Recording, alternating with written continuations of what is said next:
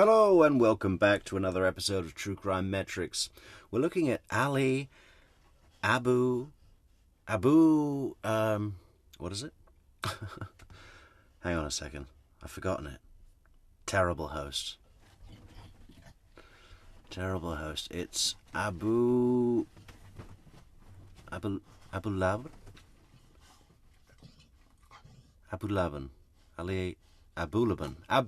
That's it. You got to put the accent on the ooh. We've just about got this dog to be quiet. The rain has stopped. Listen to that. All we can hear is the dog now. But we've wrapped her up in the bear blanket. And she may calm down. It's been thunder and lightning, you know. She get a little nervous. But also, it's terrible noise. Terrible noise. I thought I might get an hour's sleep before this show, but no such luck. Anyway, where is some imagery here? This guy. Ali Abulaban. Does this need an introduction? You know, he's the TikTok killer. He's the guy that was really famous on TikTok. He had this smoking hot girlfriend. He got, really jealous and killed her. I'm going to come back and do an intro. I haven't had time to prep it, We're looking at the cross-examination. Maybe we'll do an intro as we go. But yeah, this is going to be good. Please spell both of those names. ALI-ABULABAN. Thank you. Good morning, Mr. Abulaban. This is out of sync. Why is that out of sync? And where is our chat messages? Let's go and have a look at everyone in the chat. Are we not live? We are live. Thank God. Okay. Yes, welcome everybody in the chat. Christina, Tarantina, Spacey Dove, John Duncan, welcome. Where are we? Sorry, I'm a bit of a mess right now. But I'm just trying to work out why this lip sync is out. Why is this lip sync out? I want to start off... We're going to have to go back to the YouTubes. I downloaded this video so that we wouldn't have to have some player information when we pause it and stuff. Don't worry about it. We'll do that another day.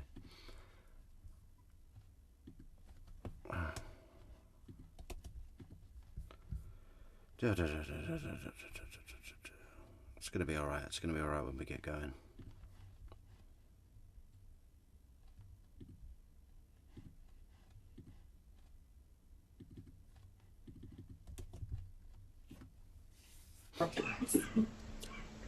My father is Nasser Abulaban. My mother is Dalal Wara. And that the law is who testified yesterday. I feel like we should start that show again. That was a complete mess. Sorry. Ali Abulaban. And please spell both of those names. ALI-ABULABAN. Thank you. Good morning, Mr. Abulaban. Good morning. I want to start off by asking you just some basic background information. How old are you, sir? I just turned 32. On October 21st of 2021, how old were you? 29. And on October 21st of 2021, were you married? I was. Who were you married to? Anna Marie Abulaban. Did you and Anna have a child together? We do. And what is her name? Amira Aliana Abulaban. On October 21st of 2021, how long had you and Anna been married?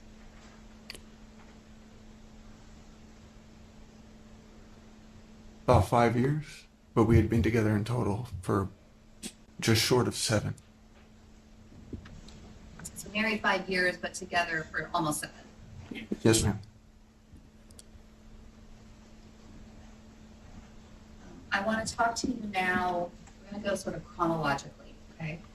I want to talk to you about growing up in your household. We heard from your mom yesterday, and I want to hear from you about what it was like for you. Okay? Who are your parents?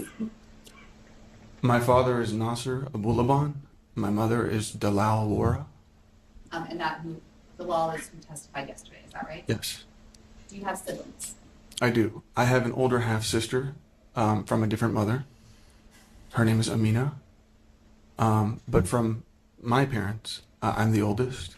And then I have my sister Zainab, Sammy, Shireen. Sammy is your brother. Yes. And you said that you are the oldest. In your household, growing up, Mr. Abulaban, as being the oldest son, does that have any particular significance? In our culture, yes. However, in my household, I did not feel. Hey, thanks so much, Christina, for the super chat already. Christina says, thanks, Forrest, making G. This happened tonight. Got you made my day. I hope Soapy has calmed down. Okay. No problem, Christina. That I was held to that. Okay, so let's back up just a minute. You said in your culture. What culture are you speaking of? Middle Eastern Arab culture. So in that culture, what is the significance of being the firstborn son? You're supposed to take place of your father. You're supposed to be the father when he's not there or at work or things of that nature. However, I was a lot more like my mother. Yeah, Soap's calmed down. She's just gone straight to sleep. She likes it when I do the stream. And that posed a lot of problems. So with that cultural aspect and then your own sort of experience, why did that pose problems that you were more like your mother? As my mother had mentioned, very early on, we had this fear instilled in us that if we did something wrong, our father would find out. Or, don't tell dad, things of that nature. So, I wasn't sure why, but I was already scared of my father before I fully understood why. But part of having that fear was also part of what made me repulsed by wanting to be like him or not wanting to be like him. And I think it just kind of naturally bred into, we're just two different people. When you talk about the fear That's not limited to Arab culture, man. of being, either your dad finding out, what are you talking about? Could you bring your mic closer to you? Oh, sure. Please. Can you hear me? Yeah, Sorry. yeah. Now I'm going to start conducting. You see, there's subtle nuances with this guy, as many of you will know that this guy is about to give us the textbook display of narcissism. Every checked box there is on the list. I think so often, with the word narcissism gets thrown around so much these days, doesn't it? It's really lost its meaning. You don't like someone. Oh, they're such a narcissist. Well, it's a clinical term, okay? And so often when we use that term, what we're referring to is not necessarily the clinical definition of a narcissistic personality disorder, but only narcissistic traits. But that is not the case with this guy, I assure you. Am I a clinician? No. But I don't need to be one with this guy, okay? It's so over the top. It's amazing. Take this example just here. He said, could you bring your mic a little closer? This gesture with the hands, okay? Now, what is that? He is directing another person. A better way to do that, a non-narcissist way to do that, might be to own something of yourself. I can't hear you. Sorry, what did you say? Do you think you could speak up? Or, I know it's early, but already that's a signal to me. When you're talking about the fear that you had with your father finding out, what are you talking about?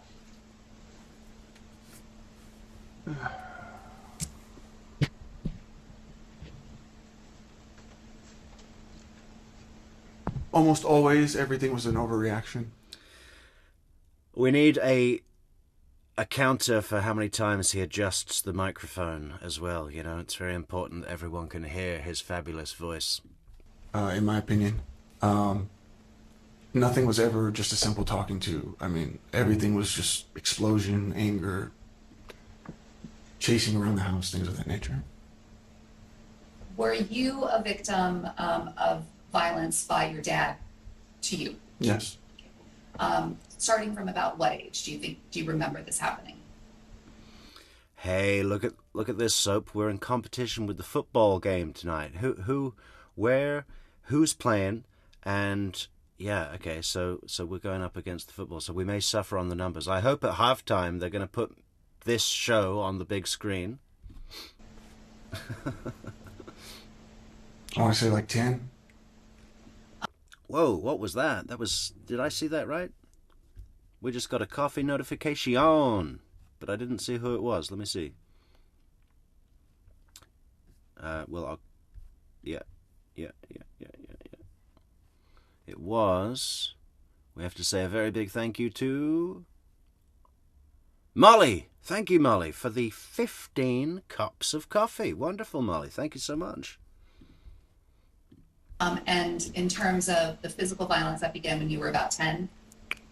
Maybe a little older. Maybe about 11, 12.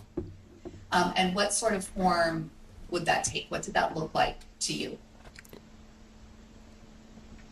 Most of the time I wouldn't know why he's mad at me or what exactly but he would just grab whatever's nearby, throw it at me, strike me, vacuum cables, shoes, things like that. Was there a time with the vacuum cable that you were left with significant injuries? Yeah. You want me to explain that? Yes. Okay. Yeah, that's brutal. It's amazing what you can do with an electrical cable. I had wanted my mother to purchase something for me, something that I really wanted. Just as context here, after that shit show of an introduction. So, what are we looking at here? We're looking at Ali Abulaban, who's on trial for 2 counts of first-degree murder after he killed his wife, his estranged wife, really, and the mother of his daughter, Amira. And he also killed a gentleman called Rayburn Barron, I think is his name, who it seems was the new love interest of his wife, Anna.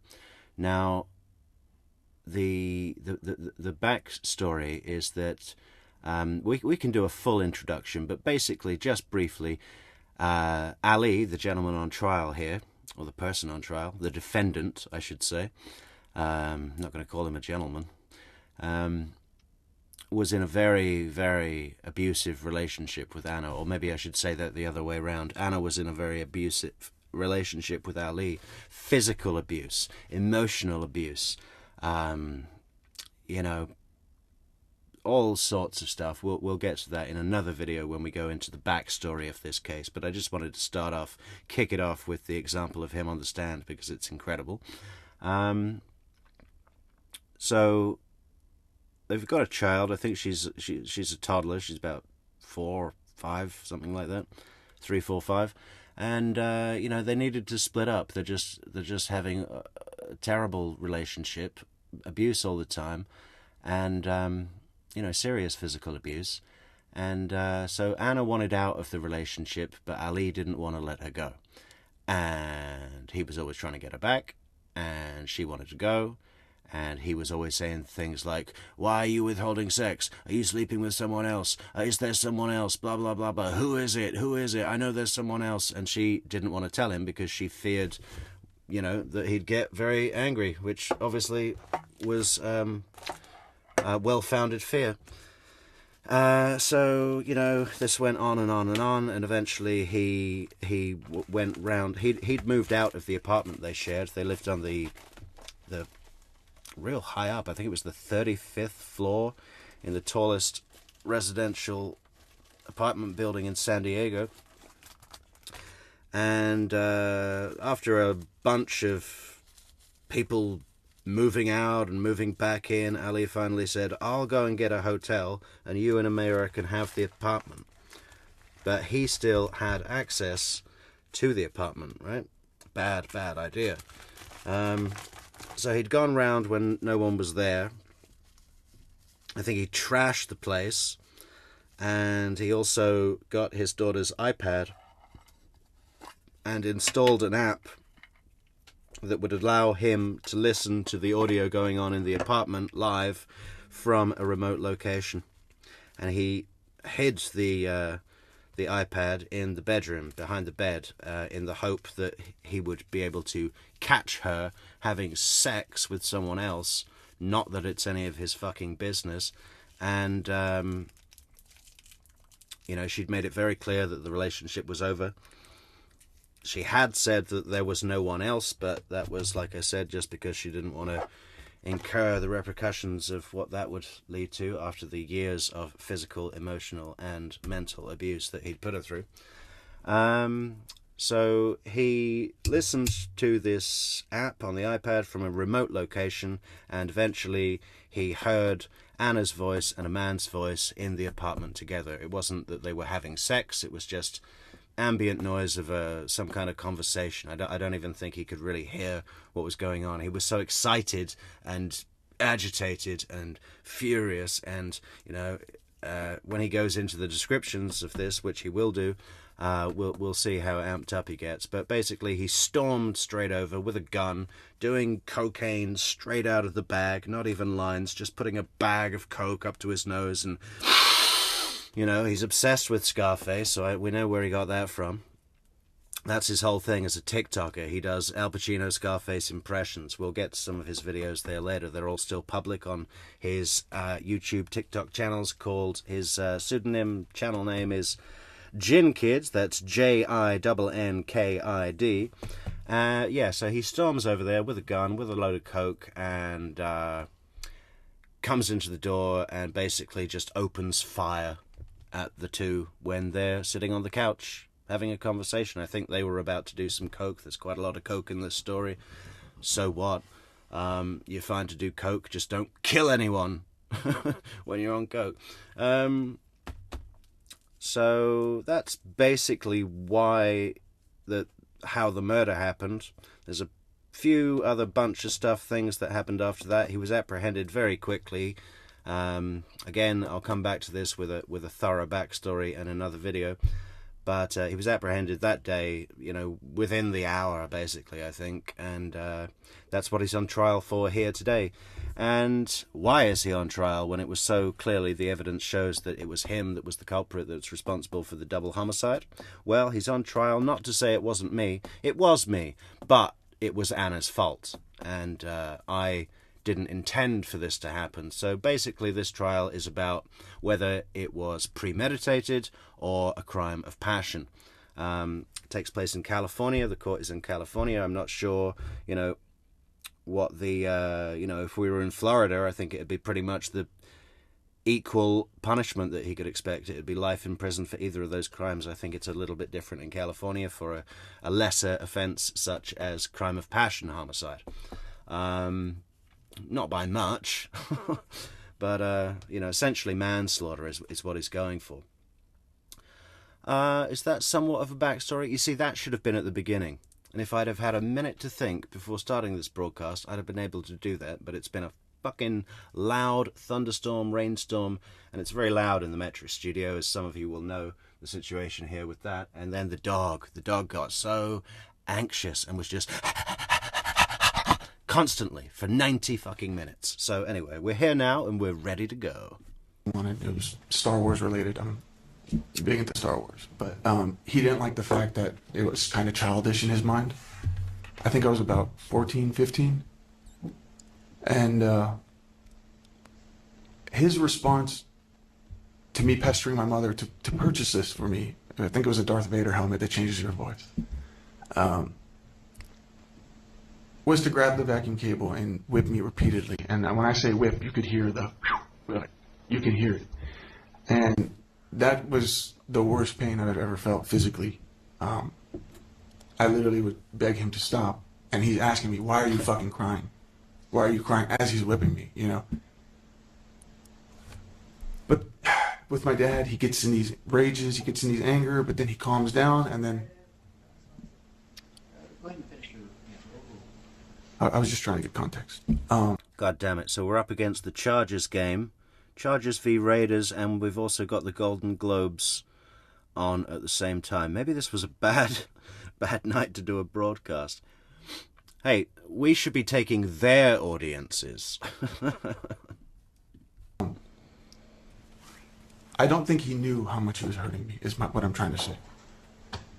But then I went to school the next day, and I guess I was drawing on one of the papers, and the teacher had pulled the back of my collar. I guess I didn't know I had brown welts all over my back, and she asked me, "Who did this to you?" And I said, "In our culture, we don't rat on our families. We don't."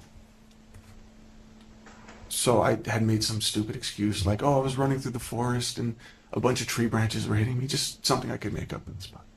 Okay. And that was when. Sam R. asks, do you really think Ellie's type of narcissism could be treated? Well, it certainly could be treated. Whether the treatment would be effective is a different story. But, you know, if you don't try, how do you know? When you were about 14 years old? Middle school or freshman year of high school. So whatever old was. In addition to those sort of examples of physical violence, was there emotional abuse in your household? To me? To you? Yes. For instance, would you be yelled at a lot by your father? Yes. About what type of things would end up with you being yelled at? Wanting to go out, hang out with my friends, being out. I think it's pretty amazing the amount of, what is the word? Is it leeway? You know, the space that the justice system gives to defendants that are facing, you know, serious life sentence charges. You know, they really do have the opportunity to go into their entire life story, right? It seems to me to be far more than information pertaining to what is the word for that? There's a legal term for it. Probative. It's way beyond probative value. And, you know, I'm not saying that's wrong. I mean, if you're facing serious charges, you need to give them every opportunity against it, I guess. But it's amazing the breadth of space he's allowed to go into details about stuff that's not anything to do with the crime, right? Too long, or if my friends were all... My dad yelled at me. Well, okay. Well, you know, now you're 29, so...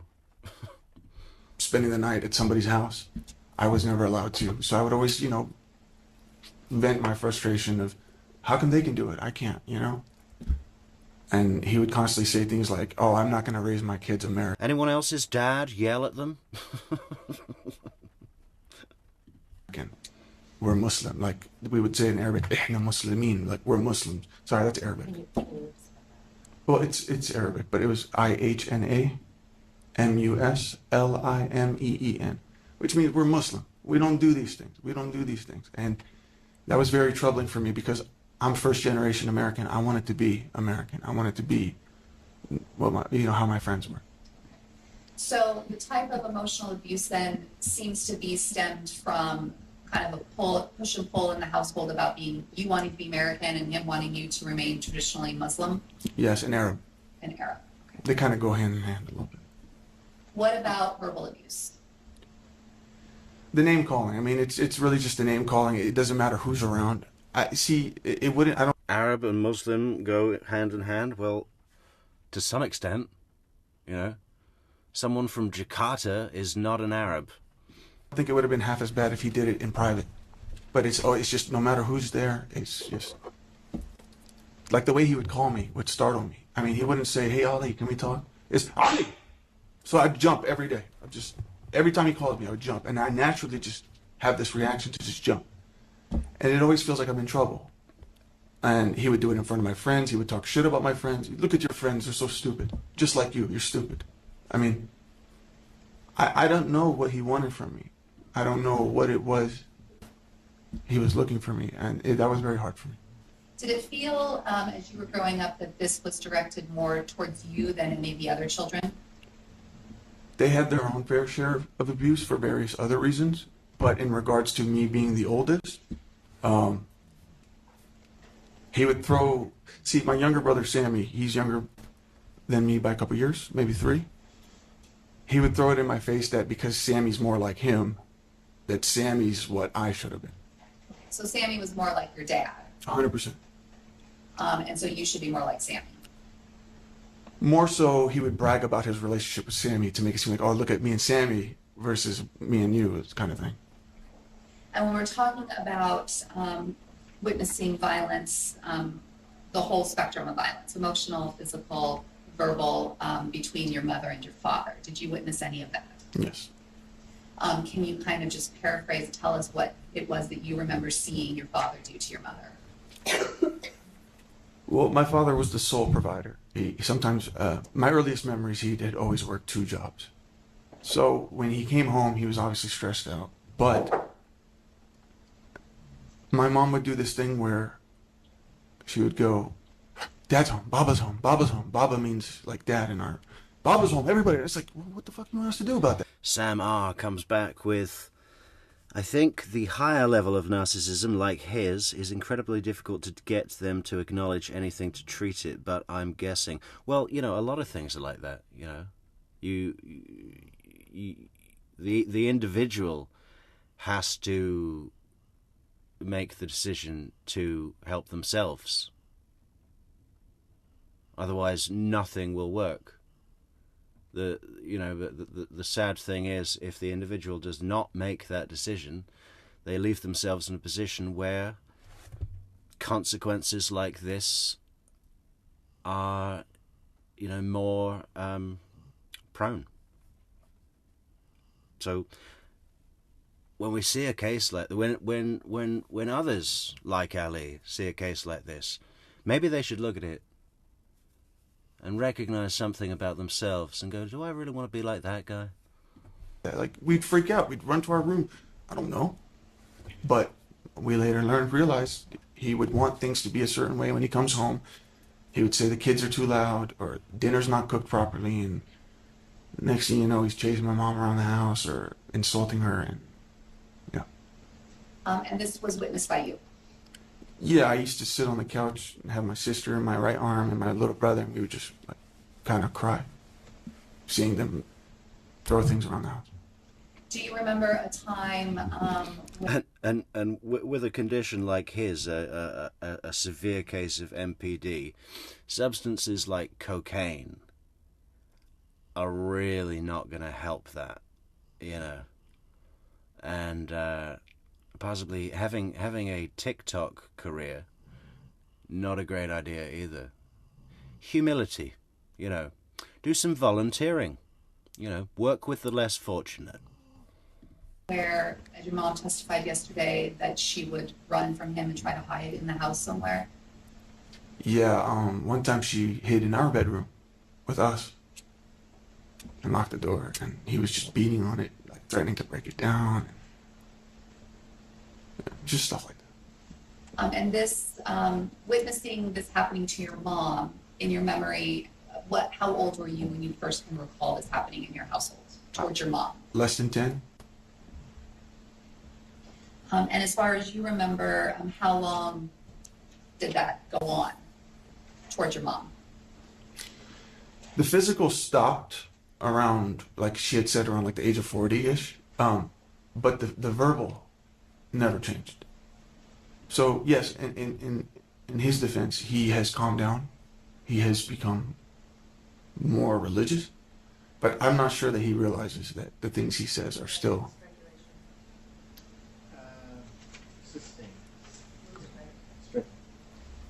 I would just ask for the last portion to be stricken. I'm not sure that was speculation. He said, I'm not sure he realizes. If he said he doesn't realize, that would be speculation. I'm surprised the judge sustained that, to be honest. I'm not sure he understands the things. Basically, what's stricken is his father's belief. So in your memory and what you have seen for yourself, the physical violence continued until she was in her 40s. Is that right? Or about 40? No, yeah. But sort of the verbal and emotional continued. And both the prosecutor and the leading defense attorney, they're both women and they're both excellent. But the thing that I really like, we're not going to get to the prosecutor today, but the lady who's doing the prosecution, actually, she doesn't look like Anna. Anything beyond that, she's an attractive, young, thin woman with long, straight, dark hair. But I think that that's enough of a resemblance in the context that it has, you know, it has some meaning to it. It's I liked that, you know, rather than having something completely different, like a fat bald guy with a beard. The prosecutor doesn't look like Anna, but she definitely looks more like Anna than a fat prosecutor with bald head and a beard. Hey, Spacey Dove, that's a fantastic super chat. Thanks for contributing to the channel, Spacey Dove. Even up till now. Yeah, even with us. I mean, in our adulthood.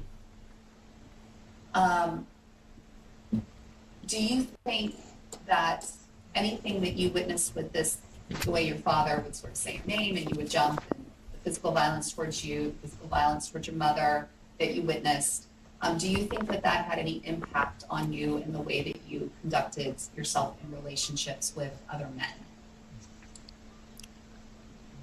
Yeah, I mean, because of the belittling,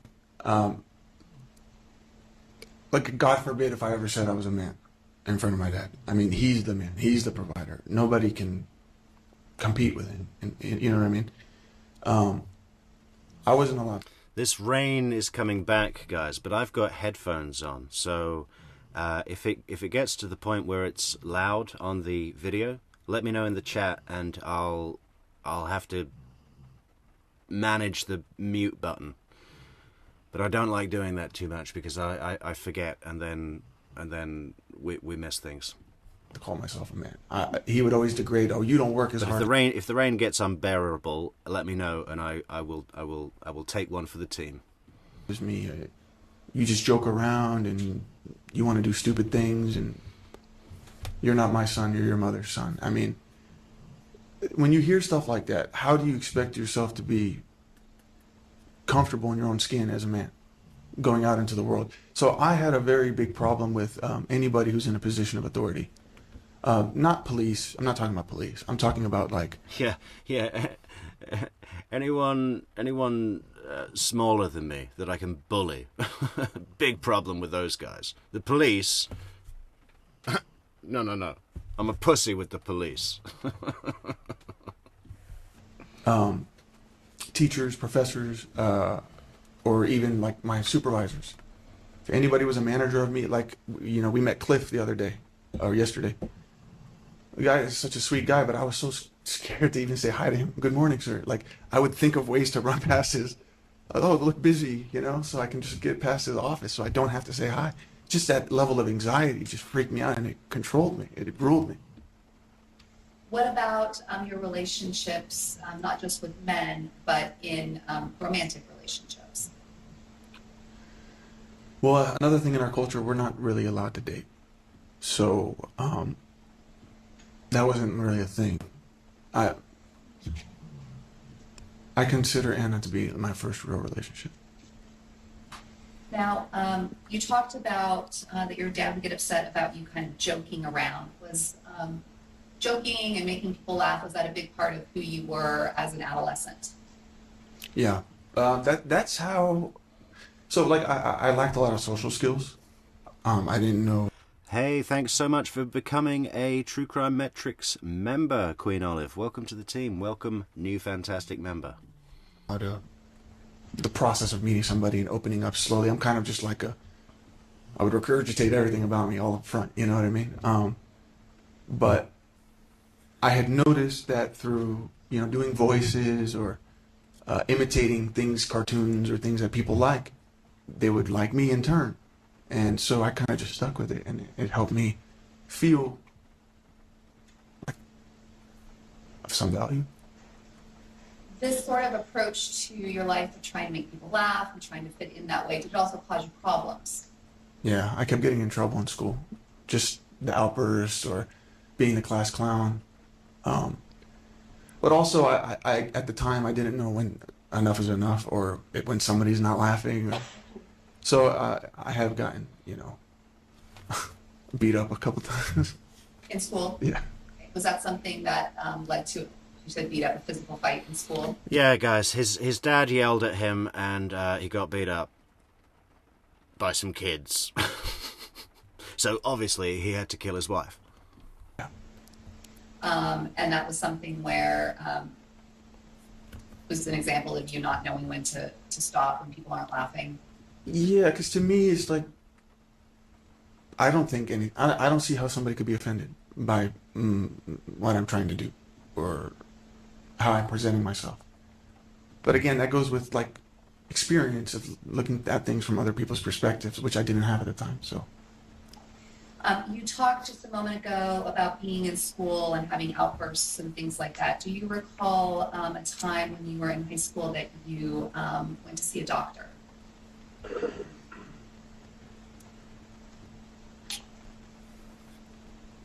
Yeah, for ADHD. Right, for ADHD. Mm-hmm. Is that a yes? Yes. And can you describe for us sort of the symptoms that you were experiencing during this adolescent time period that later was diagnosed as ADHD? Well, I mean, the common theme was, when you get your like report cards, there's like a little comment on the side by the teacher, like failure to pay attention, failure to complete assignments, things like that. So we noticed the pattern, and I think we had heard something about ADHD on TV or something like that, and it kind of resonated a little bit that maybe I might have it. So. Well, I bet that went down well with his dad. Did you get medication from the doctor? Yeah, so they made my family fill out like a questionnaire about how their evaluation of me, and then I did one of myself. And then they prescribed me, I believe it was called Vyvanse, 75 milligrams, I think. And did you take that medication as prescribed for some period of time? I did. And if you can recall, what sort of impact did that medication have on you? In the beginning, it was like a miracle. I mean, I was full of energy. I'm like fully in the moment. I started doing chores around the house just purely because I had extra energy, and I felt more in the moment. Yeah. When you were having those feelings of, what was described as ADHD, describe for us what that felt like in you. Somebody would tell me something, and I'd be like, yeah, I get it, totally get it. I go to sleep, wake up the next day, it's like I never had that conversation. Wouldn't be able, I'd get bored easily, just like I would start doodling instead of doing the assignment, I was very heavily into video games because it allowed me to kind of just zone out, not focus on the world around me, just zone out into the game, I guess just like my situational awareness. Yeah, I had to play video games for my ADHD because I could zone out. This is like when when the cops pull people over and they find weed, and the driver's like, yeah, I use weed for anxiety. Well, come on. Like, I got no issues with weed. I got no issues with people smoking weed. But don't bullshit me, okay? You like getting stoned. I have never ever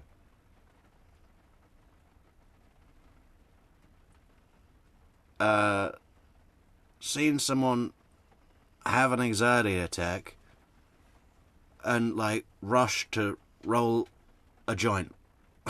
You know, like, not, you know, in other than the same way that someone might take a shot when they're stressed or something, you know, it's just a hit or something, change you up. Was not there.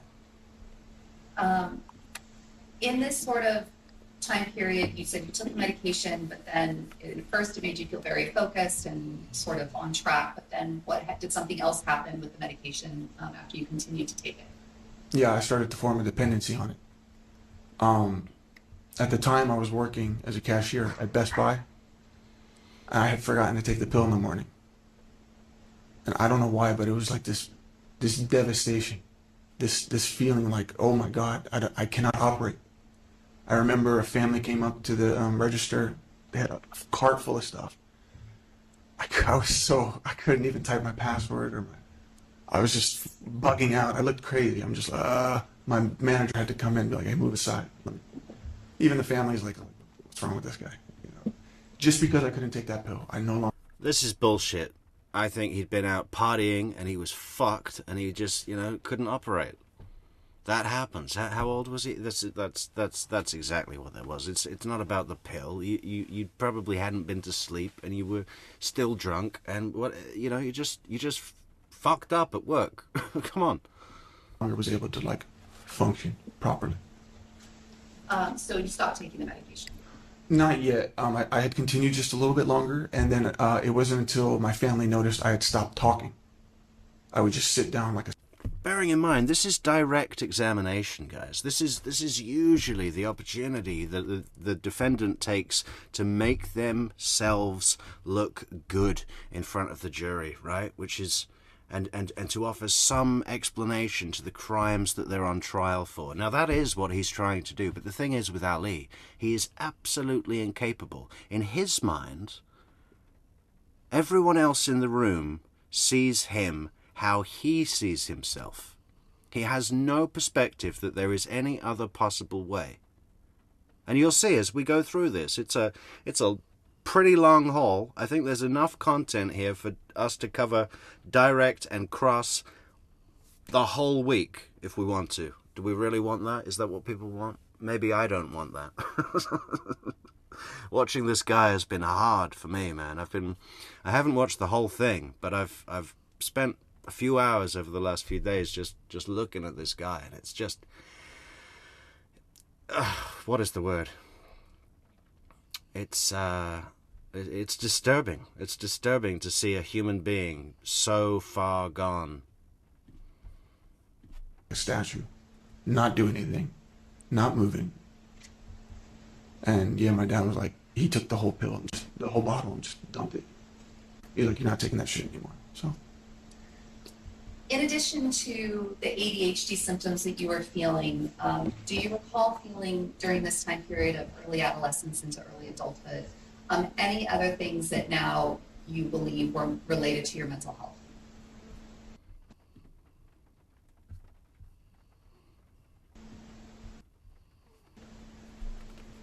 Yes. So I think at every stage, whether it's middle school, high school, I experienced to some extent, whether I knew it or not at the time, I experienced a disassociation with the rest of. I kind of felt like people were able to do things that I wasn't allowed to do, kind of like just the way they would describe their relationships with their parents. Like they would joke, like, I could curse at my dad and it's cool, you know? It's like, oh, I could do whatever the fuck I want. My dad's not going to say shit to me. And I'm like, my dad will kill me. So I was like, I can't do that stuff, you know? So I always felt like, well, how come it seems like everybody else's parents are so much cooler, you know? But it also, mental health wise, it felt like I wasn't able to interact the same way they were. I felt like I was behind.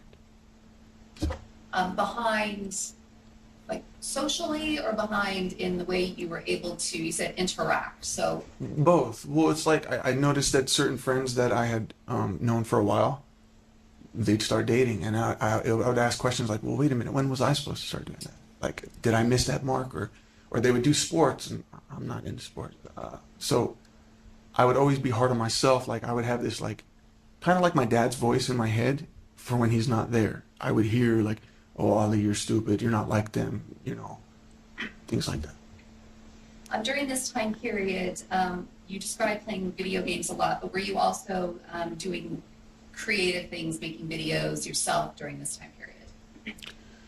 I think before the whole social media craze, we had a video camera, so I would do stuff like that with like my sisters and brothers. We would reenact things. So, do you remember as you were doing that, feeling particularly euphoric or high during those moments? I literally felt like that was the only thing I'm good at. Like, and especially because of the responses I would receive from people. Oh, you're so good at that. You're funny. You know, that's what I was craving. It's like a little bit of a. I don't need like recognition. I don't need praise. I just wanted to feel like I have something. I feel valuable. You know. Did you suffer, as you look back now, were there times when you were growing up and into adolescence and early adulthood that you were remember feeling symptoms of depression? Yeah, I mean, Yeah, Christina says that he's been given a very long leash on the stand. That's what I was saying, right? The amount, but it's about safeguarding against a mistrial, isn't it? You know, you don't want to let, after a conviction, someone appeal and say, if I'd have been able to tell you about my abusive father, then maybe the jury would have understood, you know. So they have to do this. It's just built into the system. But it's a little bit irritating when, you know, I assume that the family members of the murder victims are in the gallery listening to this, and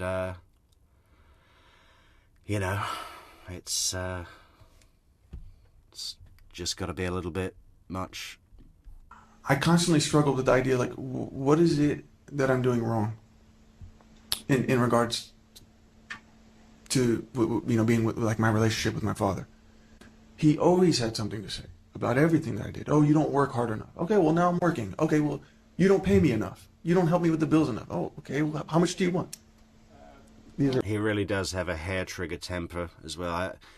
Rarely do we see so many instances of someone showing the abusive character that they were in the events in question so often on the stand, even in their own direct examination. You know, it's when it does happen, it's usually because there's a really good prosecutor and they know how to rattle them and get under the skin and, you know, tease the attitude out of them. But this guy does it with his own attorney. Oh, I mean, you know, get some perspective, guy.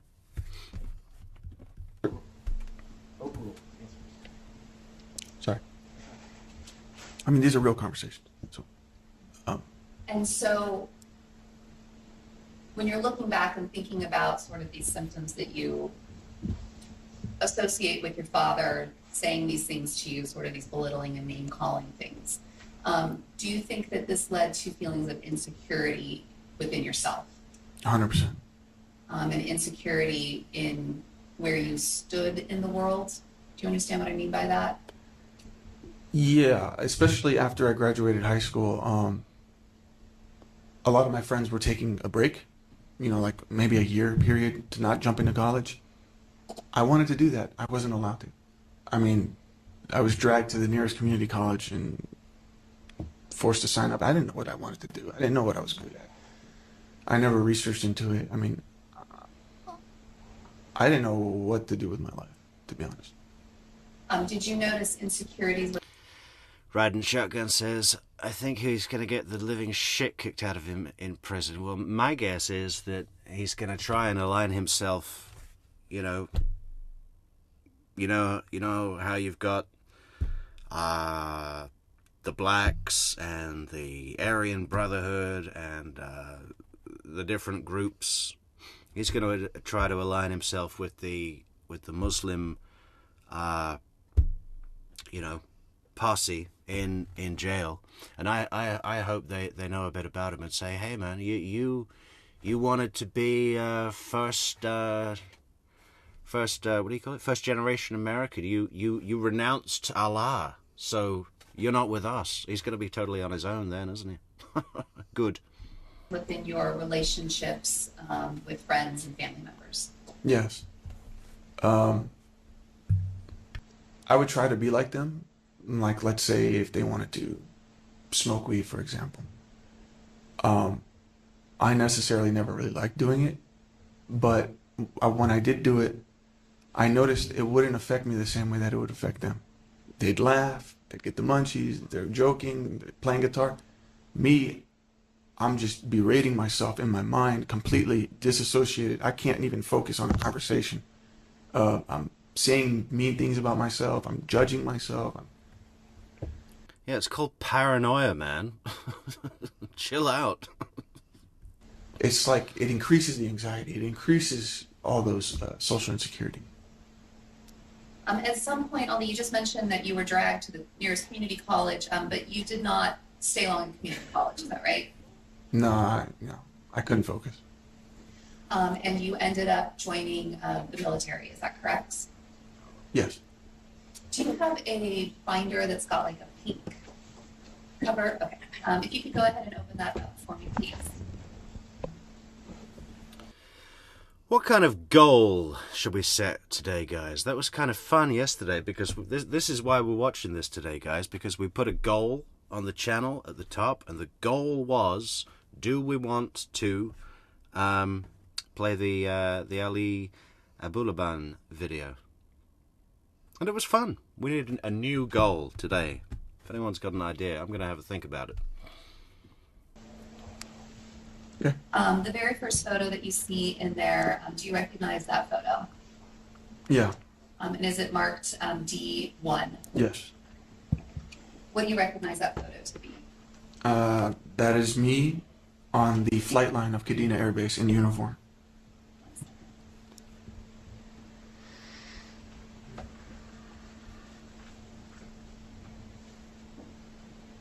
Oops, that's not the photo you saw. Hold on 1 second, sorry.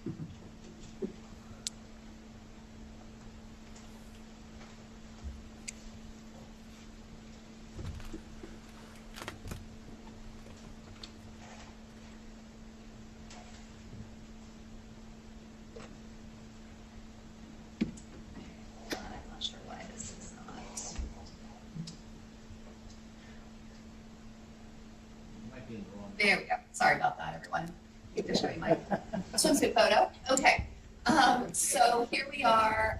Is this the photo you have in front of you? Yes. And you mentioned that this is you on the Kadena Air Force Base on the runway, is that what you said?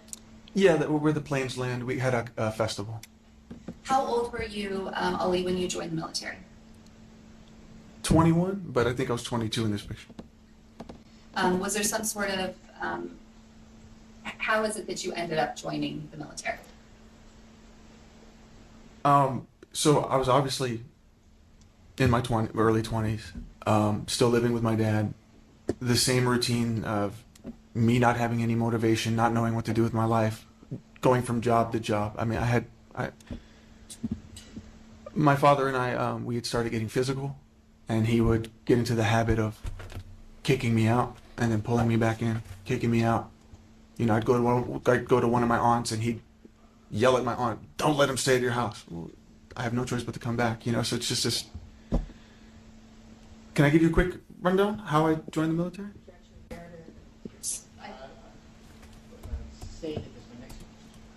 So we were talking about during the time period before joining the military, you were living with your father, and it sounds like things were getting worse in that relationship. Yeah, I realized that I have to remove myself from that home. And so ultimately you decided to join the military, is that right? Yes. Did you have to do some sort of basic training for it? Yes, so after I took the ASVAB, went through MEPS, which is Military Entrance Processing Station. I was stationed to San Antonio, Lackland Air Force Base for basic military training. Part of your military training, did that involve the use of firearms? So during basic training, no matter what your job is, there is a week where you do live fire training. It covers everything from weapons handling, proper handling, weapon safety, and basic military strategy. Was this for all sorts of different firearms, like handguns and then like larger guns? Yes, anything from Beretta M9 pistol to M4A1, which is a semi-automatic rifle, to the M245 Bravo or 249 Bravo. It's a machine gun. It's huge. Okay, so we created a goal on the top of the chat there. So if enough people want to see a deep dive on the Jen Soto police interview this Friday, let us know, show us your support on the goal, and we'll know that that's what everybody wants to see. Yeah, I think this is a really good way to do it, you know. It's fair. It's easy. If that's your thing, if you want to see the Jen Soto police interview deep dive this Friday night, let us know in the goal at the top of the chat there. Click the goal button. After that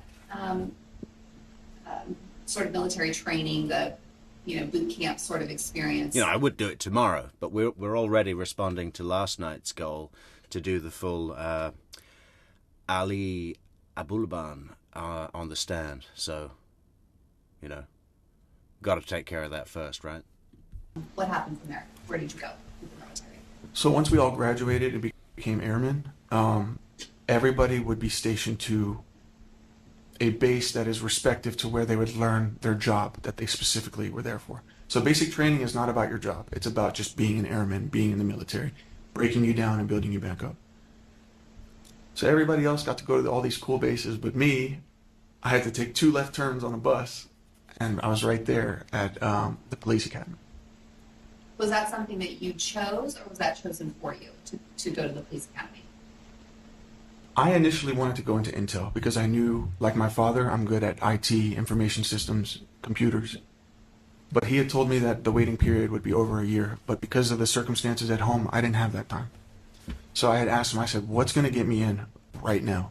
Yeah. I needed instant gratification and to have everything that I want immediately without going through the proper process and waiting my turn.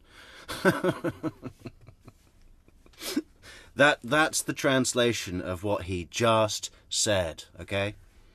He looked at me and he went, you want to be a cop? I said, sign me up. So that's how you ended up at the police academy for the Air Force? Yes.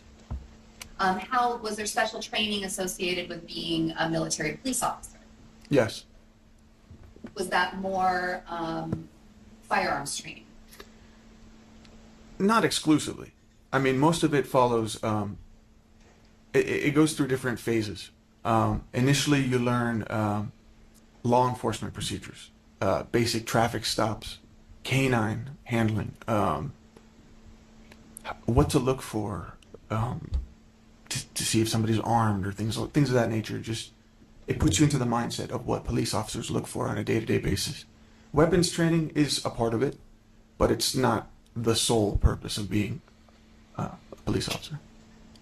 At some point, you ended up going from the police academy to Japan. Is that right? So once I completed tech school, that's what we call it, tech school. Once I completed that and I got my badge, I was stationed to Kadena Air Base, Okinawa, Japan. In Okinawa, you were at a time, was this a good time for you? Did you feel like you were fitting in the military? Initially, it was beautiful. It was amazing. I mean, the culture, the people, all that, everything was beautiful. I was proud to be in the military. I'm still proud of my service. Things started to go, I started to fall behind. Fall behind in what sense? When you join basic training, right? When you're in basic training, everything is done together. Everybody is at the same place at the same time. You eat at this time. everything's scheduled, so nobody can fall behind. But once you get to your career path, once you're on the job, well, now you're standing with people who are like 3-4 degrees rank higher than you. And I don't know if I should stand at attention, or I don't know if I'm allowed to talk to this person because of his rank. I was just thinking that, Spacey. I was thinking, what is this tone of voice that he's really trying to put on, right? It's self-sympathy. That's what it is. I always, when I notice a tone of voice that someone's obviously trying to put on, I think to myself, in what scenario would that tone of voice be appropriate?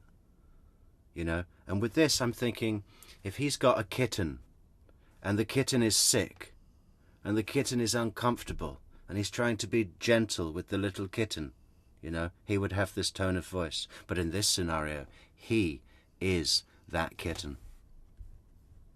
So the social anxiety started to kick in, and I just shut down because I didn't know who I could talk to or who I wouldn't, because in basic, you're not supposed to talk to staff sergeants. They're the ones yelling at you, like, move, move, move, you know? But now people are just shooting the shit with them. And so I didn't process that I too could do that. Hey, look at this. Amy's late, but she's been busy out there in the streets, recruiting members, telling everybody about true crime metrics. We're going to have the whole of Maryland. So when you started to fall behind, It's going to be our home state. was that in sort of socially within the military ranks falling behind? Yeah, I noticed some of the guys that I went through basic training with, they eased in so easily, and they're best friends, and I kind of beat myself up about that. I'm like, why can't I do that, you know? At some point, did you begin to drink heavily in the military? Yes. I'm not a fan of drinking, but I had picked it up because If he says it helped my anxiety, I'm going to fucking lose my mind. it helped me sleep better. It helped me just... Yeah, it was medical. I needed all the booze for the medical, you know? I couldn't take my pills because my evil dad threw them away, and I lost my job at Best Buy, so I moved to Okinawa and joined the military, and I drank so I could sleep. Kind of just... We worked very long hours in the military, 12 hours a day, sometimes overtime. But I picked up drinking because I didn't have anything else to do. I was alone. I didn't have anything else to do. He kind of let that slip there, didn't he? At some point, did you meet a man named Sean Torres? Yeah. How did you know Mr. Torres? I knew of him because he was of the same job in the same squadron we were at, but on a different shift. We didn't work on the same shift. We didn't see each other every day. So, but anybody who's not married or is below a certain rank, we all have to live at the barracks, which are like dorms. So, I mean, I would see him go from the parking lot to the dorms here and there. Did the two of you, at this time, where you're just sort of seeing him, did you ever socialize together? He approached me the first time. I was at this section right next to the dorms called the smoke pit, where, I used to smoke. And I was smoking, and Sean gets out of a car with two women, which I later learned to be Anna and Julia. And, yeah, that was the first time I'd ever seen Anna, and it affected me. Did you know from seeing them together or from a later interaction that they were together in a relationship, Anna and Sean? I kind of put two and two together because I had seen her with him quite frequently go. Absolutely, Spacey Dove. The judge shakes his head, rolls his eyes the whole way through, both direct and cross. Go from the parking lot to his dorm, But also I had a friend named Henderson who he prided himself in knowing the scoop of what's going on with everybody. So he had told me that was Sean's girlfriend. At some point, after this sort of initial recognition of Sean and Anna and Julia, were there times when you would go out socially with this group of people? No. So that's I was not part of their group. So the first, can I elaborate more on when Sean approached me, the first time I interacted with him? Well, let me stop you there for Okay. just a second. Okay. So it sounds like you described for us seeing Sean and Anna while you were at the smoke pit. Right. And did you and Sean talk at that moment? So the first time I saw them, they just walked. But again, when that happened another day, he saw me, did like an about face, turned and followed me with Anna. And he came to smoke a cigarette. Military man over here. Yeah, he did an about face. God, where's what's Ezra McCandless's boyfriend called? It's not Roger, but he says Roger a lot. It's Jason.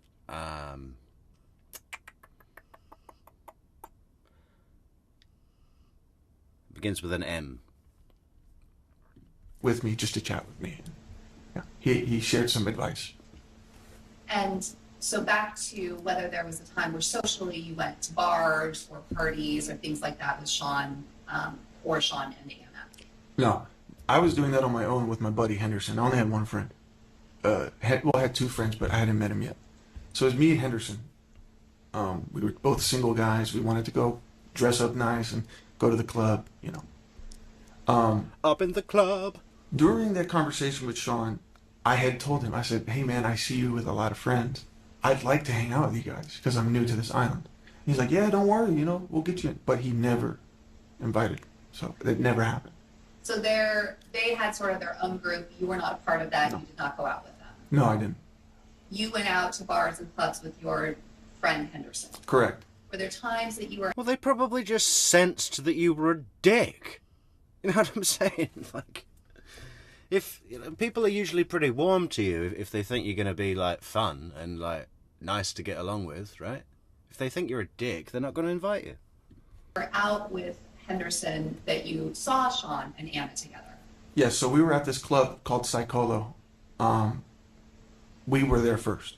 Mengel. Yeah, riding shotgun's got the goods. Jason Mengel. But it's A-L. It's Indian origin name. Mengal, I think. Or E-L. Had our own table and everything. And then next thing you know, Sean's entourage comes in. Julia was there. Anna was there. A couple other women, a couple other guys. And that was when I had, told Henderson, I'm like, oh, hey, that's her. Like, I had told him that I had seen her and that I thought she was very beautiful. And he's like, that's Anna, bro. That's... Everybody wants to get with her. Don't even try it, She is stunning. She's clearly, she's one of those beautiful women that looks like she comes from a long, long line of beautiful women, all the way back to some like ancient princess or something. I mean, very stunning girl. And so I wanted to say hi to them, so we eventually walked up to the group. So this night, you remember, you were at the bar first, they came later, and you walked up to Anna. Did you introduce yourself? I didn't walk up to Anna, I walked up to Sean. Did you, at some point, end up dancing with Anna this night? Yeah, so when I spoke to Sean, I was hanging out with them, just trying to be cool with them. I thought I saw it as an opportunity. The whole thing's tedious, Spacey, really. I mean, even when he gets to the incidents, but there are several. The reason that we want to go through the whole thing is because this is his defense. It becomes relevant, and now that he's met Anna, he's going to go into the beginning of their relationship. And the reason he got booted out of the military, if I remember right, is because he was beating her in public in Okinawa, and he got dishonorable discharge. So, and then they moved back to, I think it was Virginia, where they moved to originally before they went to San Diego.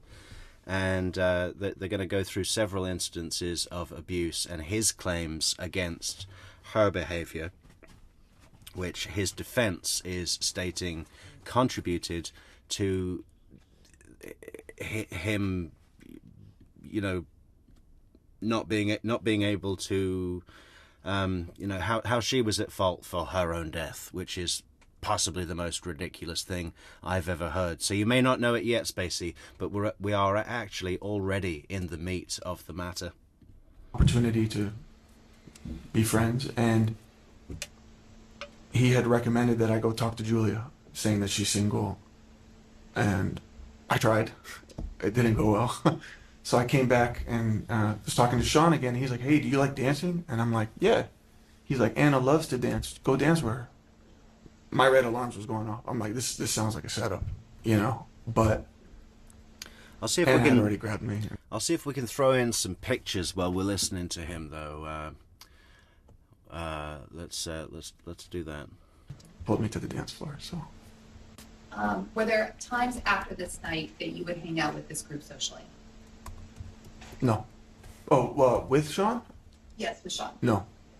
At some point, you learned that Sean had left the military. Is that right? I didn't learn it when it happened because, like I said, he's on a different shift.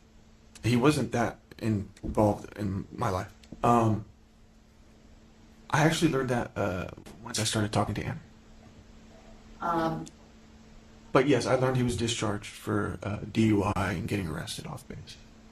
So when at some point you saw Anna alone on base? Yeah, I was. So part of the duties is security forces. So that's the official title of what we are, security forces, which is military police. When you're a low ranking, as I was only an E2, we start off as gate guards. We check IDs on the military installations, make sure, you know, we salute officers. We make sure whoever's entering the base is allowed to enter the base. Well, one day, Casey, who you've seen here, she pulls up to the gate with Anna, and this is the first time I had seen Anna since that dance, and that was quite some time. And I had gotten excited. I was like, hi, Anna. And she looked at me kind of like, do I know you? So I thought that was weird. But yeah, I saw her. I asked for their IDs. I noticed hers was expired by 2 years, which is pretty extensive. Hers being Anna's? Anna's military, it was like a dependent card, meaning one of her relatives has to be in the military. It was expired. And at that point, we have to pull them over, confiscate the ID, and it issued them a citation. But yeah, I wasn't going to do that to her. But I saw it as an opportunity. So I said, hey, can you please pull over for me? And they're like, are you fucking serious? Like, they didn't expect me to do that. I went back, I grabbed my ticket book, and I wrote my phone number, and I gave it to her. At some point, did you and Anna begin communicating? Yeah, after some time, I received a friend request on Facebook. And it didn't click at the time, because I didn't know her whole name. That it was her. It says, and her last name was Macedonio at the time. You want me to spell that? Okay. Anna Macedonio would like to add you as a friend. And I was working, I was in the truck next to the plane, and I'm ecstatic. I'm like, oh my God, it's Anna, she's adding me. So, yeah. After that ad, did the two of you begin communicating over Facebook? In his mind, asking the court reporter whose job it is to write and spell, fair enough, she didn't know the Arabic, but I'm willing, you know, in his mind, the offer to spell the word Macedonia, I think that was what it was, is helpful, not condescending as fuck. Or Skype? Well, it started off on Facebook. At the time, for some reason, I thought it would be better if we started talking through video chat on Skype. So we started doing that daily. This was before the two of you were sort of in any sort of official defined relationship. Is that right? No, we were just talking. We were just enjoying every moment of it. It was just, I didn't really care to think of what it was at the time because I was in such a dark place. I was very lonely. I had even called my dad one time and played with the idea of doing the traditional Arab marriage. I figured I really needed a partner. And it was around that time, and she popped up at like the perfect time. You described first, just now feeling really lonely and you were in a bad place this time in the military. Was there something that was going on with you besides being lonely? Did something happen? Well, first of all, the squadron, our shift is supposed to be like a family. Well, I had learned that there was a house party that I was not invited to. But one of the guys who told me, he's like, just come, dude. You work with us. Just come, you know? And I show up, and I see one of my staff sergeants sitting down. You know, everybody's in normal civilian clothes. It's just a party. And a couple buddies of mine that I went to work with every day. And I sat with them. I had a beer in my hand. And it had been really troubling me as to, like, why am I not fitting in? What's wrong with me? So I said, hey, Staff Sergeant, can I ask you a question? He goes, sure. I was like, why does it seem like nobody likes me? And he goes, you want the truth? And I'm like, fuck, what did I get myself into? I'm like, yeah. It's because you're a terrorist. You're a terrorist, Abulaban. And then my buddies are just like, fucking party. I felt like it was like a disc jockey. Like, the whole party just stopped. They all heard that shit. I was ice cold, man. I didn't have any words. I just got up and walked out. It was humiliating. Do you think, is that something that you'd experienced in the military given that you were Arab? Yes.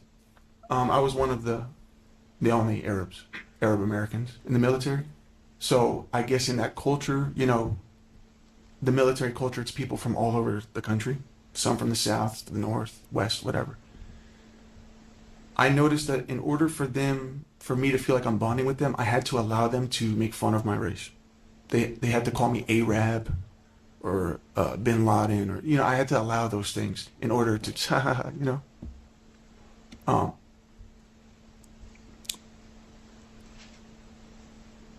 It also had an impact on the support of my family joining the military. Would you like me to go into that? Let's leave that there. Okay. You mentioned at this time in the military there was a lot of sort of poking fun at being Arab and being calling related to that. Did that extend to other races within the military? Yeah. I mean, but not as bad, I don't think, because they're very big on community.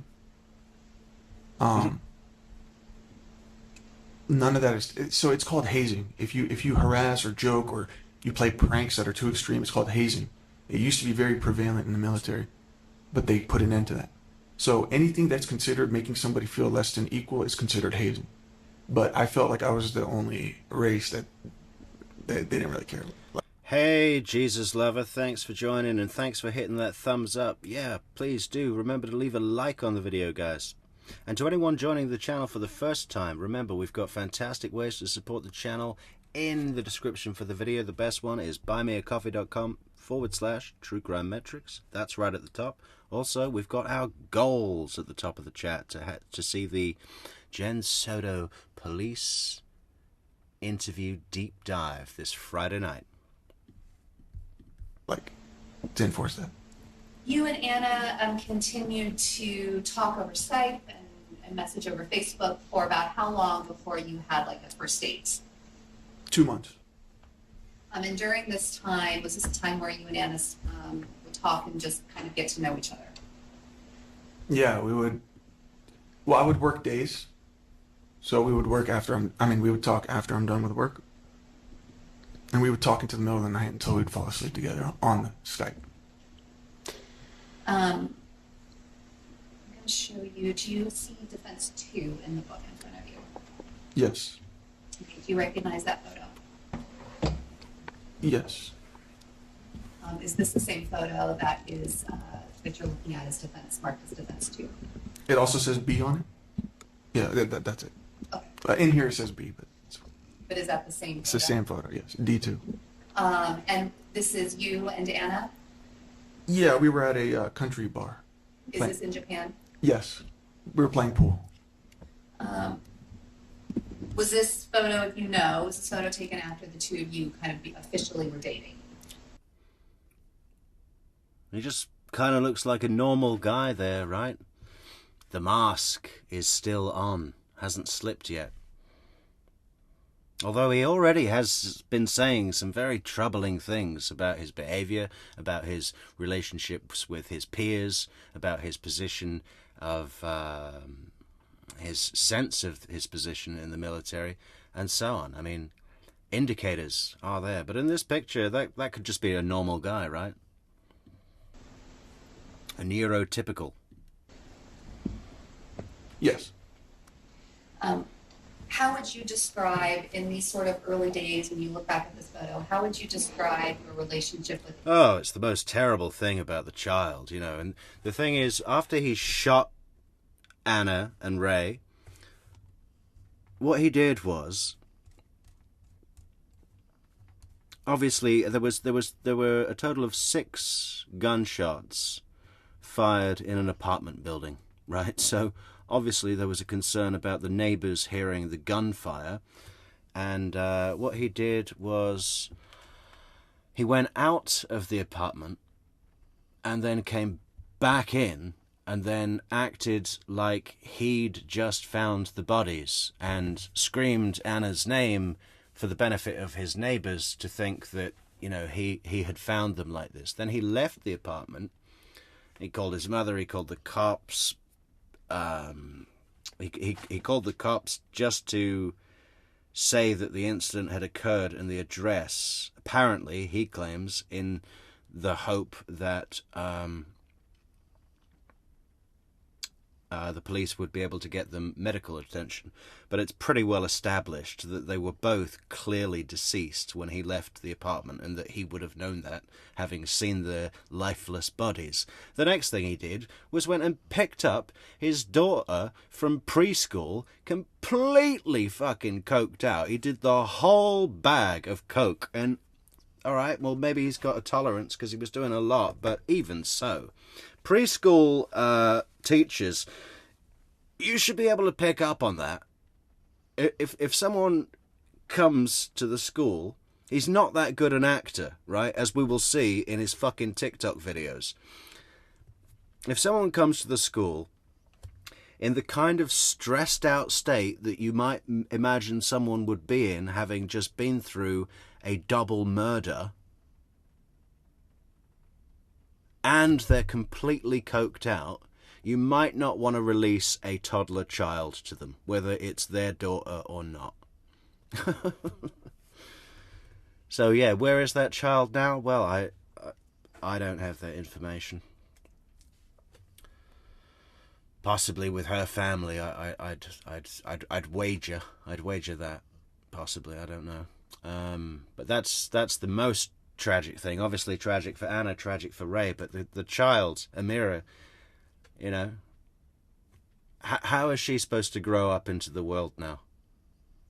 You know, I imagine she will be cared for, clothed, educated, fed, and all the rest of it, but just how do you... This fucking idiot is going on about how his childhood was traumatic and his dad would beat him with the vacuum cable and call him an idiot, and, you know, and that damaged him. Well, what do you think? How is she supposed to adjust to become, you know, I hope that she does. I hope that she has whatever is necessary to help that. But it's not the best start in life, is it? My mother's dead, my father killed her, and he's in jail forever. Great. Nice. Anna, initially when you two first got together? Like together, like you were officially boyfriend, girlfriend? It was perfect when it was her and I talking, or we would spend...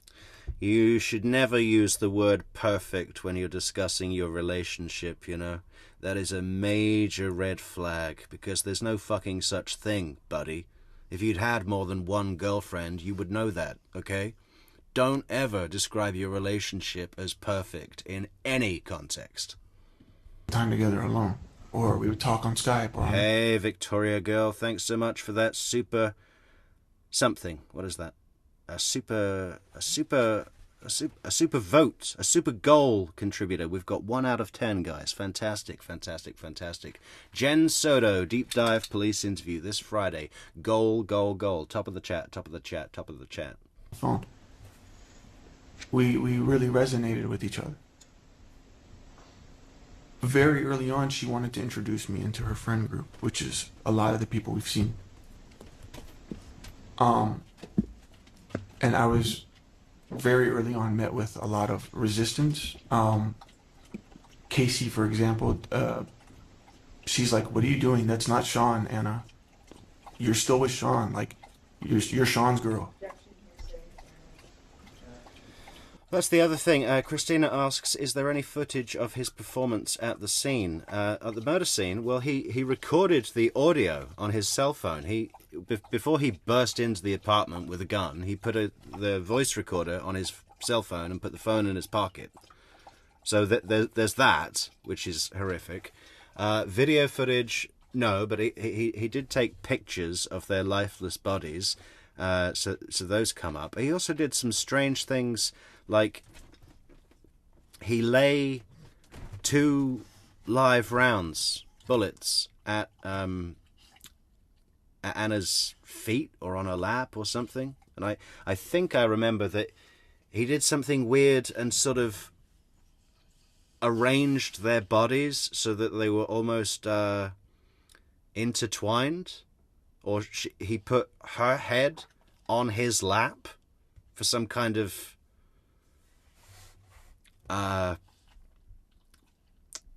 removal of dignity or something. I can't remember the details on that, so don't quote me, but we'll get to it. That's why we're here. That's why we're watching it together. But these are the types of things that I would have to deal with just to spend time with this person in my life that I'm so enthralled with, that I wanted to spend every moment with her, and she seems like she wanted to, but she also had a life that was somewhat that I wasn't accustomed to, this social partying drugs thing. So let me back up just a little. Sure. During this time, when you and Anna first began dating, were you aware that she was married to Sean? No.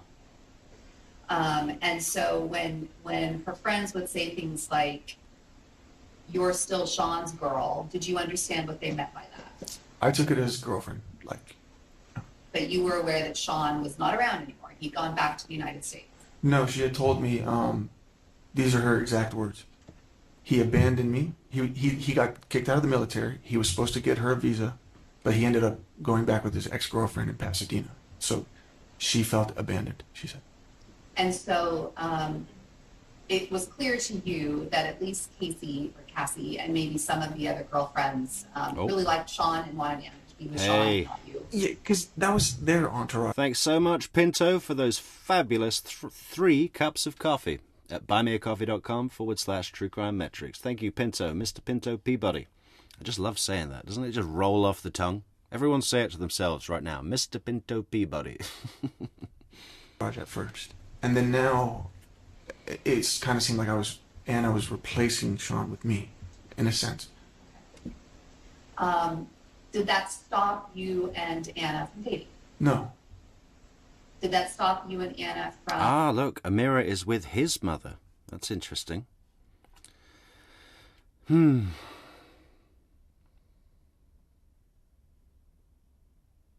Well, hopefully she'll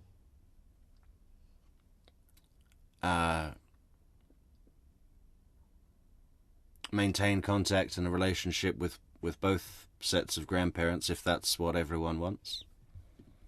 Spending more time together and getting to know each other more. No.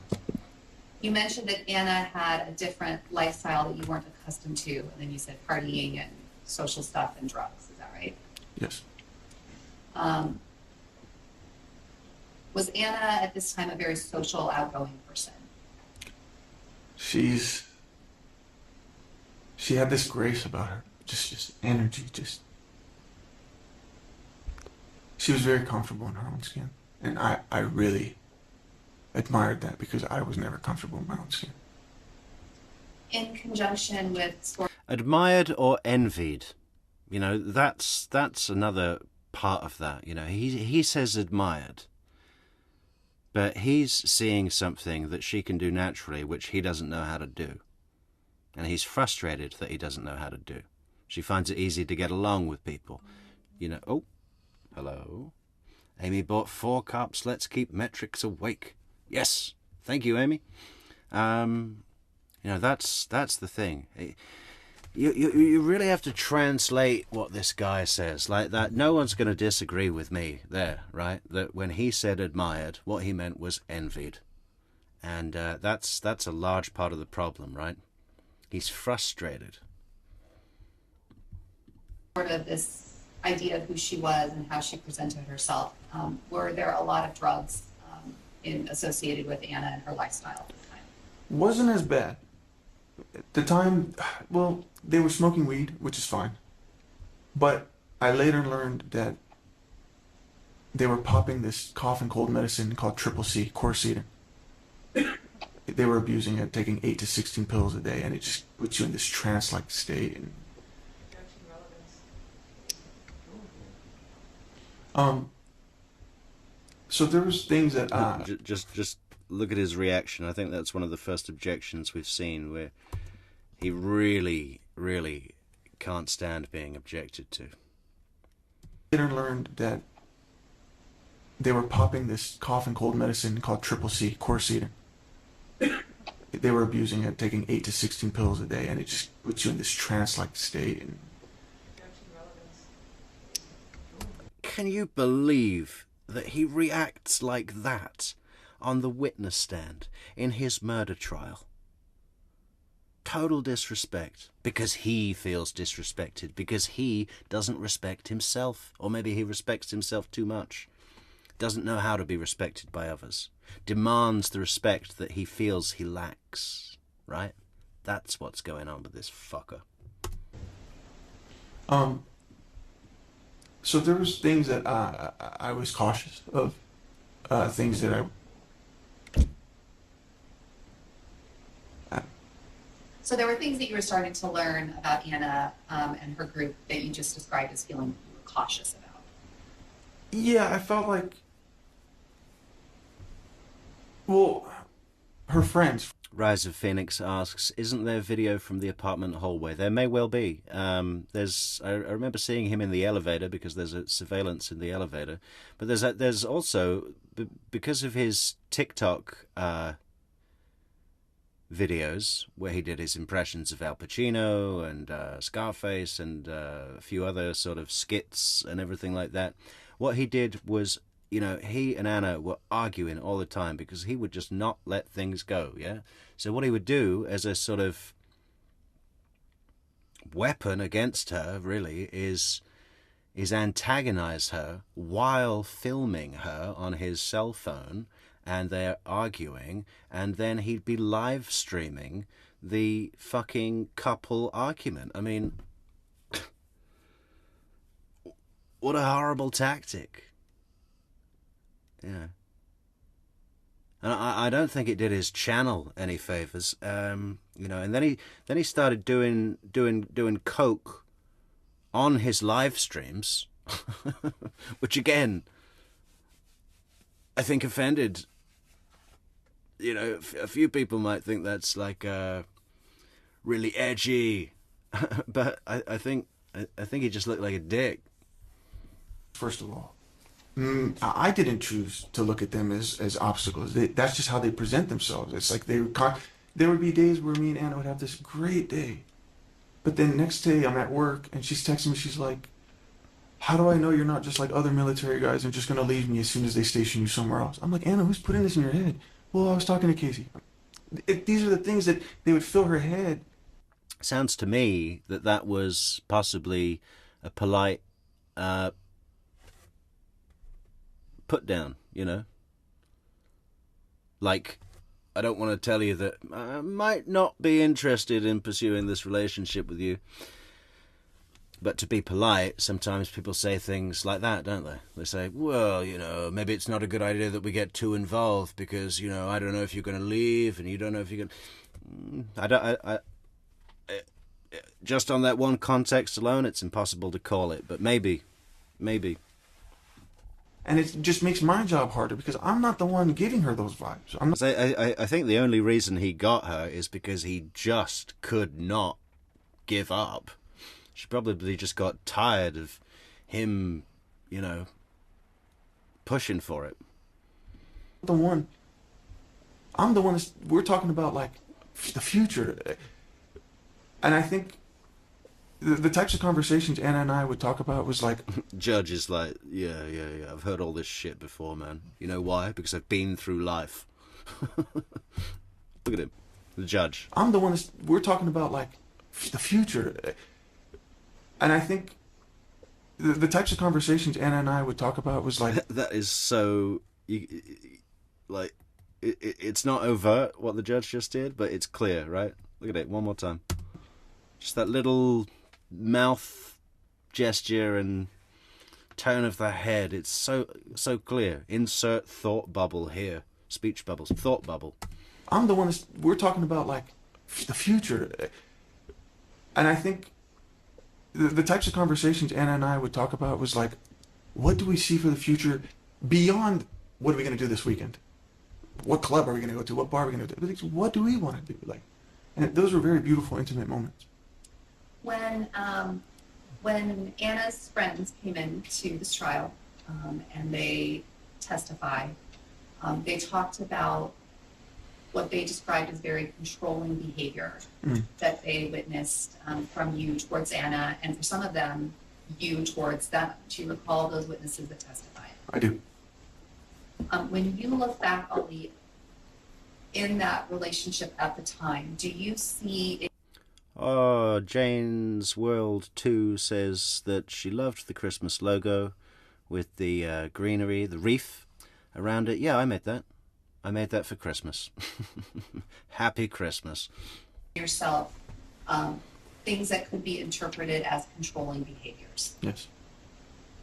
Things like the things that they testify, like where are you going, what are you doing, who are you talking to? Do you remember hearing them say things like that? I do. And so when you heard that, Kim, long time no see. How you doing, Kim? Great to see you. and thinking back to what was happening in your relationship with Anna at the time, explain to us what that was. Keep in mind, I work 5 days a week, 12 hours, if I'm lucky. So I had no control over what Anna's doing during the day or who she's hanging out with. So I was never telling her what she can and can't do. The controlling part that I think... And a big welcome shout out to Ricardo Rodriguez. Welcome, Ricardo, and thank you so much for joining the show. And thank you, Amy, for bringing him along. that they are referring to is when we would go out to these clubs... I was just trying to answer. Next question. Again, look at his reaction. I really want to do, I think I'm going to do a clip show, maybe a YouTube short of all of his reactions to objections. That's so funny. Contain yourself, man. The jury, they're right there, looking at you. I think that they are referring to is when we would go out to these clubs... Oh my God, I cannot believe this guy.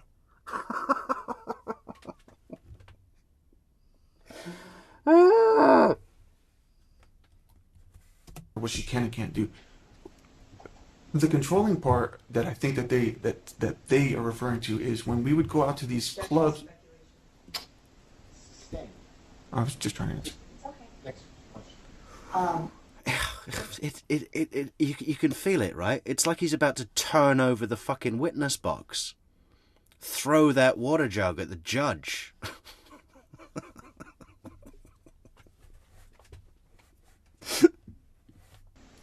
You heard them testify about things that you said. Imagine being Anna in an apartment alone with that fucker reaction.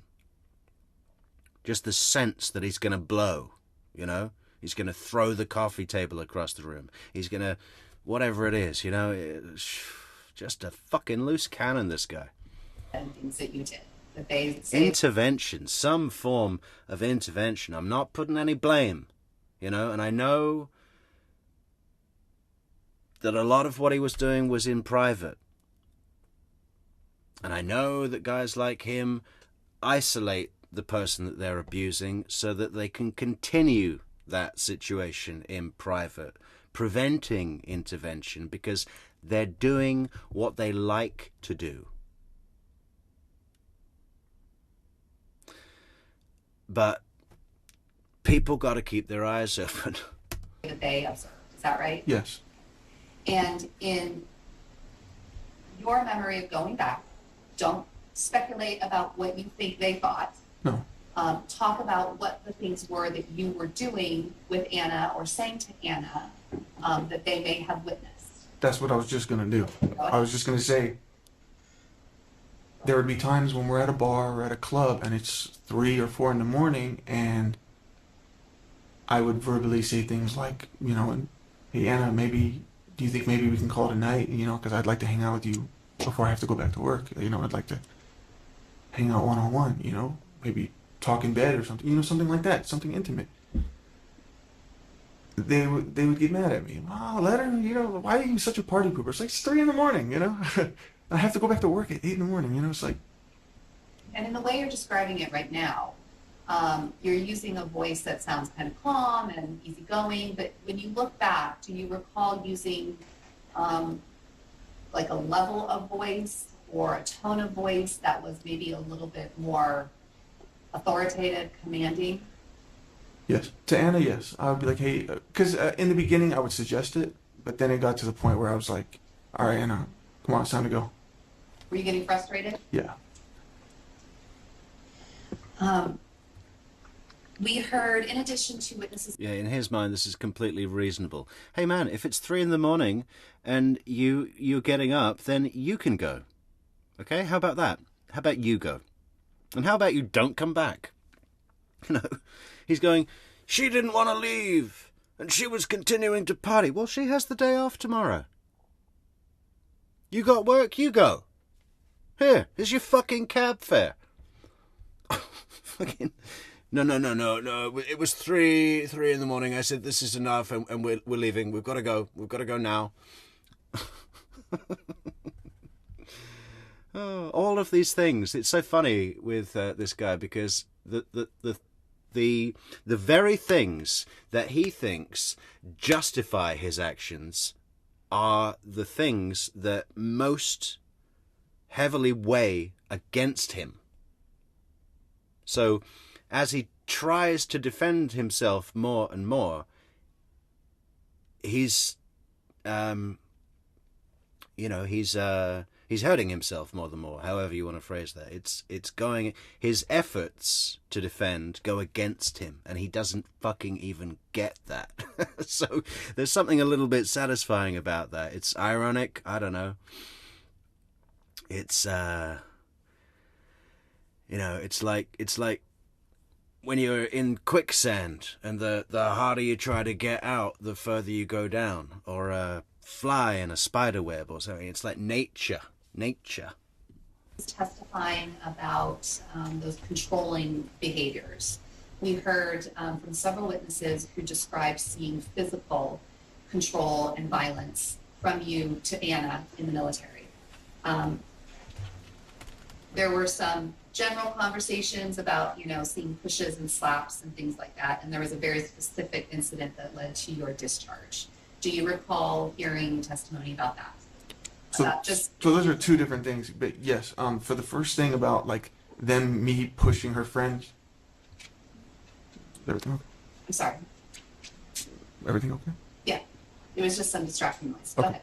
So as far as the friend saying I pushed him, I don't recall these things. Slapping. Her friends? Slapping Anna.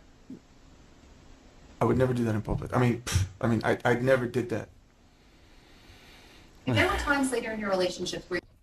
Does that need any commentary? He actually does it twice. The second one is a lot more obvious when he goes, I would never do that in public.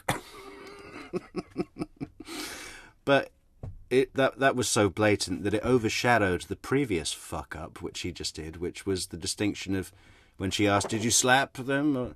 And he said, Oh, what, her friends? Like, that would be absurd. Absurd compared to what? Absurd compared to Anna. Right? And then and then she says, no, Anna. And he goes, no. I would never do that in public. I would never beat my wife in public. Only behind closed doors. Where you put your I have. Just that's a key moment, and I'm playing it again. So as far as the friend saying I pushed him, I don't recall these things. slapping, Her friends? slapping Anna. And that's also a blatant fucking lie, you know. Aside from the cliche of I don't recall. Just that the hands up as well. That's like, just. And me. That led to your discharge. Do you recall hearing Okay, so an incident that led to your discharge. testimony about that? So those are two different things, but yes. For the first thing about like me pushing her friends. Is everything okay? I'm sorry. Everything okay? Yeah, it was just some distracting noise. Go Okay. ahead. So as far as the friend saying I pushed him, I don't recall these things. And then there's a little pause, and then look down, shake head. Slapping, Her friends? Her friends? slapping Anna.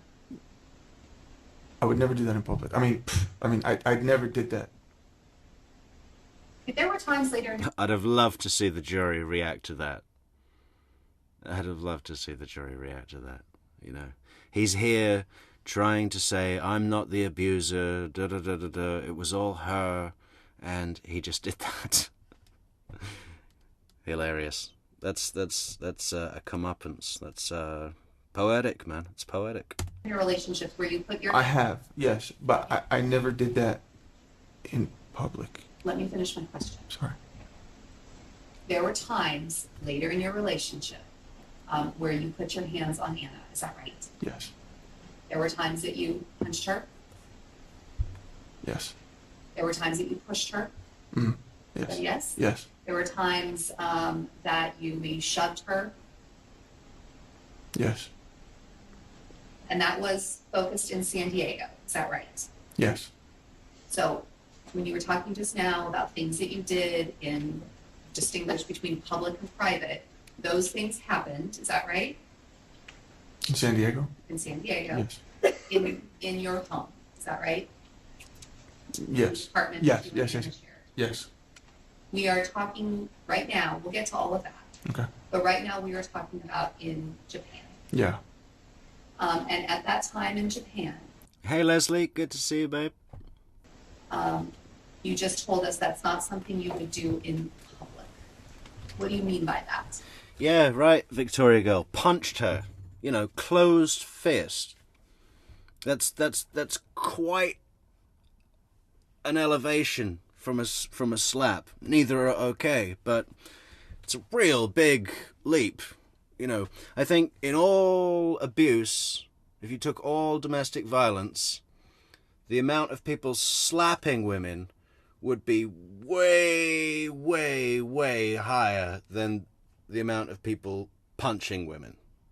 Right? I didn't mean that it's something I condone. I'm just saying that they did not witness anything like that. Because it didn't happen? In public. Did you put your hands on Anna? Oh, no, not in Japan, no. He's still doing this. They didn't witness the abuse because it wasn't in public. Oh, I think his attorney should ask for a recess at this point. We need to get our story straight here, man. Listen, this is not going well. We're an hour in. So you denied the things that you heard them say, pushing, slapping, leaving handprints on Anna in Japan. Is that right? Correct. Now, we know that there was an incident that led to or I guess a couple of different incidents that led to you being discharged from the military. Is that right? Yes. And it stems from a single evening. Is that right? Yes.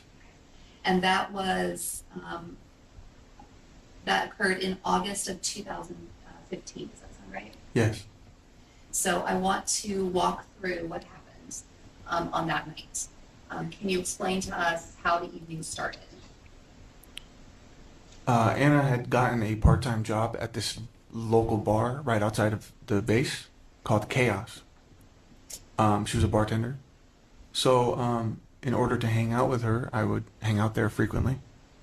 But we talking about this night specifically? Yes. So they had a special party. It was called a foam party, where they had machines blowing suds and water. The floor is soaking wet. I wasn't prepared for this. I was wearing my sneakers and they were soaking wet. But well, you don't go in your like swimming trunks. It's not an actual pool. You know, you're not going swimming. It's just so that everyone gets wet and you can see through women's shirts, isn't it? Isn't that the idea? Emerald also was helping out that day for the party. So I had been drinking. Yeah, riding shotgun. I wondered what you meant with the defense army. This is the defense attorney. This is his. But isn't that funny? Because it's a question, right? Normally, it's very easy to know because the defendant might be doing better than this. This could be the prosecution. He's looking so bad right now. There were lots of shots of different kinds, tequila. Yeah, I wasn't very. It's not really a slight on the defense attorney because I actually think she's really quite good from what I've seen of her during the trial. They both are. The prosecutor's great, and I think the defense attorney, with what she's got to work with, she does a pretty good job. You know. And people say, oh, how could you defend a person like that? Well, that's her job to do that, you know. I mean, that's the system. You know, you couldn't have a prosecutor without a defense attorney. That would just be a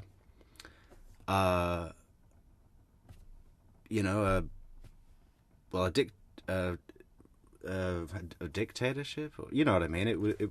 The whole point of the legal system is that the state has to beat the burden, right? And the better the burden put up by the defense attorney, the better the system, right? That's the point. So I look at it always as this defense attorney representing a guy like this. It's not isolated to that defense attorney trying to get him off. What it actually does is offer a wider protection to all defendants. And sometimes people come and sit in this chair that are innocent and that do need to be found not guilty. Right? So that's the system. I never have a problem with unless they're really bad at their job, like Tara Kawas. I mean, then it's like you're just in it for the money, Tara. Come on. Drinking savvy to know like what you don't mix. There was also this Japanese beverage called the Chuhai, which is like a Alka-Seltzer alcohol beverage. I was drinking that while taking shots, and next thing you know, I am spinning. I can't even see straight without the feeling of wanting to throw up. So I just naturally lay my head down on a table. Were you alone at this point at the table, or was somebody else with you at the table? I believe there was somebody sitting to the left of me, but I don't know. But Anna was working, Emerald was working. Those are who I was hanging out with. My buddy Kalen was there too, but he was talking to this girl. So it was just me. And next thing you know, the boss of the owner of the bar is freaking out. Get him out of here! This is embarrassing. He's yelling at Anna. Get him out of here! This is embarrassing. Blah blah blah blah. That's the chew high. Looks pretty mild to me. Looks like a fucking lemonade. So Anna assists me to get up and leave the place. Emerald, also assists me. So I can barely walk, because if I lift my hand, I feel like I'm going to throw up. So Anna had my right arm, Emerald had my left arm. We had to go down a flight of steps that were no grip, just pure tiles. And even the sidewalks in Japan is like maroon, brick-colored tiles, very smooth, no grip. And I slipped forward and I pulled Anna with me, and she hurt her knees. Yeah, the slippery tiles in Japan. I didn't push her. No. It was the Japanese tiles. We need to blame them. We need to blame Japan, because the tiles made me slip. I fell into Anna, and she then got knocked over. But it was the fault of the tiles. Is that really what he just did? He blamed the tiles and denied pushing his wife and said I slipped and fell into my wife? I mean, they're not married right now, yeah, but you know what I mean. So Anna had my right arm, Emerald had my left arm. We had to go down a flight of steps that were no grip, just pure tiles. And even the sidewalks in Japan is like maroon, brick-colored tiles, very smooth, no grip. And I slipped forward and I pulled Anna with me, and she hurt her knees. Did you take Emerald down? No, I fell off of Emerald. So I kind of just fell like this. Did you push Anna down the stairs? No, we were past the stairs. This is just on the sidewalk. I slipped and I brought down Anna with me. So you denied pushing her down or dragging her down to the ground that night? No, I mean, I deny it, yes. You did you ever Floyd. hit Emerald or swing at her at any point at this point? No, so when that happened, I apologized. I'm like, I'm sorry, Anna, I'm sorry. She's like, what the hell? That hurt, blah, blah, blah, blah. Emerald started screaming, you pushed her, you pushed her. And Anna's like, stop, Emma, shut up, stop. Keep in mind, there's a group of military people coming in and out of these bars. I mean, this is a busy street. And next thing you know, it goes from, you pushed her, to you hit her, you hit her. And next thing you know, there's this group of guys walking up to me like, Here's the tiles. I'm liking sharing these images on the stream, guys. What do people think of that? Is that good? Doesn't it add context? Doesn't it make our streams better? If you think this makes the stream better, support the channel on buymeacoffee.com/True Crime Metrics. hey, what's going on? I'm like, no, she's my girlfriend. She slipped. They didn't want to hear it. Next thing you know, I'm getting my ass beat by 5 or 6 dudes. I'm talking just Good 5 or 6 dudes. Good. left, right. I don't know, left, right, up, down. Every time I get up, they were slamming me on the ground. I mean, I was swinging back to the best of my abilities. But I was so disoriented. I didn't know what was going on. So now there's this whole scene. And I'm talking about 5 or 6 guys. And it's not an exaggeration. Next thing you know, He actually believes this, doesn't he? I mean, has he convinced himself of this? What a classic abuser reshaping of events, right? No, I slipped on those fucking Japanese tiles, fell into my wife, she cracked her head, her friends came over, you pushed her, then it changed to you hit her, then 5 guys came over and beat the shit out of me. I'm swinging back to the best of my ability. Is that what you would do if it was a genuine mistake? And you weren't already amped up and angry? You would go, well, depends, but, you know, the better thing to do, rather than take on 5 or 6 guys, because you don't want to get your ego hurt and get your fucking pussy ass kicked in front of Princess Anna, is to go defensive and really forcefully and truthfully explain the situation if possible, or run away. I don't know. I don't know what he's fucking doing. It's all bullshit with this guy. I guess at some point there was a couple, an African American couple, and the woman pulls out her phone with the flash, and she starts filming. She goes, "World Star," which is like basically what people scream to instigate a fight. And Anna goes, "Stop, stop! You're gonna get them in trouble." And she grabs. Anna's a sweetheart. She doesn't think like, don't do that, But she covered her phone camera, and the girl goes, "Bitch, get the fuck off me!" and punches her right in her fucking face. And I saw this, and I look at her. I'm like, "Don't you fucking touch her, bitch!" Yeah, so that's where Anna must have got that bruise from the other woman. And Anna was covering her phone camera to protect me because she knew I was innocent, and then the woman hit her in the face and caused that big black eye. We've solved the mystery. And that's when her boyfriend was like, "Hey, that's my girl, homie, blah, blah, blah, blah." And boom, now guy number 7 is beating the shit out of me. So it was a whole fucking thing.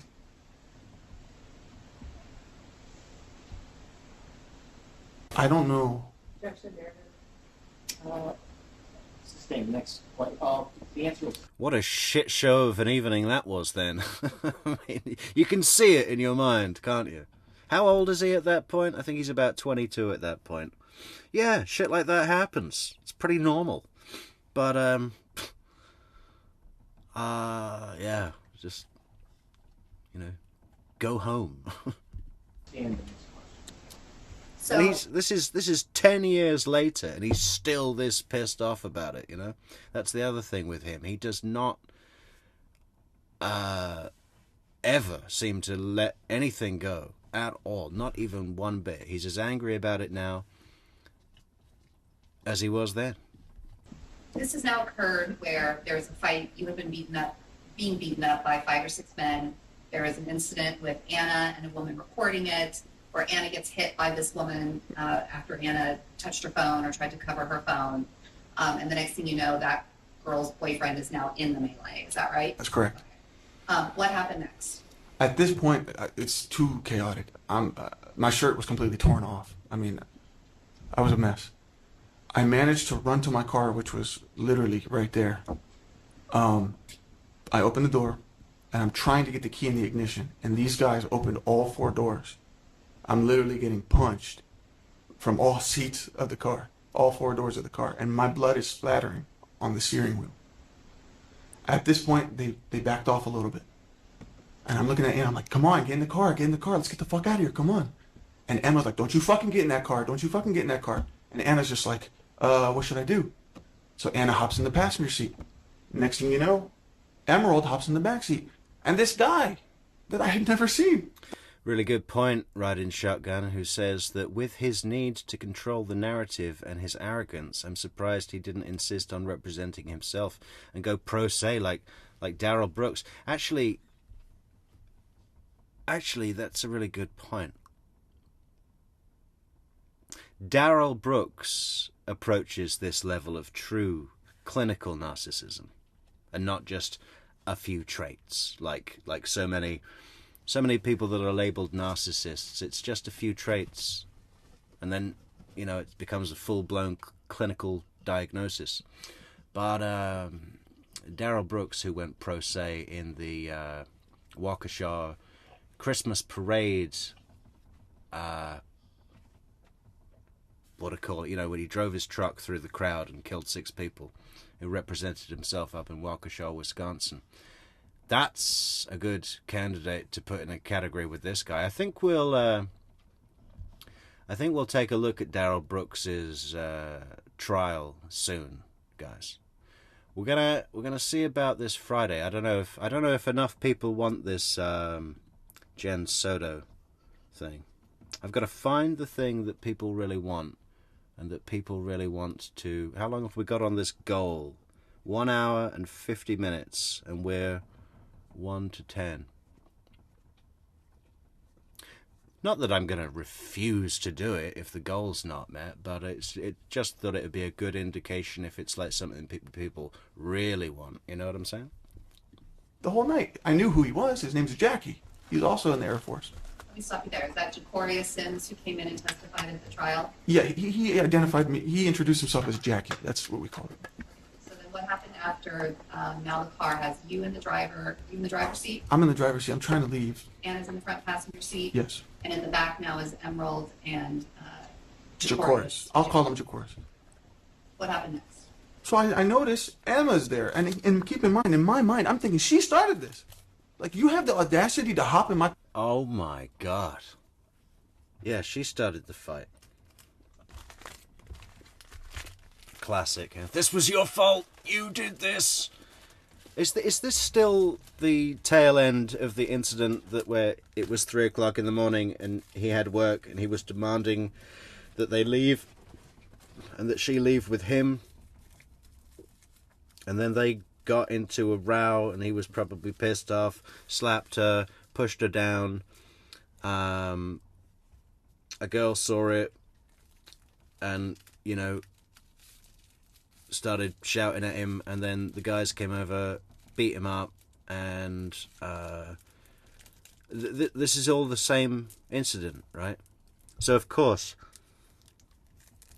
it's all Anna's fault, because if she'd have just done as she was told and left with him at 3 o'clock in the morning like he demanded, none of this would have happened, right? So she's the bad wife, and look what happens when you don't obey. Right? That's what's going on here, isn't it? This fucker. car and say, take me home? And then who the fuck's this guy? Where the fuck did he go? I'm like, get the fuck out of my car.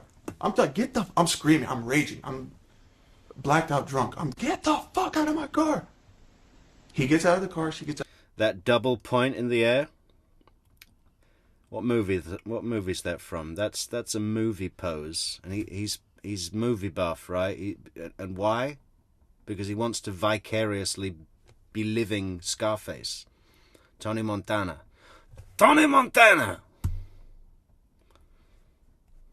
Get the fuck out of my car, and double point in the air like he's some sort of gun-slinging Wild West. So I notice Emma's there. And keep in mind, in my mind, I'm thinking she Such a poser. started this. Like, you have the audacity to hop in my car and say, take me home? And then who the fuck's this guy? Where the fuck did he go? I'm like, get the fuck out of my car. I'm screaming. I'm raging. I'm blacked out drunk. Yeah, we can see that, man. It was 10 years ago and you're still foaming at the mouth. Fuck out of my car. He gets out of the car. She gets out of the car. He slams the car. It almost felt like it wanted to shatter the window, right?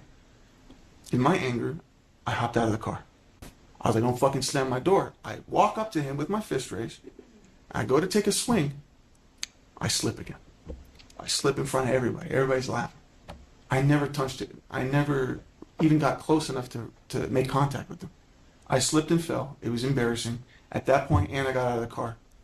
I hopped in the car. Police were arriving. Security forces were arriving. I drove off by myself. Did you punch Jacoris? Did you ever land a punch on him? No. Did you land Oh, so he abandoned her there as well. a punch on you? No. Did you call him a racially charged name? No, I did not. Oh, I bet he so did. Eventually, you were interviewed or gave a statement to military forces related to this, security forces related to this incident. Is that right? Yeah, so my phone got a call from BDOC, which is Base Defense Operations Center. It's kind of like, you know where they do dispatch, 911, what's your emergency? It's like that center. They called me because obviously I work with them. They have my direct number. They said, Abulaban, you need to report yourself to BDOC. There was a report of an assault off base. We need you to come in for questioning. At the time, I was denying it. What do you mean? I'm playing Xbox, blah, blah. Overruled at this point, but I'm going to stop you. We are going to take a 10-minute recess. Oh, yes, sir. Do I stand? Okay, oh, do I stand? I love that the judge didn't look at him there. This judge does not like him. Just held his hand up like that. We are going to take a 10-minute recess. Yes, sir. Do I scan? Twice. Twice no eye contact and hand gesture. Love it, Judge. Strong Judge. Okay, let's go to part 2. Or should we go into... Should we have a look at his interview with the news network? Which news network was it? It's a short video. As well, I think it's 20 minutes. What do I search for, Amy? Did you know the one I mean? It's called... What is it? Is it Fox?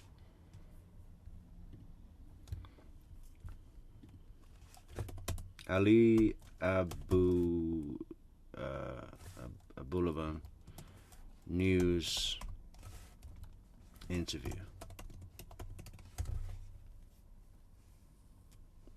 11 minutes on Fox.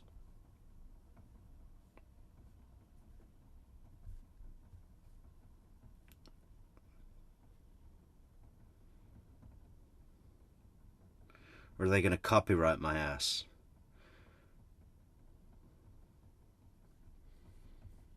I'd love it if we could just get it without all the Fox stuff. Don't want to get demonetized. Oh. Fuck it.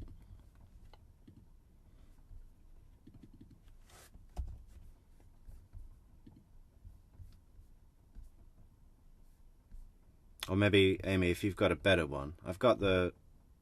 It says, TikTok star accused of double murder speaks to Fox 5 from jail.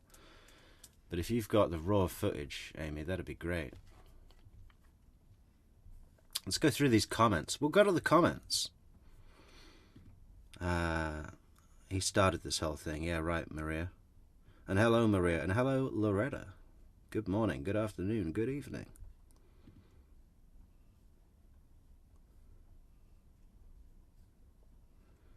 So looking bored and fed up. Yeah, the judge, Spacey, is the exactly right. The judge is looking so bored and fed up.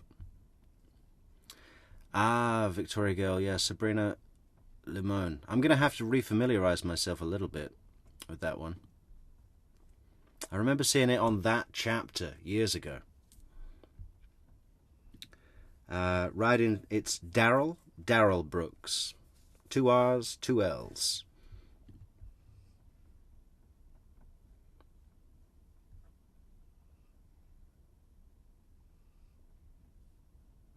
Darrel. Double L, I think. I don't know. But it's definitely not with a Y, Rise of Phoenix.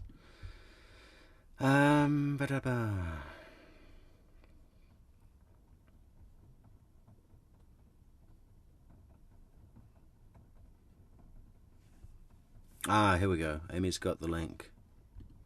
Go to 110.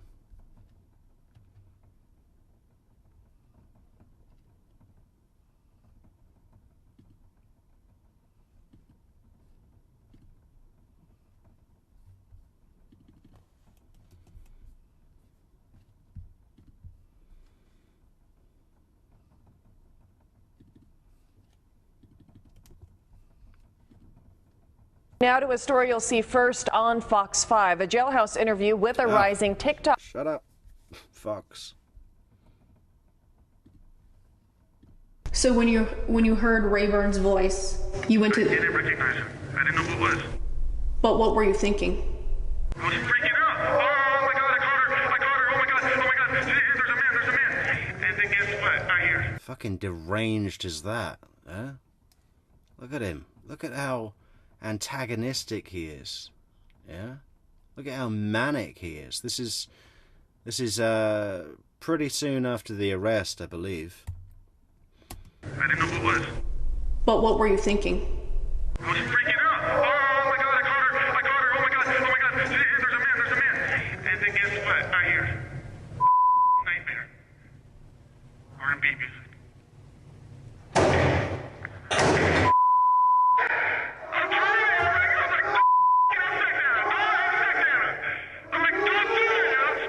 As you're driving to the apartment. What happens when you get to the apartment? I go up and I see them. What did you think? What did you think? They were nothing. I didn't see that. I don't. It was a blur. And I felt like I was on the passenger seat of my own body. But when I opened the door and saw who it was, broke my heart. And to see her kissing Ray on my couch with his feet on my table. On my couch with his feet on my table. With my body. I'm running my apartment, my life, in the house that my daughter sleeps in, on the furniture that I put together. What do you expect? On the furniture that I put together. Can you just imagine him getting back from IKEA, fucking truckload of fucking flat pack shit. He's sitting there on the... He's got everything laid out on the floor with those stupid instructions and the tiny little Allen key wrench thing. A man to feel.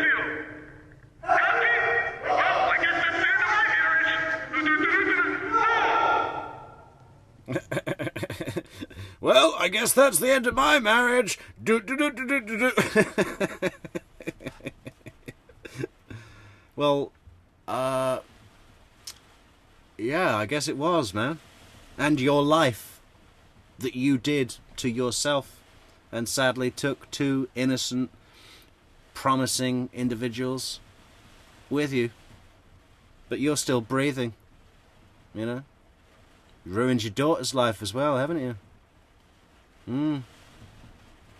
Yeah. For what? With my body. I'm running my apartment, my life, in the house that my daughter sleeps in, on the furniture that I put together. What do you expect a man to feel? Happy? Well, I guess that's the end of my marriage. No! That's my family! Prosecutors say Ali confessed. Like, holy shit.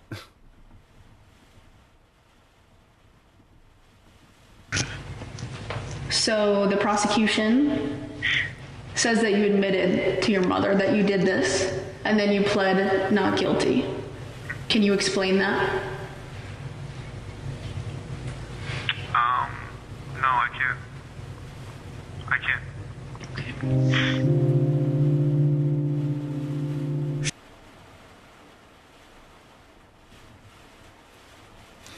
Well, you get the idea.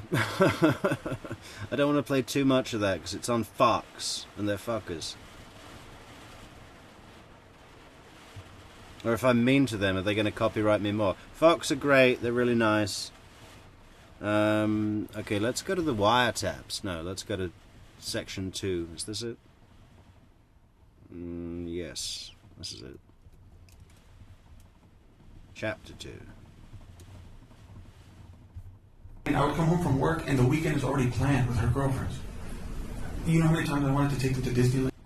Theory about this, and one can argue, and I think it will be argued this week, whether or not this shows he's on the brink, or whether or not this is just a motive for willful, deliberate, and premeditation. That will be for a jury to decide.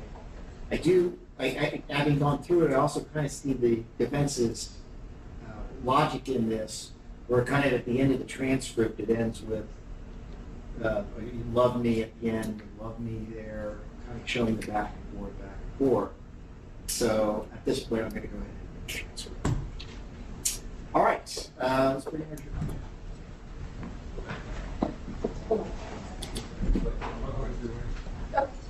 It makes me look like the bad guy that I have to tell your friends how I feel, when I can just share it with you and maybe you could just bring it up in a way that you're comfortable with.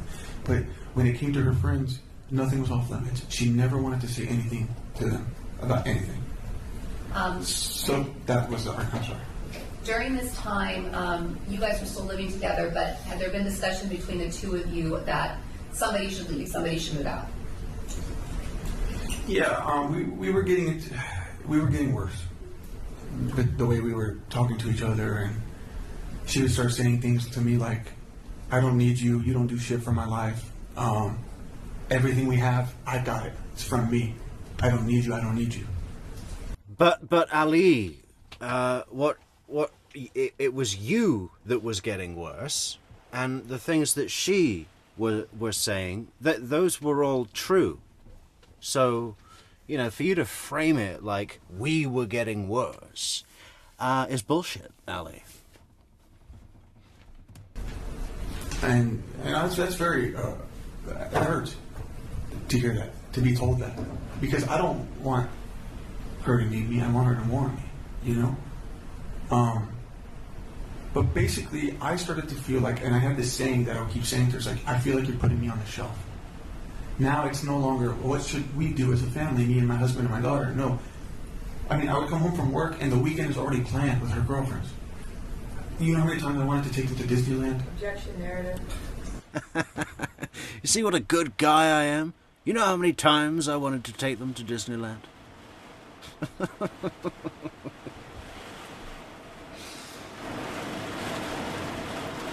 Okay, that's a lot of rain. How's that on the audio, guys? Jesus Christ. It's like an ocean wave.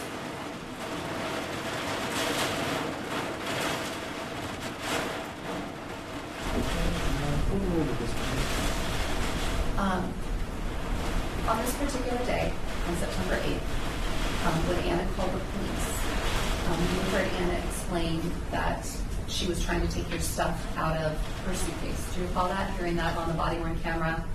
Do you recall hearing that? Yes. And on this day, she told the police in the body-worn camera that you were leaving for Las Vegas. Do you remember that?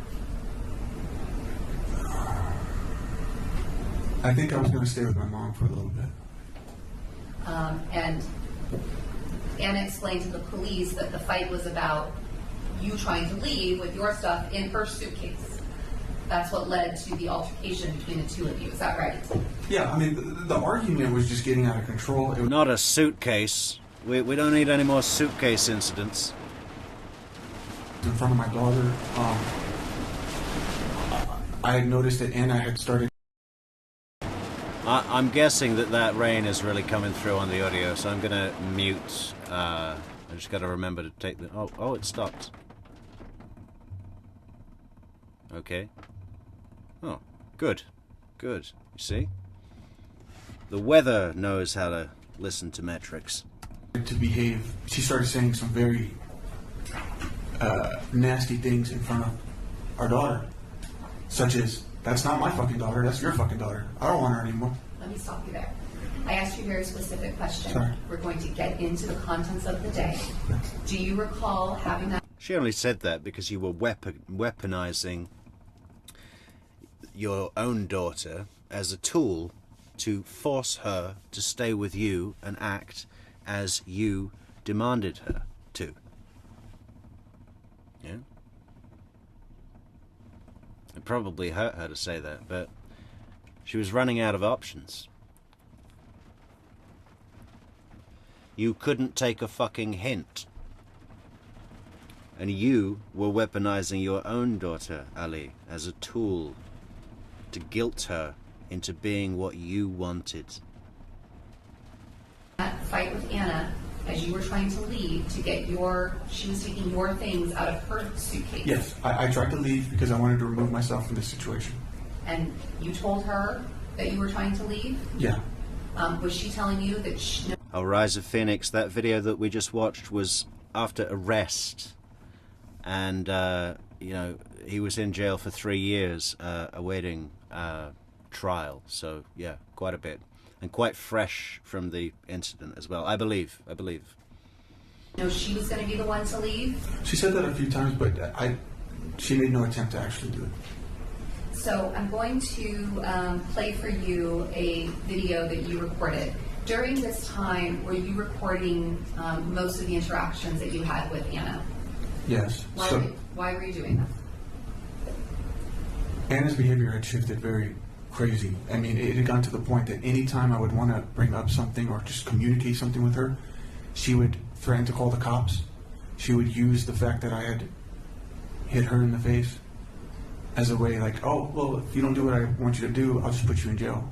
I mean, it was an ongoing thing. So I started recording my interactions with her to protect myself, to have integrity with what actually took place versus what she said versus what I said. Okay. And do you recall on September 8th, the day we've been talking about in relation to the day that Anna called the police and that you made... Victoria Girl says, Ali is the male version of Courtney Clenny. Imagine those two together, huh? In a Vegas hotel. God. Imagine being the hotel guest next to them. Jesus. Made the live recording before the police arrived, that you recorded an incident between you and Anna. You mean the live stream? No, on your phone. Did you record an interaction that you Oh, had the whole with thing? Anna? Yeah. Oh yeah, don't forget the merch, guys. We've got a fantastic link to the True Crime Metrics merch store in the description for the video. And, you know, what did we hear today? Because Neverly Darling is ill. She's got the influenza, so she's at home in bed, and she's at home in a big, oversized True Crime Metrics t-shirt. And I said, what did I say? I said, I hope it's cozy. And she said, it is cozy. It's really soft. It's really good quality cotton. And it's very nice to wear in bed if you're sick. So if anyone's feeling under the weather, you better head over to merch.truecrimemetrics.com and get yourself an oversized Metrics logo t-shirt or hoodie or mug. We got a ton of stuff on there and more to come. More to come. Yeah, I got to get back on to creating new merch. We got a bunch of stuff. We've got so many ideas. What was that one last night, Victoria Girl? It has to be close and it has to be quick. No, that's a joke one. But there's some serious good stuff coming out. We've got merch.truecrimemetrics.com, or if you just want to support the channel, leave a like on the video, please. Subscribe, share, leave a comment, and head over to buymeacoffee.com/True Crime Metrics, where you can buy us a coffee, or even better, a hot chocolate for this cold, cold weather. Memberships. Whatever. This will be Defense Exhibit 25 is the video, and the transcript is Defense Exhibit 26. John, may I approach the exhibit?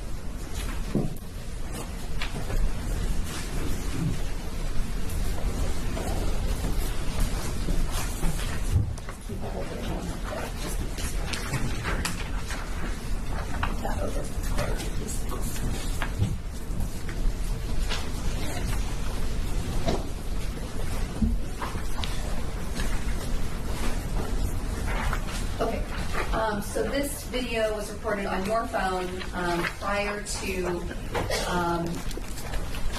a physical altercation that occurred between the two of you, right? Yes.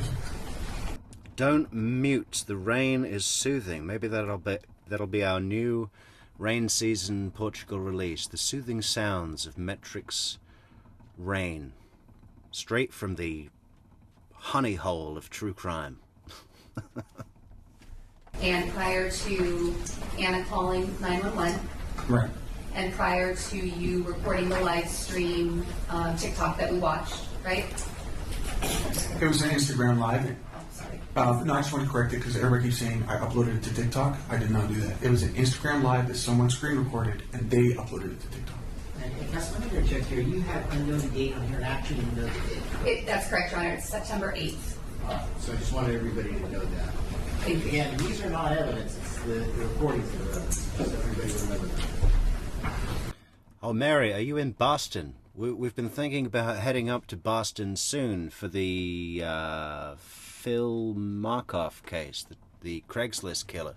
The guy that was booking escort, masseuse, prostitute, you know, sensual massage offers at your hotel. We know how that goes. Booking those kinds of service providers, robbing them at gunpoint in the hope that they won't report to police because of the nature of their business, and then he murdered. Was it just one that he murdered?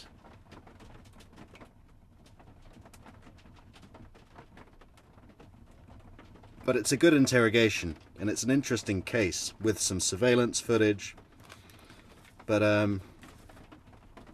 yeah, I need to brush up on my Boston accent. Your Honor, I just want to object to the last statement, that's speculation. Which last statement? Oh, his last statement.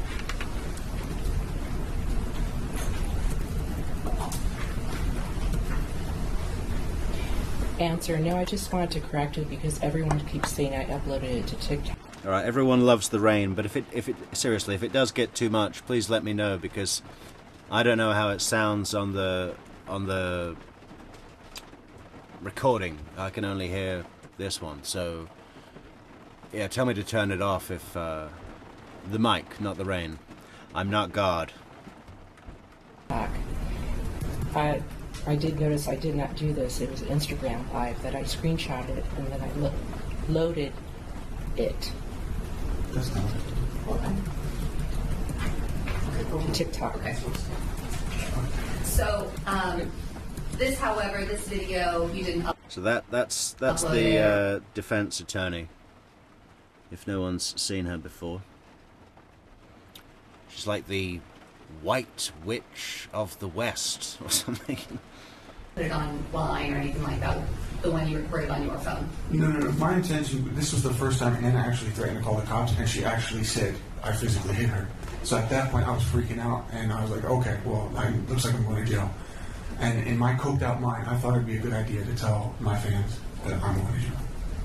You were using... In my coked out mind, I thought it would be a good idea to tell my fans I'm going to jail. Well, careful what you wish for, Ben. Cocaine the night that you and Anna had this altercation? No. Was Anna using cocaine? Yes.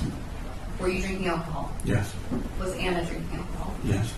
Was Amira in the home when all of this happened? Yes.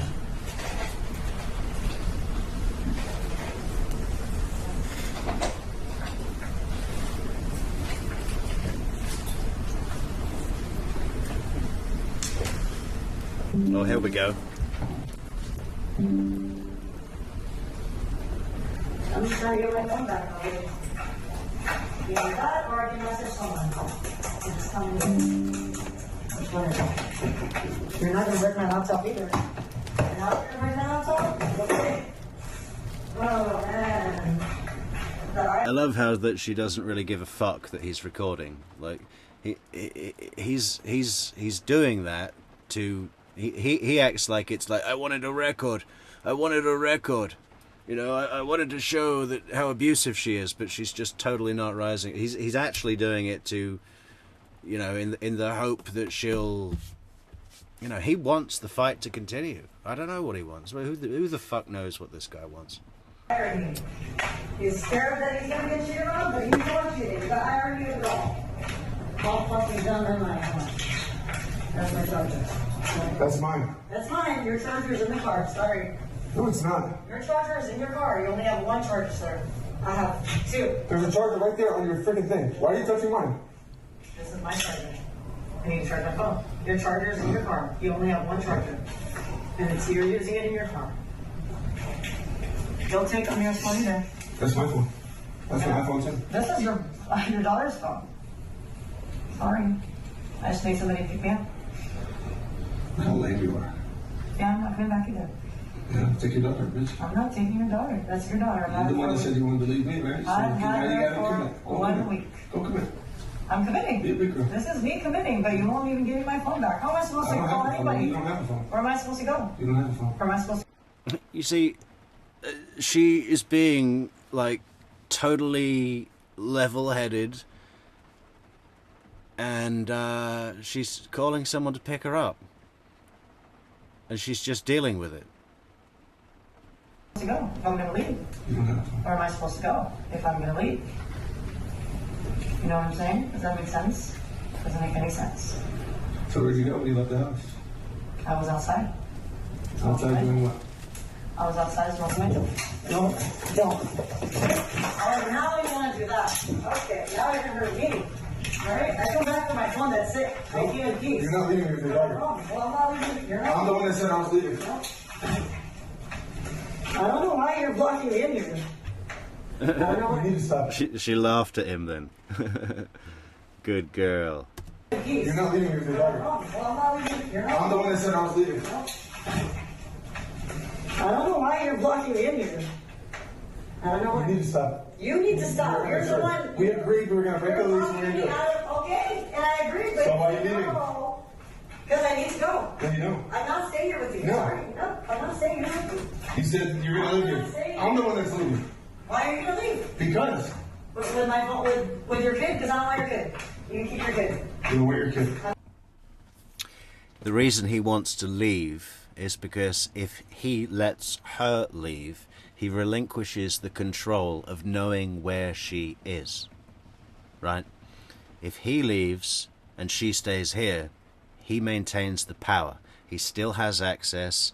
He knows where. He might even just sit in the car outside and watch the fucking apartment. You know, that's what it is. I don't want your kid. You can have full custody of him. What a great mother. Keep it on camera. What a great mother. I am such a good mom. I've had her for this whole time. It's your time to take care of her now. I don't want her.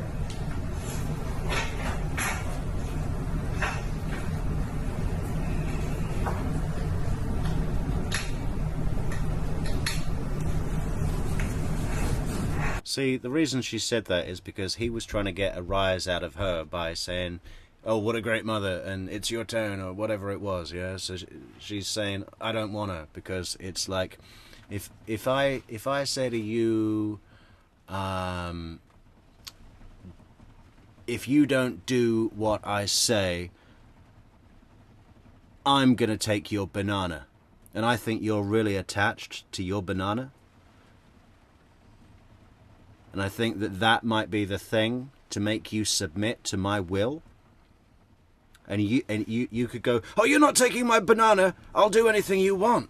And then I've got you, right? But if you say, I don't want the fucking banana, you can have my banana. I don't have the power over you that I was trying to get. You see? That's what it was.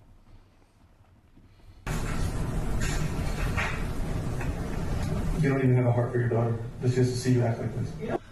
Patricia Burns says that she is still not over Chuck Bunker. I'm not over Chuck Bunker either, Patricia Burns. You know, I think there's room for a merch t-shirt, mug, kitchen apron, everything that just no image, no design, just plain text, Chuck Bunker. And then people would say to you, what is that about? And you wouldn't even need to tell them. You could just make stuff up.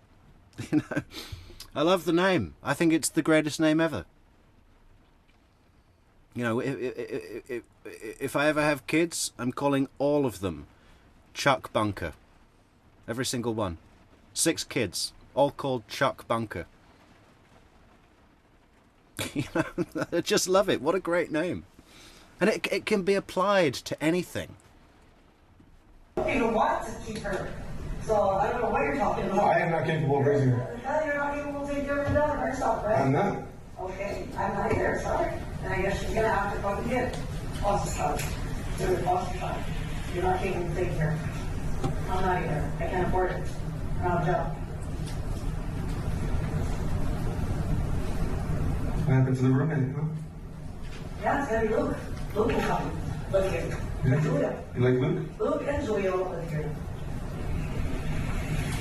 We can have parties here all night long. Yeah, you gonna bring Luke to my daughter? What a great mother. Wow. Luke right here. You see Luke all the time? She loves Lucas.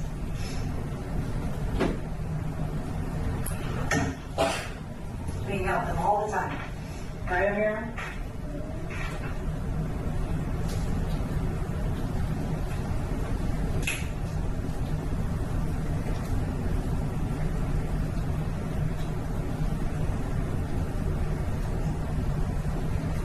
I don't know, you're sort of weird. You look like a crazy person. You're the one who walked the door. I can't leave. You have my phone. You're stealing my phone.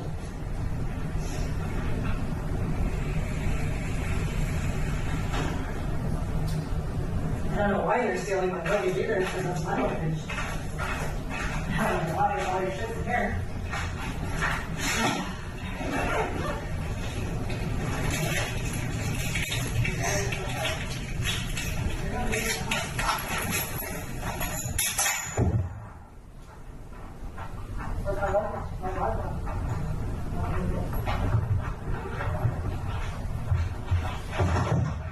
Yeah, you're gonna kill me? No. Huh? Yeah? Yeah. Oh, thank God. Let's go. Come here. This occurred right before Anna then went back into the bedroom and began to take more of your stuff out of her luggage. Is that right?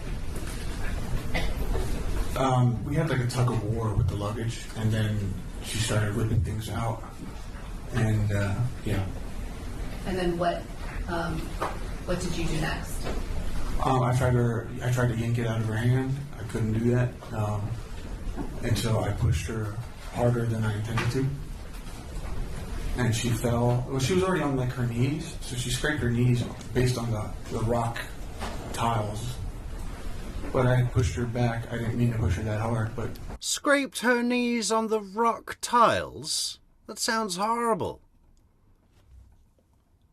And, you know, I pushed her more than I intended to. So it's really the fault of my intentions, which I didn't have, that made me abuse my wife. And make her scrape her knees on the rock tiles. I bet she's got lovely knees, right? The best knees in town. She hit her head on the end of the bed. Oh, you fucking made her hit her head on the end of the bed? That's some hard shit. She's scraping her knees on the rock tiles. She's hitting her head on the end of the bed. Ugh. Know that she called 911 to report that there had been violence in the home, right? That's right. And she told police on that 911 call that there were no weapons in the house. Is that right? Yeah. But there was. Your gun was in the house, right? Yes. Where was it? In my safe, in the closet. The same safe and the same closet that was identified by police when they went into the home on October 21st? The same closet where they found the case of my Glock, but the safe was moved to my Jeep. It was in my Jeep on that day. Got it. Now, Oh yeah, he's got the black Jeep Wrangler with the big tires, of course, you know. Like he's Lara Croft in Tomb Raider. Ollie, this was on September 8th. As you described, this was a time where the fighting and things were getting worse. Hey! We got another vote for the what is it called? The goal, the target, the goal. 2 out of 10. How long have we got to go on the goal? We've got to get another 8 in 1 hour 12 minutes, guys. 1 hour 12 minutes to achieve our goal. And then what are we playing? We're playing the deep dive of the Jen Soto police interview this Friday. Make it happen, make it happen, make it happen. Yeah, so with that, there was a back and forth of... Oh, and thank you so much, Mary, for the kind vote and contribution to the goal, to the target goal. You should leave. No, I should leave. No, I'm going to leave. She told me she's going to have room... Hey, Udi, how you doing? Okay, sorry to interrupt so much. Just want to say hello to Mr. Goodwrench himself, who's just arrived. I mean, she kept saying, oh, Luke and Julia, and I just thought she was bullshitting, you know. I just thought she was just trying to get under my skin. But the back and forth had gotten so much worse, and we were talking like that in front of our daughter. I mean, granted, I was feeding into it. I wish I hadn't, but I wanted to remove myself from the situation. And did you end up leaving at some point that night? After the Instagram Live, yeah, I left. And we heard on the 911 call Anna tell the police that you had been using cocaine. Do you remember that? Yes. As far as you know, were you ever contacted by police or anything after that about that incident? No.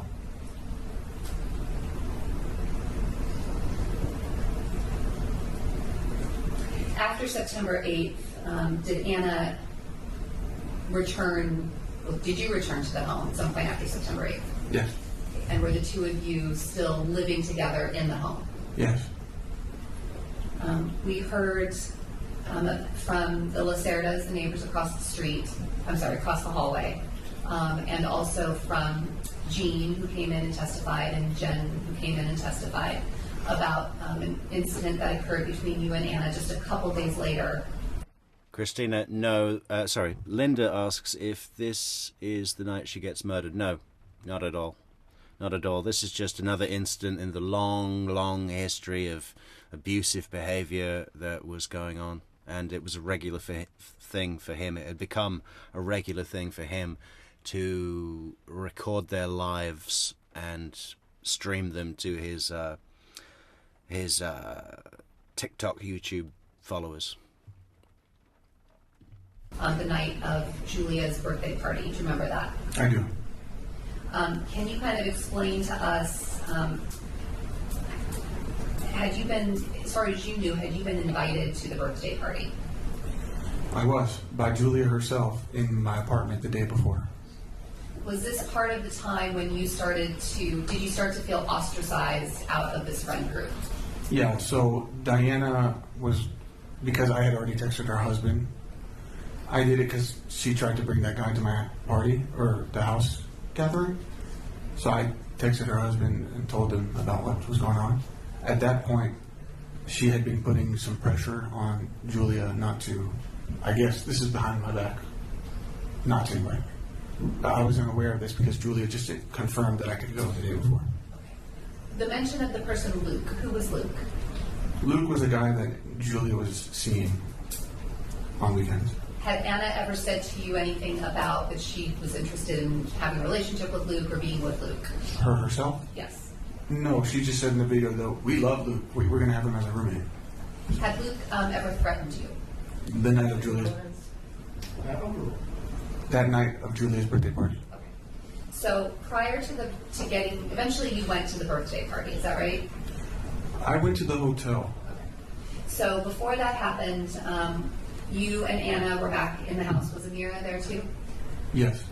Okay, this was on sometime either September 11th or September 12th. Does that sound right? Yeah. And were you and Anna having an argument about this party? Well, everything was going fine. It was about that time where we're going to call the babysitter, and we were going to get dressed and get ready to go. I hear Anna on speakerphone with Julia speaking in Tagalog, which is the Filipino language. And she's like rummaging through clothes and she's getting dressed. She goes, "Oh, by the way, you're not going." Who said that to you? Anna. Like last minute. I'm like, "Well, what do you mean I'm not going? What are you talking about? They don't want you there. Oh, by the way, it's just a girls' party. There's not going to be any guys." So at this point, were you and Anna still routinely going through each other's phones? Yes.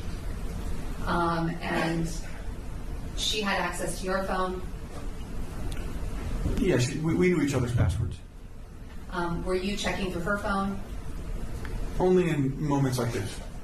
And did you believe she was checking through your phone? Objection, speculation. Sustained. Do you have reason to believe that she was looking through your phone at this point? Did you see her do it? Did she? I have, yes. Sorry, I have, yes. So, the night that all of this is happening, that you're trying to get ready for the party and suddenly you're uninvited to the party, did that make you upset? Not just upset, but it came off as extremely shady. I mean, keep in mind, there's been this whole thing of like, well, I don't want to do it, and I don't want you to live here, and I'm going to move out. No, you're going to move out. And then mentioning other guys. So I'm thinking she wanted to go hang out with guys without me, or something to that extent. So this was an incident or situation where you were recording, again, your interaction with Anna. Is that right? So when she told me it was a all-girls party, before I did the recording, I actually contacted Jean. I called Jean on the phone, on speaker. I was like, "Hey, are you going to Julia's birthday party?" He goes, "Yeah, dude. We're all on the way there. We can't wait to see you." Anna hears this. It doesn't go along with what she was just telling me. And she goes, "Help, help, help." And I hang up and I'm like, "What the fuck are you doing?" And that's what started. the recording anyway. That's what preceded then you beginning to record this interaction with Anna. Yeah, because I knew things were going to get rocky.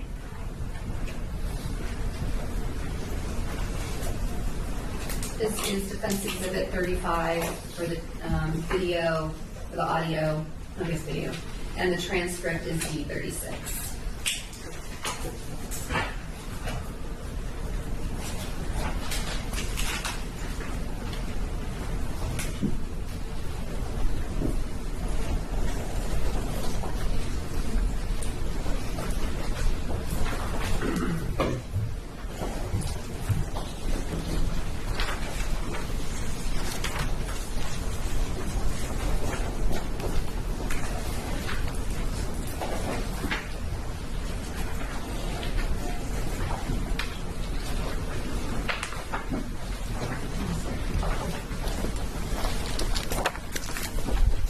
In advance of getting ready to attend this party, were you using cocaine?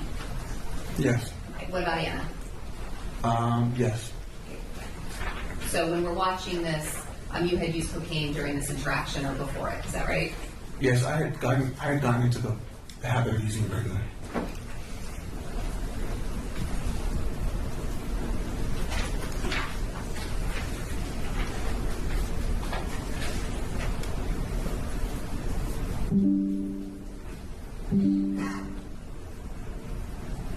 Give me my phone back. Ollie, give me my phone back. They're at Marquise. That's the fucking place you had the birthday. Yeah. Oh, so you're going? I'm not going. Who's gonna be there? I told you we're going to the hotel, dumbass. Yeah, this is not the after there. party, and you're It's going. not there. Yeah. Why do you think I can bring a kid? Yeah. Nobody's there but girls, you stupid fuck. And where's Luke showing up? So dumb. Why would Luke show up? Why would you sneak up this on me? So dumb. Oh yeah, you're gonna fucking take a video of me while I'm here. Yeah. You know what? Give me my phone. I'll tell Julia to call security to make sure. No. Security You can can call. call. Yeah. Because your friends are fucking I'll sneaky. call. You don't even know her number, so. Sorry. And now, I'll leave. What a nightmare to put up with that shit. Oh, you're going! Oh, you're going! Luke's gonna be there! Oh, Luke's gonna be there! Oh, my God! Was she a fucking problem, man? I think she should have shot him. Enough! Ollie, enough! You know, fuck this shit. Can somebody please help me?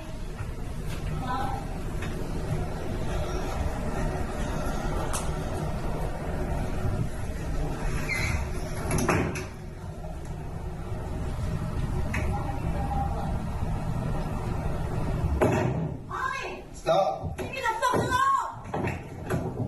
Stop. Give me my fucking phone back! I'll give it to you in 5 Give seconds. me my phone back! Close the You're door. hurting my fucking finger! No, not. You're hurting my finger! Move your finger. Give me my phone back! Then move your finger. No, give me my phone back. Swear to God, if you shut this, my finger is fucking gone. It's already shut. Ollie! Your finger's not in here. Anna, stop. You are out of You control. already broke my phone! You are out of control. Give me my phone! You're the one out of control! I'm trying to leave this house! Yeah, that's not cool. Give me my phone! With a bunch of guys? Give me my phone! Bunch of guys, huh? Give me my phone! There's no guys! Give me my phone! I'm taking your kid with me. Alright, fine. This is not fucking healthy, man. You're not healthy. Fuck you. Go ahead.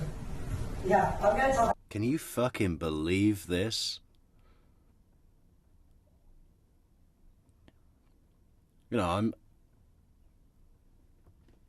I'm not saying that Anna's done anything wrong, but if I were Anna, I would have taken Amira, fuck the phone, fuck the house, clothes, whatever, take Amira, get a fucking train, a plane, move to Canada, whatever the fuck. I just get away from this guy. Nothing else matters.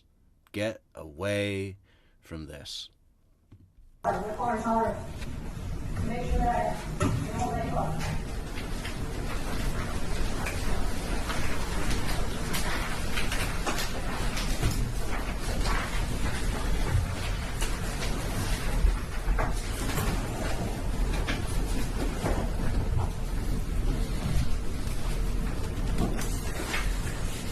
Right after this video was taken, what happened? She started telling me that she wanted to take my daughter to the party, which that was even stranger to me. Because I knew that if there's going to be guys and women there, that there's going to be drugs and alcohol. Dickhead, she was probably telling you that so that you wouldn't have this insecure thing that she's going to some fucking gangbang orgy, you know, that's all in your fucking mind. She was like, look, I'm going to take the daughter. It's just a simple get-together, you know? That's not a place for a child. Yeah, he was protecting the child. That's exactly what it is, right? So I started barricading the front door, basically saying, you're not taking my daughter, you're not taking my daughter. They both did coke and drank. They're young, so what? I think Ali was the only one that was doing, like, coke in the house with Amira, in front of Amira, having coke on the coffee table while Amira's around, you know what I mean? She tried to, get past me, and I tried to block it, and... There's no evidence that Anna's coke use was around the child or stuff like that, or even that she was high with the child. Eventually, I pushed her, and she hit her face on the fridge. Was Amira there? Oh, what was that? What was that? Yeah, no, the fridge pushed Anna. So I started barricading the front door, basically saying, you're not taking my daughter, you're not taking my daughter. She tried to, get past me, and I tried to block it, and eventually I pushed her, and she hit her face on the fridge. Yeah. Was Amira there? Blame the fridge. Arrest the fridge. Can we call the police right now and get them to get this fridge out of here? This fridge needs to be taken downtown. Yeah, in that moment, after I pushed Anna, my daughter ran up to me and started punching my leg. Did you hit Amira? No. I got on my knees and I said, no, Mama, stop. I'm sorry. I'm sorry. And then at that moment, Anna darted out of the front door and banged on the neighbor's door. Yeah, they call that the cycle of abuse. So this is the incident that we heard the Lacerdas talk about when they came in to testify. Yeah, when she banged on the door, I was barefoot. I wasn't even dressed. I ran away. Yeah, the cops were coming and I ran away. After this, we heard testimony from Jean and Jen that they went over and took Anna and Amira to Julia's birthday party. Do you remember that? I did not know that they took her to the party until I came back to the apartment. The only reason why Jean and Jen were involved was because I had just got off the phone with Jean. He confirmed that they were going to the party. I called him and I said, bro, I'm so sorry to trouble you with this, but I pushed Anna. I feel really bad. Can you please just go check on her real quick before you go to the party? So him and Jen went there at my behest to check on Anna. And I was driving around thinking that... Objection, speculation as to why Jean went there. Well, you had a phone call with Jean after this happened. Good catch, prosecutor. Yeah, I literally called him. And you asked him to go check on Anna. You explained what had happened. Yes. And we heard Jean testify that he went to the house, right? Mm-hmm. So yes? Yes. You don't know whether there was another phone call from Anna to either of them because you weren't there at the house anymore. Is that right? No, I don't. You then went back to the house and realized that they were gone. Is that right? Is that what you were saying? Basically, I thought she called the police on me. So I'm sitting there thinking, at some point I'm going to get a phone call. I remember texting Anna saying, can you please tell me what's going on? Do I need to talk to the cops? Do I have to turn myself in? Kind of tell me what's going on. What'd you do? No response. So I went and did like a little drive around the building. I didn't see any cops. So I went back to my apartment. It was empty. the little blue cart that we use for our groceries was gone. So I assume Amira was in that, and they left together. You knew where this birthday party was happening? I knew the hotel, but not the actual room number. Did you leave the apartment to go to the hotel location? I did. What happened when you got there? I saw Jean, Miko, Claire, and Jen walking out of the hotel. They looked really mad. I pull up, I'm like, hey, what's the fucking room number? What's the room number? I'm screaming. And I'm like, Gene, why aren't you answering my calls? What happened with Anna? And he's drunk, he's pissed, his face is red. He's like, you are a fucking asshole, you fucking pushed your wife, and you got me involved in this shit. And Anna didn't even want to fucking call the cops, she just wanted to go to the party. And I just got punched in the face by Luke, we're fucking leaving. So. Did the police show up at the party? I called the police at one point. That night? Yes. Why did you call the police? Endangerment for my daughter. I wanted them to do a wellness check. So I talked to the hotel staff. They said I'm not allowed to go. The elevator, you have to have a key or something. They were not going to permit me to go to the actual. They wouldn't tell me what room number it is, and they weren't going to permit me to go. At that point, I mentioned my daughter's safety, and I just wanted a wellness check. So the cops did the wellness check. This level of back and forth fighting, this physical violence on this night, physical violence on just a few nights before on September 8th, this level of sort of vitriol and anger happening in this household, was this quite common for this time period of your life with Anna? Yes. It was starting to feel like it's every other day. At some point after this, did Anna leave the home?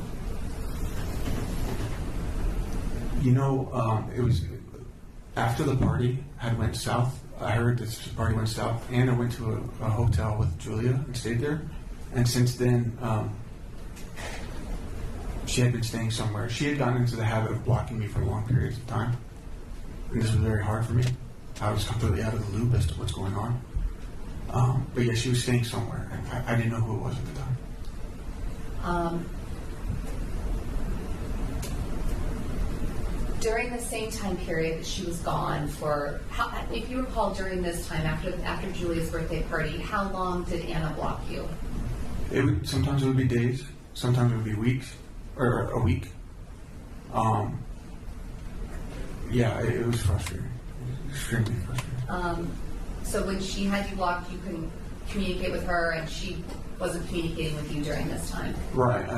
I would just be alone in the apartment, doing drugs, getting drunk, and just stressing about them, and building up like all this. I was just getting worse.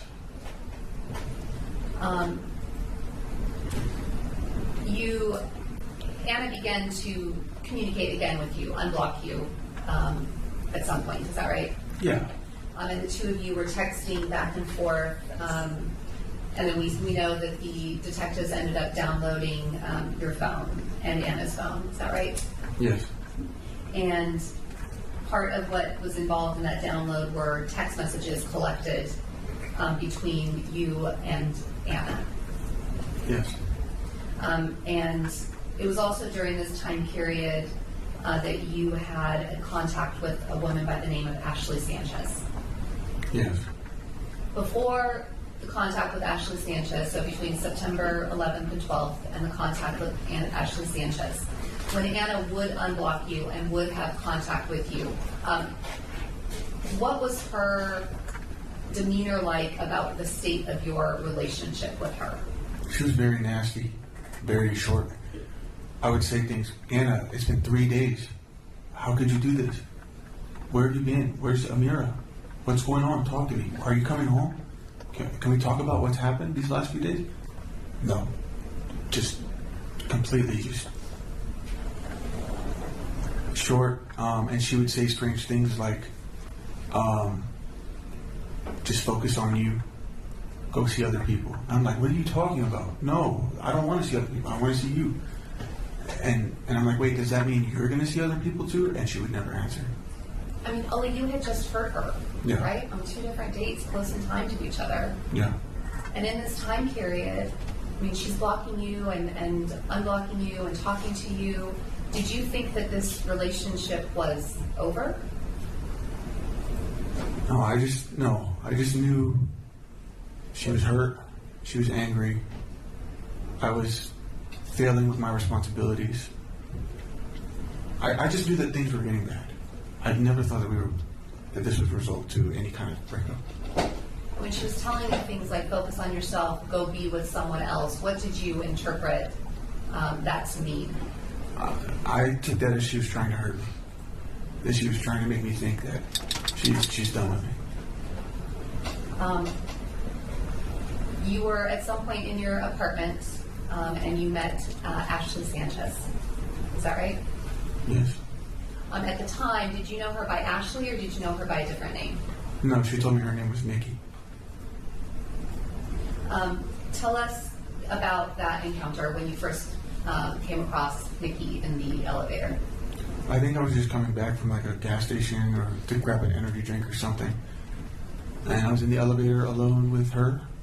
She was like sniffling, kind of tearing up in the corner. I asked her if she was okay.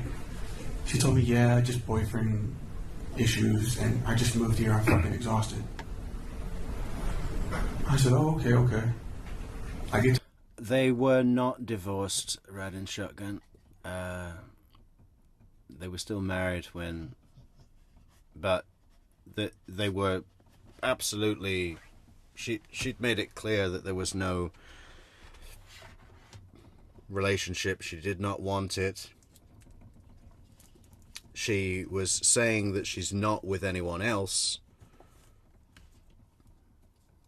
out of fear of his reaction.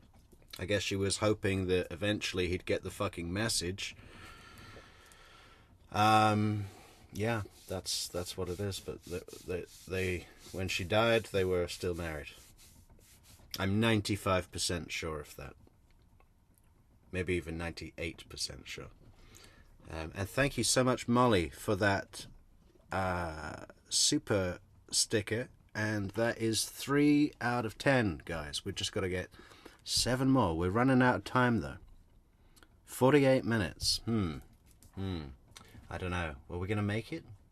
Do we want to make it? How many people have we got in stream? Have we got 100% likes? Yes. Like we always do. Thanks, guys. Thanks for the great likes.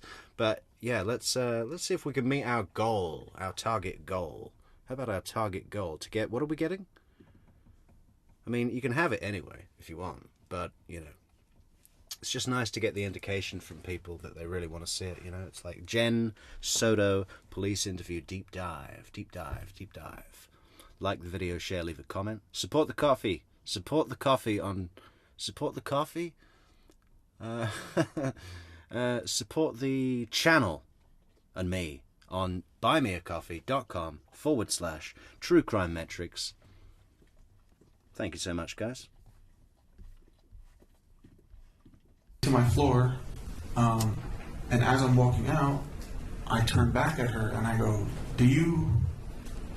I tap my nose 3 times, which indicates like, do you do blow? Do you do cocaine? And she goes, yeah. And I'm like, do you want to come over and hang out for a little bit? She goes, oh, fuck yeah. And then immediately follows me to my apartment. While you were in the apartment, what were the two of you doing? Here we go. Before anything became physical. Now he's going to go into the part of the story where he meets a woman in the elevator and invites her to his apartment to do coke, and they end up, well, beginning to have sex, but he can't achieve an erection. He's got coke dick, okay? Something very satisfying about an insecure, narcissistic piece of shit with coke dick. Between you. We were sitting at least one cushion away from each other. We were just talking like friends. I poured her a glass of wine. She started by telling me kind of what she's going through with her strange relationship, because She said it's her boyfriend, but in fact, it was a sugar daddy. And I had never heard of how that works, so I was fascinated. I asked questions. So how does that work? He's got other women, and he alternates between them, and in return, he gets them nice things. She had relayed that the very apartment that she just moved into was under his name. So I was fascinated with it, and she told me about how one of the girls is jealous. She wants the guy to himself, so she's shutting her out and won't let her get her stuff back. So I'm like, oh, that's strange. You should get your stuff back, you know? I was just consoling her. And then eventually I told her what I was going through with me and my wife. It wasn't like I was just making it about me. It was a fair exchange of what she's going through, what I was going through. And it was cool. We were really hitting it off. We were just laughing and talking. There was nothing sexual about it.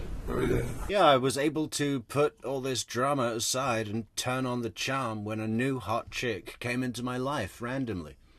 You know, I didn't even think twice about my daughter or my wife that I was continually harassing and demanding to be with me. That all went out of the window just as soon as a new pair of tits walked into my elevator.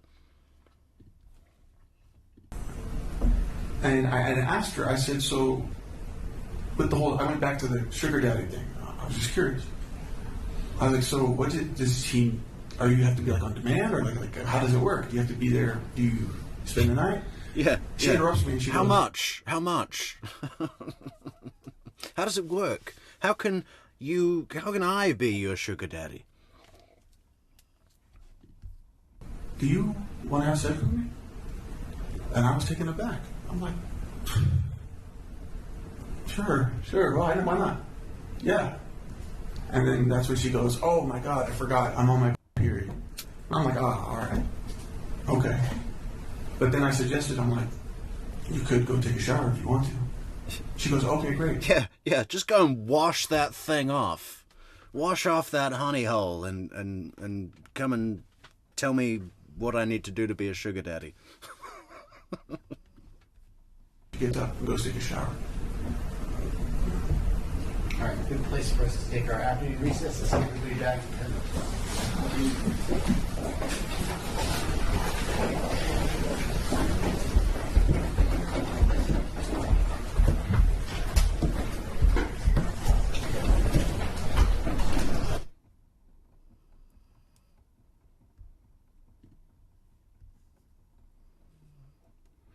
Well, the girl, Patricia Bones says he's making it up. The girl he's talking about does come in and testify, and I've only seen a little bit of the testimony, but it, as far as I remember, and from what I've seen of it, it near enough aligns with his version of events.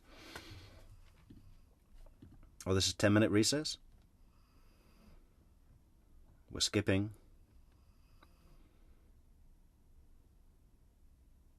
Man, I love it when we get a good look at the state seals.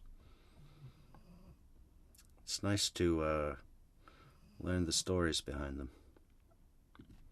But that's not what we're here for. Mr. Abulaban, where we left off was talking about you and Nikki were in your apartment, and she asked you if you wanted to have sex, and you said yes. What happened from there?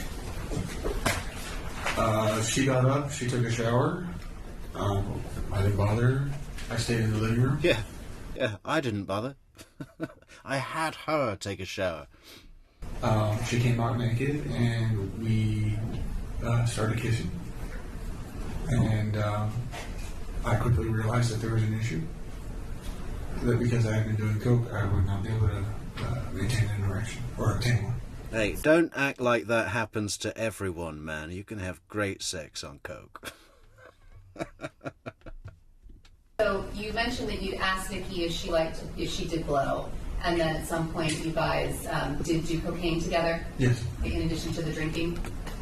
Yes. And so because of that, you were not able to maintain an erection. Is that something that had happened to you before because of the cocaine use? Yeah. Once you couldn't do that, what happened next? I got a little frustrated because it was embarrassing.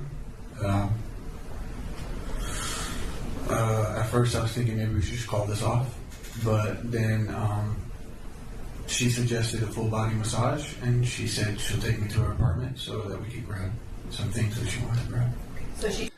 Albert says, Ali narrates the events like Charlie did, very descriptive, details, as if he's reading a novel. Well, you know, this is a major tell in amateur deception, right? It's like, that's always the thing you look out for. Why is someone over-explaining something? You know, if they're doing it, it's because they're trying to sell you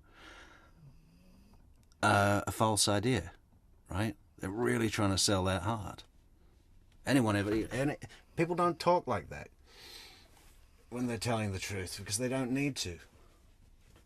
Because supporting things will be present. Neverly, darling, welcome back. Hope you're feeling better, and thank you for the super chat or sticker. I never know which one it is, but thank you. I'm going to give it a heart right now. So that's 4 out of 10. Only 6 more to go. What's the time limit? 39 minutes. So we need 1 every 5 minutes. It's doable. How many people have we got in chat? I'm sorry for the cough. It's clearing up. All our viewers are now familiar with True Crime Metrics' now trademark echoing cough. Took you up to where she lived? Yes. Did you go inside her apartment? I did. Was her roommate home? Yes. And then you left her apartment and went back to yours? Yes. After that, how much longer were you and Nikki together? Not more than an hour.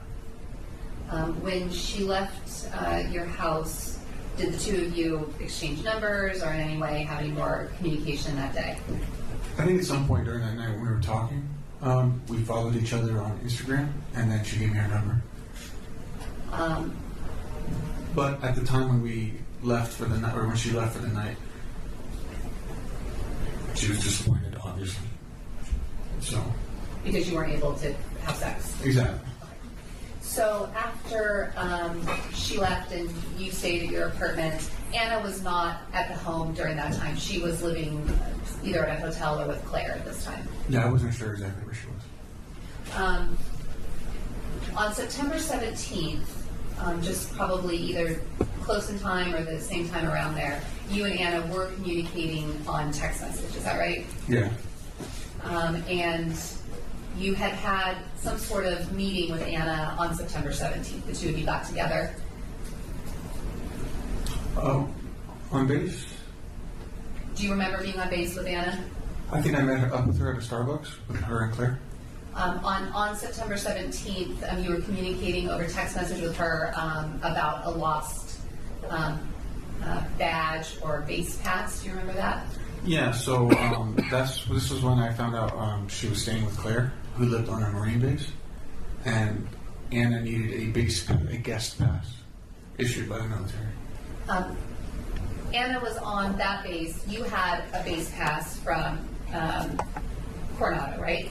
I actually had a civilian contracting card, a common access card, which is like a military ID that lets you go on any base. Okay, so you could have gone to where Anna was staying with Claire on the base there. If I wanted to, sure. When you found out during this time period, around September 17th, that Anna was living with Claire on base, did you ever attempt to go to base uninvited to see Anna? No. On September 17th, Anna was accusing you of having taken her base pass. Do you recall that conversation? Yeah, we talked in her car, or she was driving Claire's husband's car, because he was employed. And at some point after we talked, she accused me of taking this base pass, which I didn't even know she had. Did you take the base pass from her? I did not. And then there was a string of... That's another one. That's another tell. He did take that base pass. And that little chuckle thing he did, that sort of exhale, half laugh, that's a tell. It's a tell of deception, buddy. And you're not good at it. But you think you're really good at it, which is really funny because you're really not. You know, if you spent more time out there observing the world rather than staying at home abusing your spouse, you'd be able to know these things. But you didn't, so you're a dickhead, and now you're in jail. Communication where she was saying how much she hated you and didn't want to be anywhere around you. Do you remember that? Yeah. Was that the type of conversation that you were having with Anna during this time period? Yeah, it would be frequently like that. September 21st, moving forward a few days, do you have in front of you a black binder? Yes. Yes. And in that binder, do you see a series of tabs? I do. If you could turn the first tab and let us know the date that's written on the top of a series of text messages there. Would it be 9/22? There should be one for 9/21. Oh yeah, that's where I'm already at. Oh, okay, then just stay right where you are. Yeah. Okay. This will be Defense Exhibit 41. Will be a CD of text messages.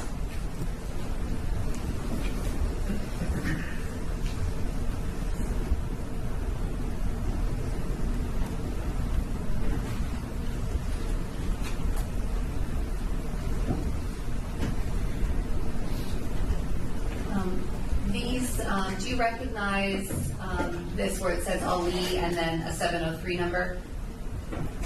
Yes. Is that your telephone number? That was. And below that it has what's labeled local user. Do you see that? Yes. Okay. Do you understand that to be Anna? Yeah.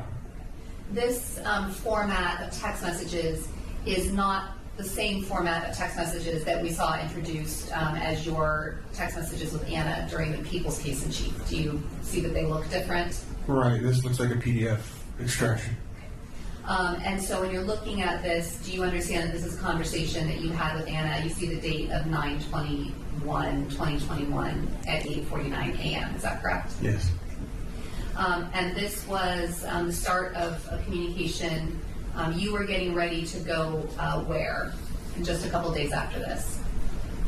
Was this is the 21st? I was invited to go to Miami to meet one of the actors from the movie Scarface. And so we see. I wonder if Al Pacino, someone must have told Al Pacino about this guy, right? After the murder. I mean, obviously he doesn't care, but you know, he's known for doing these, and he does. I mean, it's not my kind of content, but he does a fairly good impression, and he goes to the effort to really kind of put on the visual, and the voice is pretty good. I mean, you know, I don't know why I would want to watch that. we should go and maybe after direct examination we'll have a look at some of his Al Pacino impressions. That this is after the September 8th incident over the suitcase, and you're asking Anna. Yeah. Look at this. Ride-in Shotgun says, super chat or super sticker for True Crime Metrics. Super thanks for your support. And we've only got to get 6 more in to meet our goal. Our fucking fantastic new True Crime Metrics goal. For what? What do we get? What happens if we achieve our goal? Well, what happens is the public speak, and then they say, Metrics, this Friday, we want to see a deep dive on the Jen Soto police interview. Which we may do anyway, if we meet our goal or not, but it's just nice to know that people really want to see that. You know, I think that's the best way to listen to the audience, right? A voting system. Fantastic voting system. I borrowed a suitcase before Thursday, right? Right, I didn't want another incident where she'd get mad. And there was continued communication with Anna's asking about a big one. And then there's some more communication on this page about the suitcase, right? Correct. And then there's a discussion about that you're flying out on Thursday, and Anna asked you how many days you were going to be there. Do you see that? You can both look up here, or you can look at the binder in front of you. Is it okay if I look? Sure. Okay. And this is all about the travel to Miami and how long you were going to be there for that trip. Is that right? Right. Yeah. Because which actor from Scarface is it? And how the fuck old are they now? I mean, what was that, 1980? I mean, it's not much later than 80. Let's double check. Scarface movie 83. There you go. How old is that actor now? 90? at the same time, you were supposed to be going back to work in this time of September. Is that right? Right. You were supposed to go back September either 20th or 21st. Yeah, I extended it a little bit. And so this conversation is that you're telling Anna how long you're going to be in Miami, and she's asking 9:21 at 8:50 a.m. whether your work knows. Right. Okay, so that's in reference to whether your work knows you're going to be gone all this time. Is that right? Yes. And Anna then says, wow, 4 days. You were telling her how many videos you're going to be making, and that you did in fact tell work that you were going to be gone for this period of time. Correct.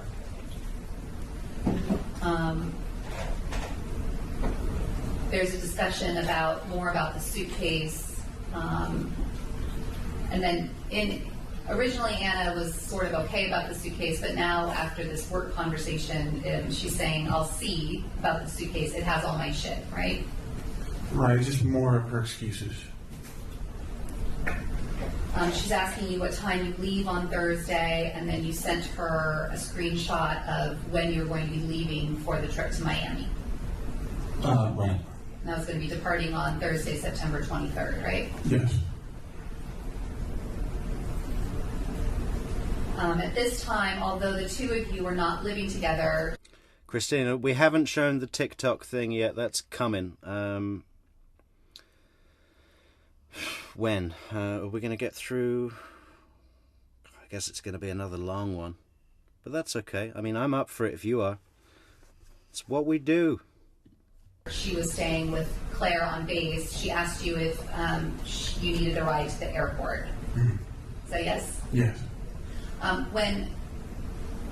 As far as you understood, I mean, she was trying to stay away from you and stay at Claire's house, right? Right. So then her asking you if you needed a ride to the airport, was that a surprise to you? It made me happy. Yes. And then we see you asking her, would you, and then sort of the little hands in a prayer symbol. Is that right? Correct. You were telling her that she can have the Jeep. Right. She said, yeah, I can. So, yes, I can take you. Is that right? Yes. And you were thankful and appreciative. Awesome. Thank you. I appreciate it. Can I get you breakfast? Remember having this conversation with her? Yes. And she's saying she's far away. And then back to this work conversation by her. Don't you have work? Right? Yeah. And that's when you told her that you had delayed it by a week. Nice one, Linny. Has to be quick and close. I do really like that. I think it'd be a good t-shirt. I'd wear one. It has to be quick and it has to be close. So we're halfway there. We're halfway there to our True Crime Metrics goal, guys, to get that Jen Soto content piping into the Metrics studio this Friday. Isn't that going to be great? I think it's going to be great. Just need another 5 votes on the goal, on the True Crime Metrics goal. We've got 26 minutes. It's cutting fine. It's cutting fine. If we could just maybe get like 3 more in right now, and then we'll leave 20 minutes for the 2 Taylors at the end, right? That's what we need to do. How many people we got in chat? We got 52. We got quiet days, but you know what? It's January. We got the Chargers game happening. We got the Golden Globes happening tonight. That's where they all are. They're busy. Plus the holidays. People are recovering. People are cold. It's snow day up in Maryland. It's snow day up in Chicago. It's snow day everywhere. North of the Carolinas, right? So yeah, 52 people. So only 10% of you need to put in a vote for our Jen Soto deep dive police interview this Friday. It's going to be epic. It's going to be epic. Hit the goal. Hit the goal. Correct. You told her that it's fine, that Cliff's cool, and then she begins to say to you on 9/21 at 8:53 a.m., so you lied again.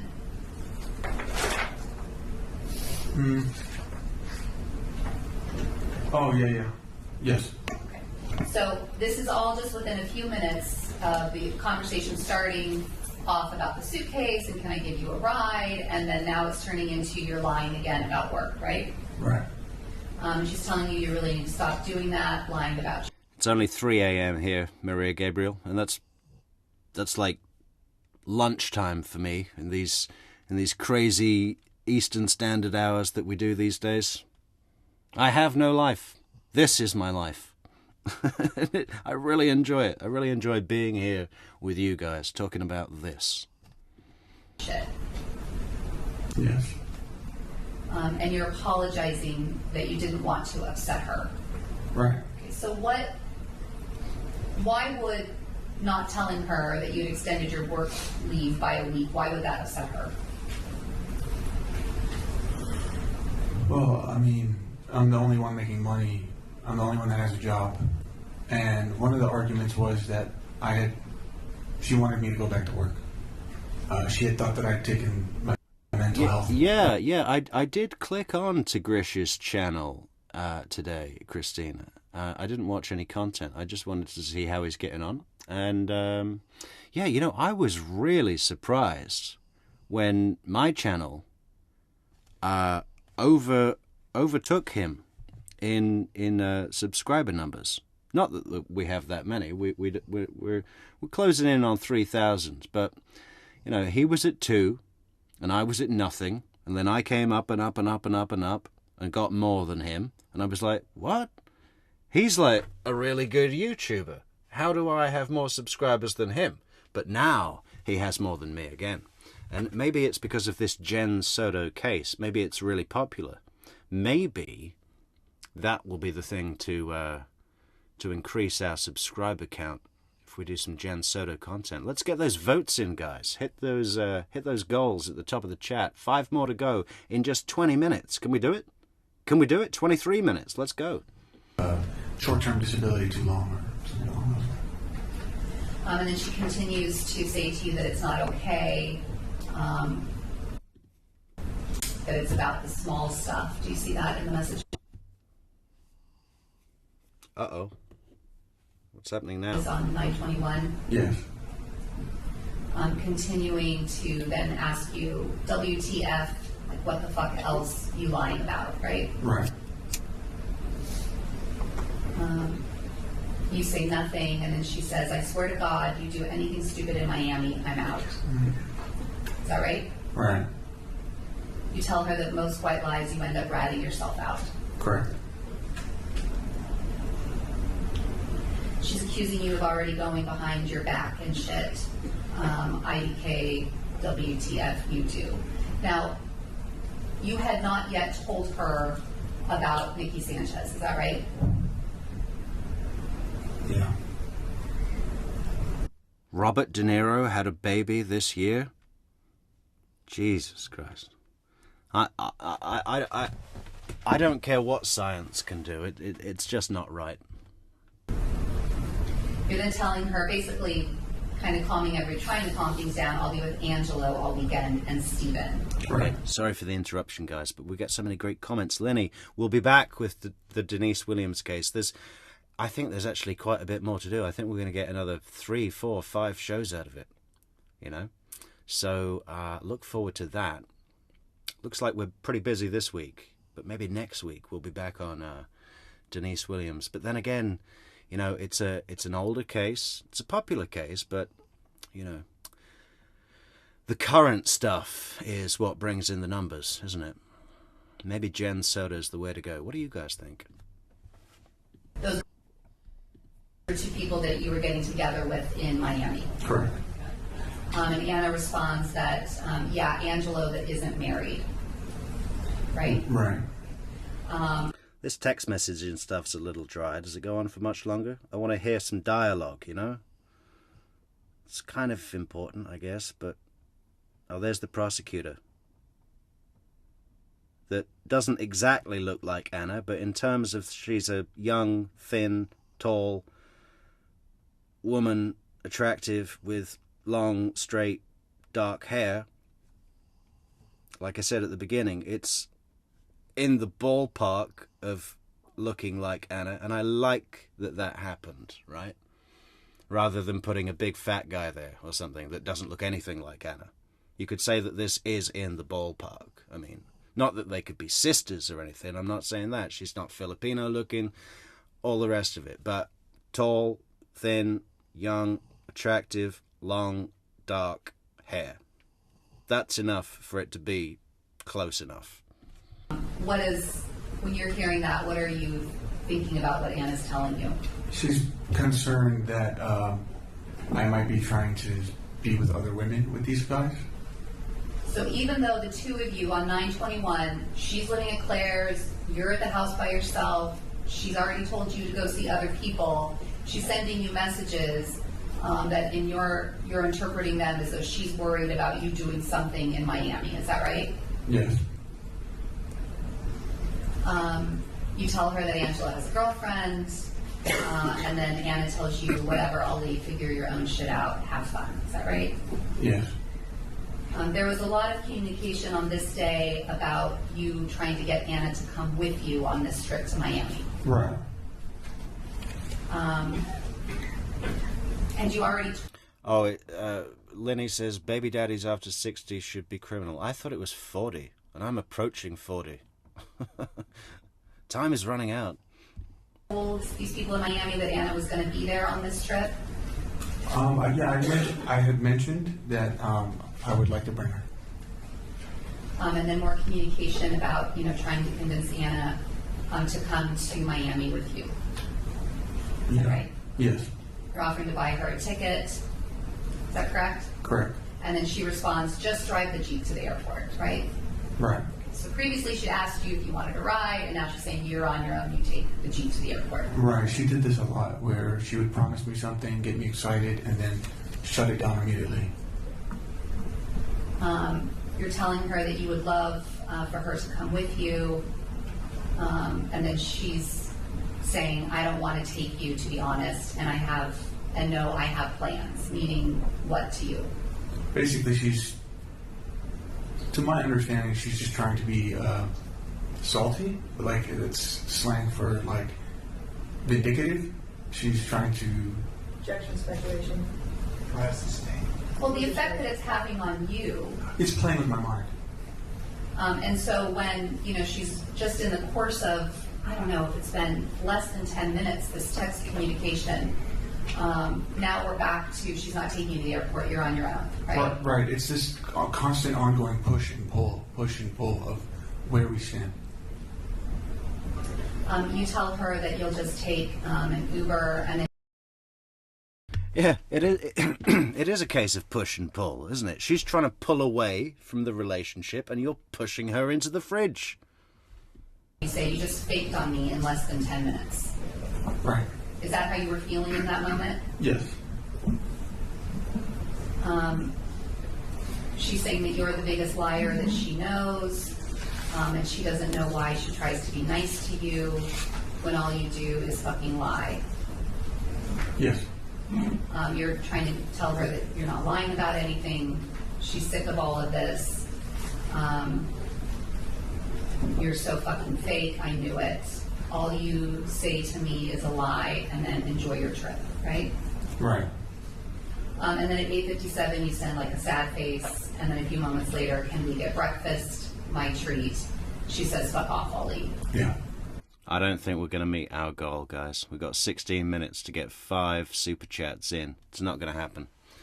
That would be like a tsunami of super chats, and I think it's unlikely. But fear not, because if you do still want to support the channel, you can do so on buymeacoffee.com/truecrimemetrics. I'm done falling for us, Baba. She meant your BS. Because then later she follows up with BS. Right. You're trying to convince her there's no BS, babe, WTF, and then she's saying back to the suitcase, go buy a suitcase. Right. Is this... Stop talking about suitcases. I've got, like, suitcase PTSD from the Sarah Boone trial, man. Sort of indicative of what's happening in this relationship at this time, this kind of petty ride to the airport, suitcases, things like that. I never want to see a suitcase again. All the time. You're asking her why she's so mad, and you're telling her that you should have been honest about Monday about work. Oh, yeah. And that you agree and you apologize. You told her that I just didn't think it was suitable to mention that when we were talking about bigger things. Right. What were the bigger things that you're referencing here? I was referencing how important this Miami trip would have been for taking my brand or our brand to the next level. This is someone who saw my work, my portrayal as the man he literally starred with in this film 40 years ago, and he reached out to me to tell me he loves what I do and he wants to meet me. And Anna was there when he sent us that video in my DMs saying, "You're a great owl." You know, it was a very special moment. There's even a video of us celebrating. So the bigger things is sort of this idea that you're going to Miami, it's a big trip for the JinnKid brand, and it's important to you, and at some point it was important to Anna, is that right? Right, I mean, bigger things for our future. Oh, look at this. We got a double vote from one of our key supporters on the channel, Victoria Girl. Thanks so much, Victoria. You make me feel so guilty. But you really make me laugh as well, so that's good. She's saying, nah, IDK you anymore, nah, I don't know you anymore, is that right? Right. And she's accusing you of going out every fucking night with different people, right? Yes. And you act like you've changed when you can't even tell me one small truth. I'm over this shit, IDGAF anymore. Yes. You're responding to her that you... Patricia Burns says, for the past 6 months, I've been trying to persuade somebody I know to get into a suitcase. It's way harder than I thought it was going to be. Well, it's a lot easier if you're 5'1" and 103 pounds.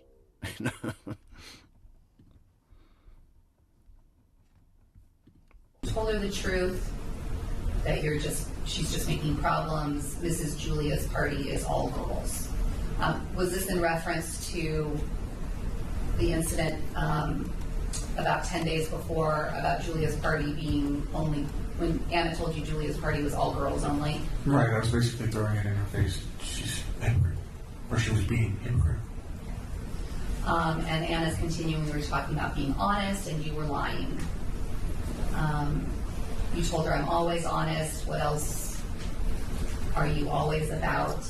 Ollie, don't bring stupid shit up I didn't even know. So that's Anna talking about she didn't know that Julia's party was going to have guys and girls. That's right. You're continuing to tell her that you're not lying. Please don't start our day off like this. And she's continuing to accuse you of blatantly lying to her face to get her back. Right. And this is all still lying to get her back about the work start date? I think she was saying basically about the whole Jew.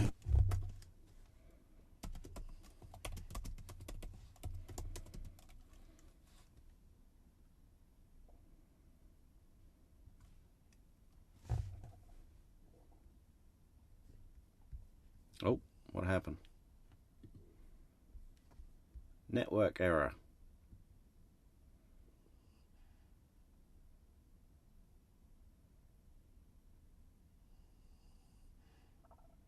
Fucking hate liars. Who would lie about small stuff? Please don't talk to me again. IDGAF what you do in Miami. I don't want to do this shit. I'm over it, to be honest. Have fun with yourself. You then were continuing. Have fun with yourself. What does that mean? Have fun jerking off alone in your apartment. Oh no, it's him going to Miami. I forgot. Okay. That, you know, on this conversation we were supposed to come, we were going to have a nice time, we were going to make videos. You know how big of a deal this is. Yes. Again, continuing with you're happy to buy a ticket right now, just say the word. It could be our little getaway. I would love if you came, voila. What is voila? It's Arabic for I swear to God. You're telling her that neither of you have ever been to Miami. We should go, experience something new. Can I buy you a ticket, please? Is that right? Correct. Now, she's not responding to any of these messages, right? Right. And then you're continuing, let's do it. I found a ticket. What do they call this in the narcissistic abuse cycle? This is when you're flowering your victim with gifts. It's the there's a term for it, like a pseudo psychological term. It's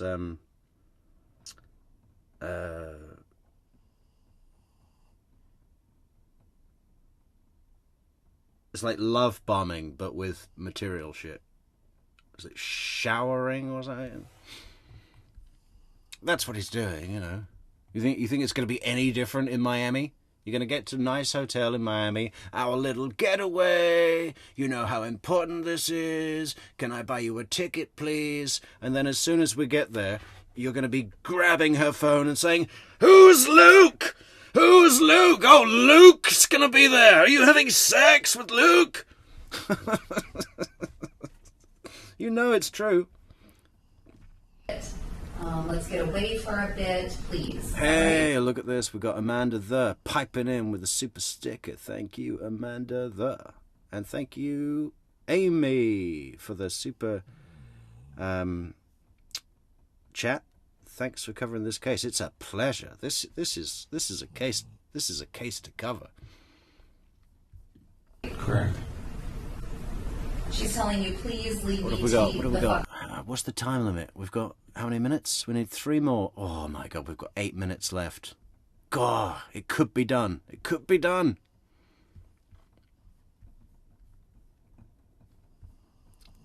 Eight minutes, 3 super chats, and we've got a full deep dive of the Jen Soto police interview this Friday. How great does that sound?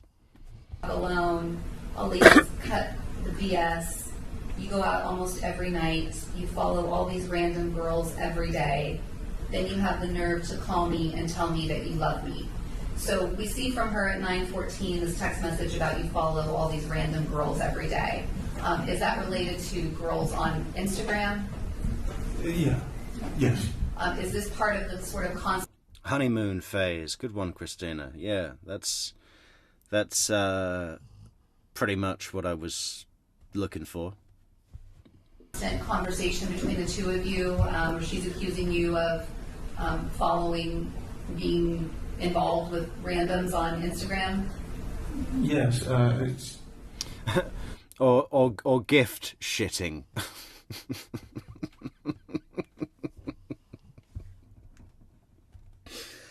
Shitting gifts on you. Like it. That's just a classic Patricia Burns, phraseology. It's just random things she's pointing out, just to provoke it or to continue the anger. Please just be truthful to yourself. Stop calling me, trying to get me back, only to screw me over the end. Just fucking let me go. You have this fucking hold on me using Bob. I'm pretty sure at this point she's already in some kind of a relationship with Rayburn, right? The guy that also died, was murdered. So yeah, these little trips to come down to Miami and help you make your shitty videos aren't impressing her. You know, she's already moved on, and you already know that, Ali, and You know, your switch in your brain is just trying to find a way to prevent you from realizing that reality. You know, you should have accepted it, dealt with it, spoken to somebody, and you know, maybe you wouldn't have to kill the beautiful young mother of your child and another guy who I don't know much about, but just seemed like another young guy going through his life. Murder them, ruin your own life, ruin your daughter's life, and yeah. Good job, boy. And other people to make me think you can actually change. In reality, you're just a liar and a manipulator. And you're asking her, what do you want from me? And explaining, you know, if you're not going to know if I change if you aren't here with me. You've been gone in random places, off the grid, doing whatever. You were talking to whoever you want.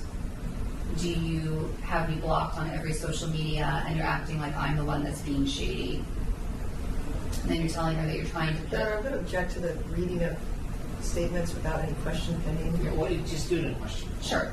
And then you said that to her. You sent her the message at 9:21, 9:17 a.m. about telling her that you're not going to know if I change in that conversation. Is that right? I did send those. Then you're continuing to send message after message after message to her with no response. Is that right? Correct. Telling her that I'm the only one who's trying to put any effort to get this marriage back together. Is that correct? Correct. And then you call me a liar without even giving me a chance. Is that right? Correct. Are those your words? Yes. Then you're telling her to go figure it out. Talking about changing, let's get together.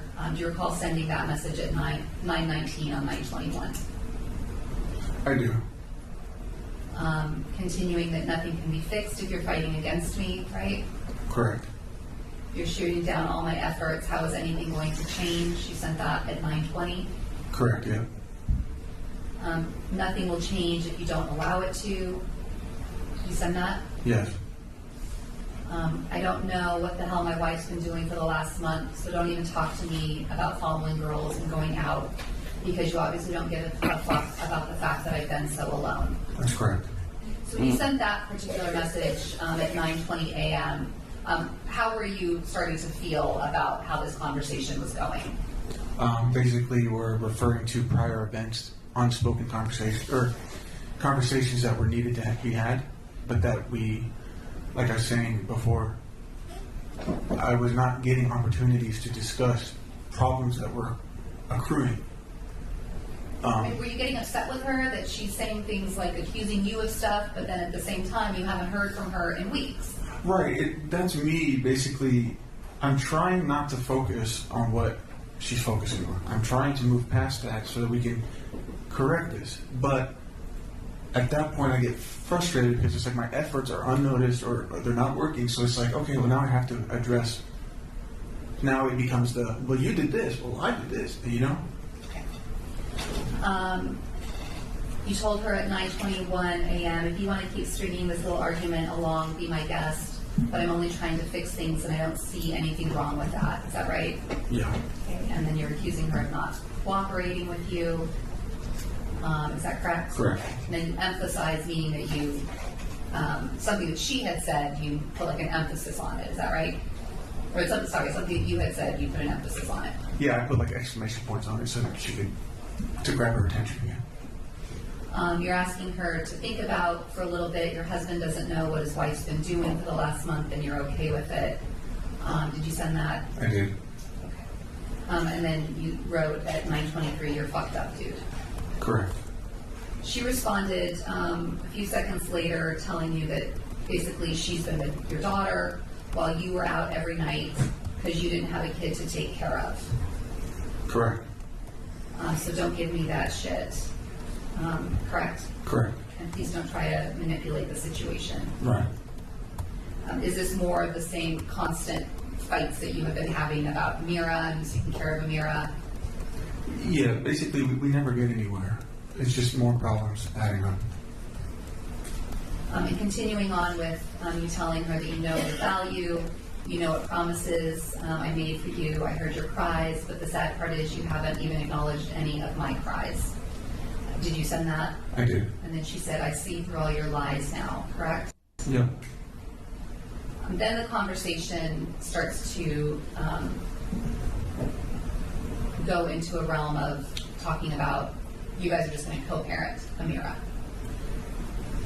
Yeah, I say that, but it's more like a challenge. Okay, so what do you mean? You say that because you want a challenge. What does that mean? Basically, I'm like, all right, you want to do this? We'll co-parent. It's not what I really want to do, but it's me just testing to see her validity or if there's any truth behind what she's saying. She's talking about how could I basically co-parent with you and all you do is lie. Is that correct? Yes. You're asking her to stop fighting with me. Then you say, I know that you're never going to fall in love with me again, so quit acting like I'm forcing my family to make you come back. Right. Was there something else happening in the background between Anna and your family? So, Anna had been contacting my father and my sisters, and they would take it out on me. My father would constantly call me and say, what are you doing? You're throwing your life away. And I'm like, well, wait, what information are you going off of? Because I don't know what Anna's saying to you, you know? But then they would say things like, you're the cokehead, you're the loser, why would she want to be with you? And I'm like, I'm not even the one getting them involved. Was it upsetting to you that Anna seemed to you to kind of be getting your family involved, running to them and giving them this information?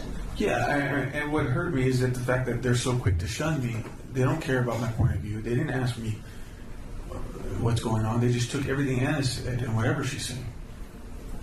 But then she flips it on me and says, stop getting your family involved. Same day at about 9:25, you're telling her that you're the one who's begging her to come back. Do you remember that? Yes. And you're the only one that's fighting me, so go be free, but we need to be parents for Amira, whether you like it or not. Correct. And Anna loved that comment. Correct.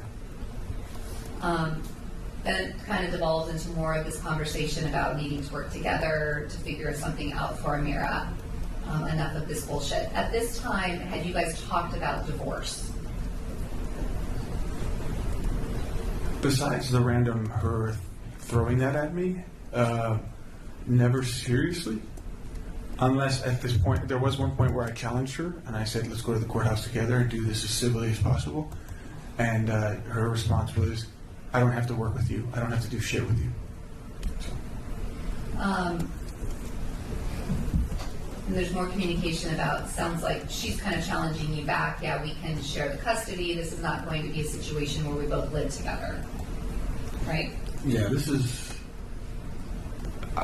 it's all bullshit. I mean, we're just picking at each other. Okay, so just more of the same kind of just, you said picking at each other, just continuing this type of conversation over and over again. Right. Okay.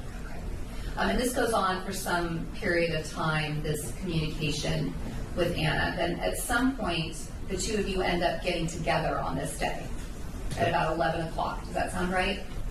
Yeah. And she asked you to come pick her up at the Starbucks on the base. Right. So even after all of this kind of communication on 9/21, the two of you end up getting back to be with one another at 11 o'clock approximately. Yeah, I had asked her, I wanted to see her. And she said, do you want to see me come to the base? And you did go to the base and you picked her up, is that right? We met at the Starbucks, and then, yes, we both went to the Jeep. After you went to the Jeep, what happened? It was more or less more of that. Confusing messages about where we stand, and I would ask her, like, I would tell her, like, look, I really miss you. You're gone a lot.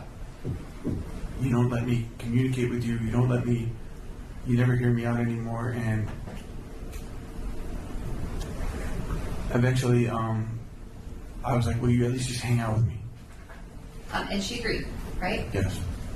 And she came up to the apartment that you ended up leaving the base and going back to your apartment. Right.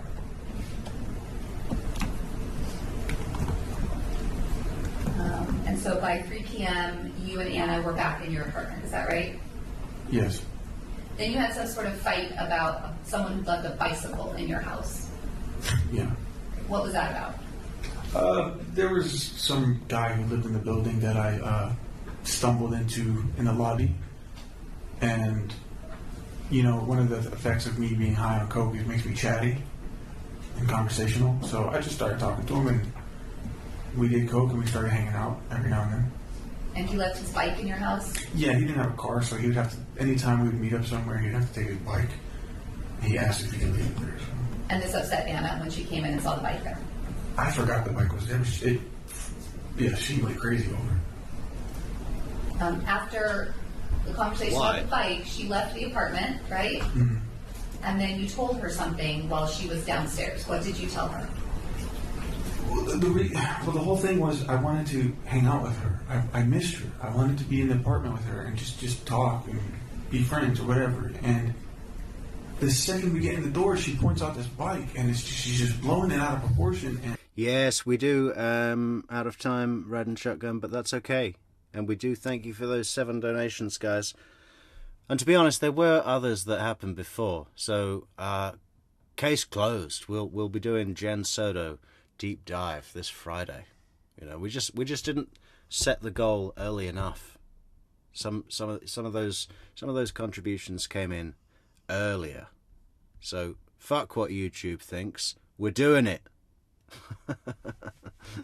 Nice. Jen Soto this Friday, deep dive. Can you imagine? Can you imagine? now all of a sudden she's leaving. So I'm like, oh my God, I just had hope that I'm going to hang out with Anna now. But now she's leaving. So I got mad and I started taunting her. I'm like, all right, well, I'll just hit up this girl on the 44th floor that I've been talking to. And that girl on the 44th floor was... This is the other thing he does. She doesn't give a fuck if you're heading up to the girl on the 44th floor that you've been talking to. Just, look, this is why he really just should have had a girlfriend when he was 15. Because he's acting like a 15-year-old. Well, if you don't want to see me, then I'm going to head up to the 44th floor. And there's a girl up there that wants to spend time with me and wants to, you know, have me attempt to get a coke dick erection. Which I won't be able to do again. She's actually on the 40th floor, but I was not giving like the correct details. And when you're saying to her, I'll just hit up this girl on the 44th floor, then within minutes, Anna was upstairs in your apartment again. Yeah. And when she came into your apartment, you began again to record the conversation that you were having with her. I knew at this point it was probably going to get bad.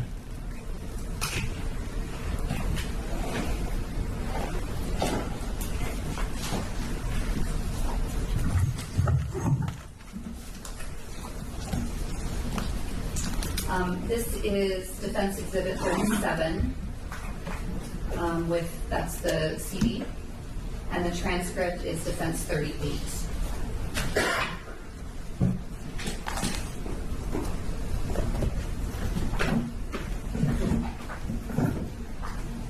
And on the transcript it says unknown date, but the date is actually September 21st. Is that what you remember? That's correct.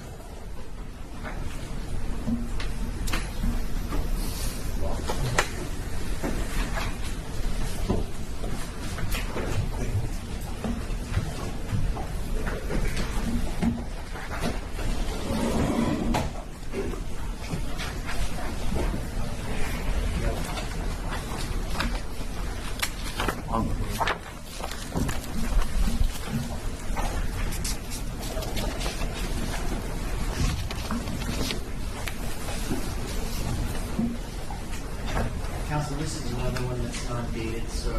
I just mentioned that, Your Honor. It is not dated on the transcript, but Mr. Abulaban recalls that this is September 21st.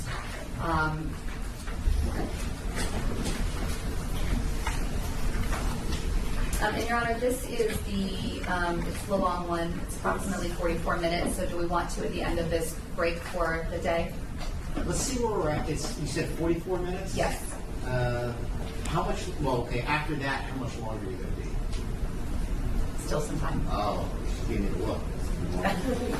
All right, probably. Yeah, okay. Let's see where we're at. Okay. Give me just one moment, please, and I'll start it.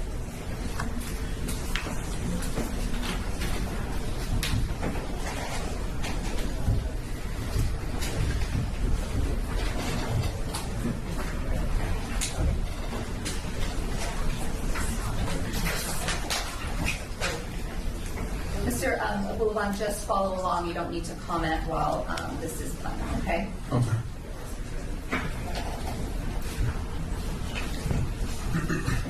Yeah? You've been lying to me. Look at your fucking face. Oh, it's another video? It's audio. Where is she? Who? Grammy's on her.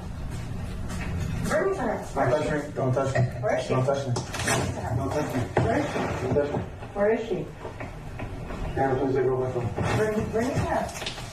You've been fucking lying to me, huh? You've been lying to me. Look at your fucking face. Who wants to be with you? Looking like that. You're a fucking loser. Good one, Anna. You go, girl.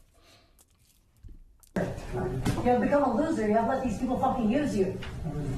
Everyone's using you, Ollie. That's what they're here for. Who is her? Who is she? Oh no, who is she? Tell me. Shows up there? Take me up there. Up there. Take me up there. Take me up there. Are you making it up to hurt my feelings, or is it real? Are you making it up to hurt my feelings? It doesn't matter, because tonight you're gonna feel lonely again. You're gonna fucking call me. That's how it is, Ollie. That's how it is. Are you lying to me, or is it real? Because I have a ride downstairs. I came back here for a reason. Is it true, or is it real? For what? Is it true, or is it You didn't come real? here to fucking make love to your husband? Is it true, or is it real? Is it Oh true? my god, this guy is just fucking pathetically single-minded. Listen, you don't just get to have her make love to you, or to fuck you, you know? It's not just like, you didn't come here to make love to your husband. Are you kidding? Are you fucking kidding?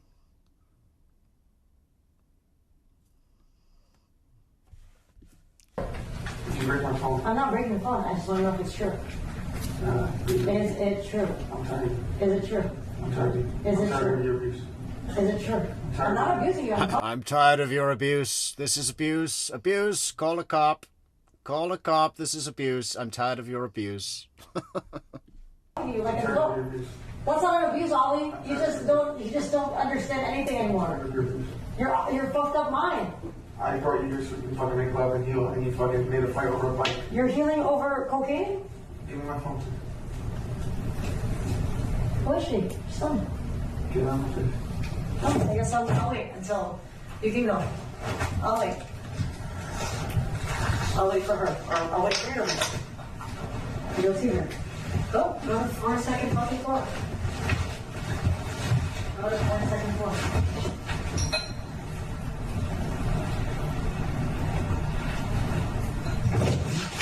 All night long. Do that. I'll watch you.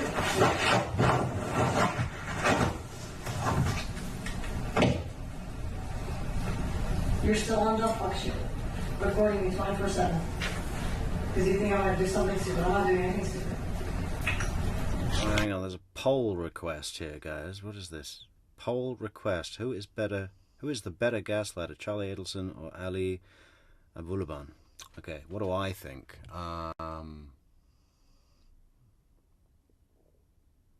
Charlie, 100%. Easy. But I'll make a poll, sure.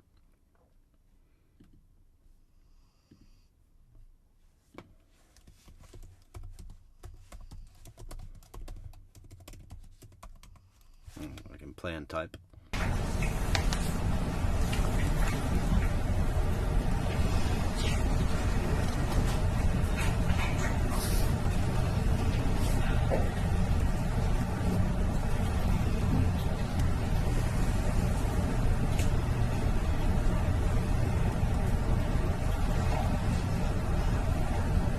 Go get her. I want to meet her. I'll give her my ring too. Shit. Go get her. Okay, guys, I need a coffee to get through the last bit of this. We have coffee in the studio, sent to us from our good friend, Neverly Darling.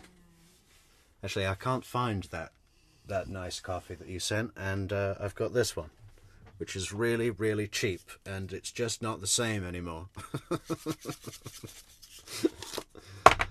I think it's under something. It's behind a tree. I'll find it. I'll find it tomorrow. I'm going to make that a top priority. I haven't tried that dirty chai latte yet. I want to wait until I have a nice big glass to put it in. But yeah, we're having a coffee. You all should have a coffee. And if you want to support the channel, you can do so on buymeacoffee.com/True Crime Metrics. Link in the description, link all over the place. Or it's really easy to remember. It's just buymeacoffee.com/ and then you put True Crime Metrics. And that's it.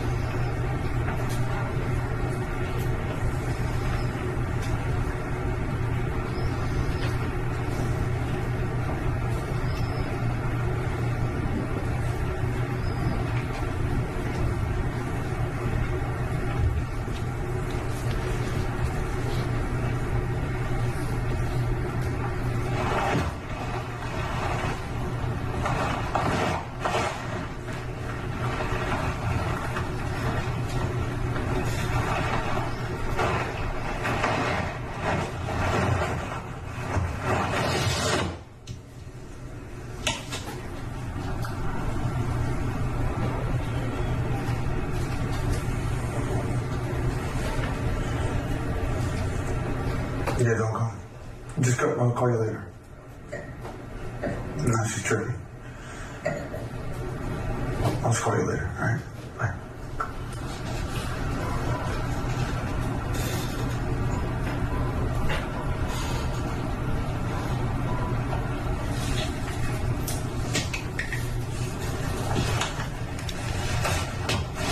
Did he just say, I'll call you later, speaking to the girl on the 44th floor? Is that what that was? Why are you playing like that? Don't hit me. I'm not hitting you. Don't hit me. I just want to see who you're talking to. Don't hit me. Stop video. Why do you play these games, Ollie? You want a marriage, but you're playing these games. That you're fucking somebody else. What game? That you're fucking somebody else? I have another option. Somebody that actually doesn't fucking... Yeah, I have another option. She's, you know, she's a pro. She's a sugar daddy. And I inquired whether I could be a sugar daddy, or she has a sugar daddy, I should say. I have another option, just one, and I'll have to pay. Yeah, somebody that's just gonna suck your dick. That's it, right? No, she does a lot more. Yeah, what does she do? Tell me. Things that you don't. She does a lot more than that. So why the fuck are you begging for me? You have other options. Then why are you begging for me? Huh? Why do you want this marriage to work so badly? Because you have other options? You gonna do anything for it? You fucking drove all the way to see me and cry because you have other options. I'm trying to get what Anna's motive is here. She should have just said, okay, go to the 44th floor. You know? I guess she just doesn't want to be fucked around with. That's not what I'm here for. That's not what I'm here for. I came here for you. And you're fucking telling me all this bullshit stuff about friends. I don't give a fuck. What friends? One guy. Left his bike. He's coming to pick it up. Big deal. Okay? And let's just go. Why can't I meet her? No. Why can't I meet her? No. Then what the fuck is this marriage going to be? I don't know. You don't even know what you want. You don't even know what you want. You're telling me you have options. You're trying to break my heart. Like, it's not already broken. I don't give a fuck at this point. I don't know what the fuck I just want to meet this bitch. You don't need my Let's dick. meet her. You don't need my dick, right? Let's meet her. You use me for sex. You Let's don't even meet fucking her. give me sex. Let's meet her. I want to meet her. He's not even worth it. I'm spending money. Yeah, it's not worth my time. She's I not told worth you my you time. broke my heart. Shut up. Wasting my time. Oh, yeah. Yeah. Wasting. Charlie's also a lot better at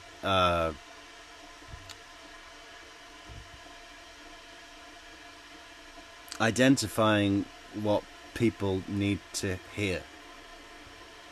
Yes, he only thinks about himself, but Ali can really only think about what he wants and demands. Charlie can at least pretend to provide something that quenches a desire. My time. Okay, Ollie. You're toxic, man. You're playing these games. You're the toxic one. You brought me here so you can play these fucking games. I told you not to get the fucking Pokemon blanket because I fucked her on that blanket. You can smell her on it. Where's the Pokemon blanket? We'll find it. It's not Pokemon blanket, it's SpongeBob blanket. Whatever. Her scent is all over. Her scent is all over it. Fucking. You're trying to hurt my feelings? 42nd floor home. Let me call Jay. I have his number.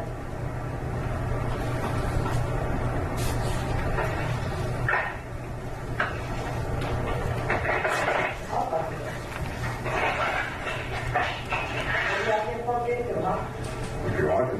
Good. Well, we don't know, right?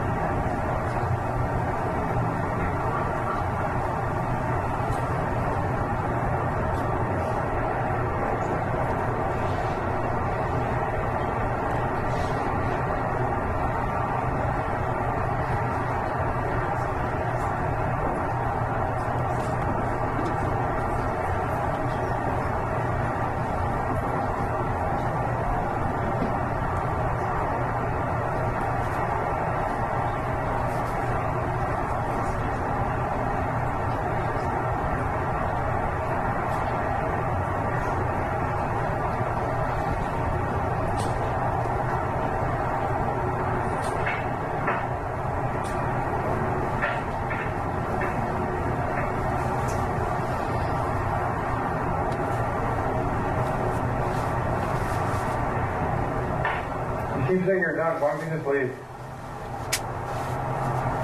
Just leave, Anna. You've already hurt me enough. I'm not leaving. I'm waiting for Jay. You've already hurt me enough. I don't know why you're here. You hurt me enough. My home. My name is on the police. You didn't get me out of this house. I'm not here. You can't get me out of this house either. No? My name is on the police. Remember? Okay, cool. That is a face sitting in judgment, isn't it? Look at that. It's kind of scary. It's almost like another species.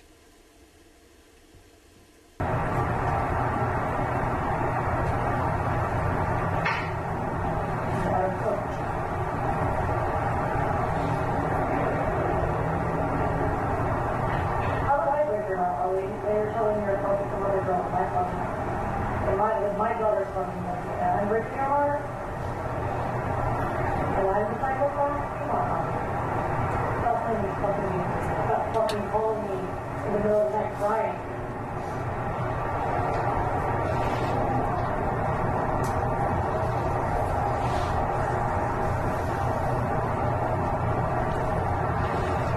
I fucked a stripper too from Pacers.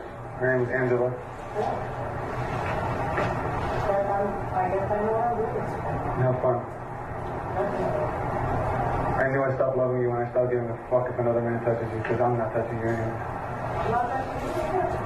You don't let me touch you, so the fuck am I worried about your brother? They already have. You lost. Don't care. You're playing yourself now. No, I'm not. You're still here. You said you don't want to do it. I'm waiting for this show, right? I already told her I'm not coming. So I'm really curious about the 22% of 18 votes that say Ali Abulaban is the better gaslighter than Charlie Adelson. In what respect? We've seen him do nothing with success. The only person he even seems to interact with is his victim, Anna, and he can't even get her to do anything. So what would be an example to say where Ali Abulaban has gaslit anyone? You know, Charlie Adelson, I can think of 5 instances off the top of my head without having to...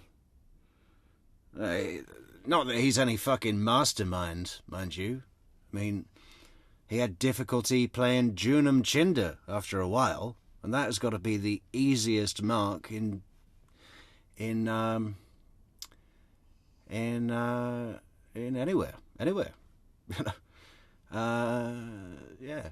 So if you have voted in the poll to say Ali Abulaban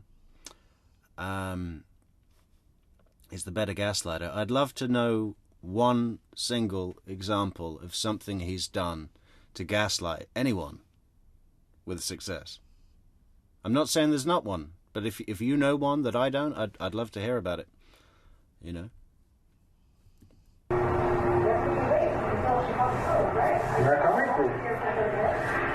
And we'll let the poll up there for a little bit more and see what happens. How many people are in chat? 56. Okay. Yeah. I told her she's don't fuck with you. Now leave me the fuck alone, man. You're fucking retarded. You are so manipulated. I just put this on to make you feel special. Yeah. She's got a new man to make her feel special, man. You know? Don't worry about that. She feels special all night long. I don't care. You don't make me feel special anyway. Yeah, and you don't make me feel special. So why the fuck you come to my house? Yeah, where's your clothes?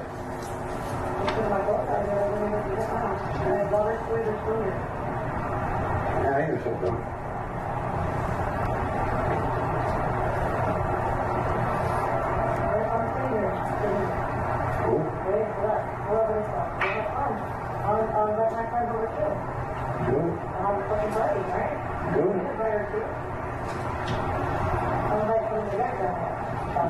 Cool.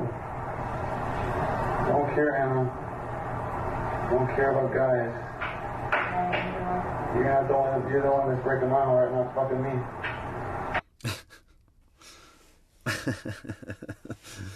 This guy's just such a sort of generic courthouse deputy, isn't he? Yeah, it's like, fuck you. I'm not wasting my breath.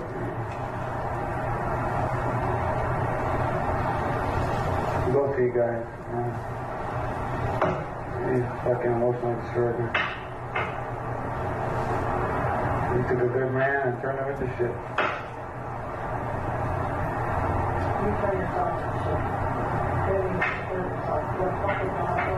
Oh, a lot of people actually. A lot of people. Please, show me one. I want to see. No? I am dying to see. I'm not here to hurt you. You already heard. Who's nobody? Who the fuck's nobody? Nobody. Who the fuck is nobody? Fuck you. Look at what you look like. Yeah, go look at the tampon in the fucking trash can.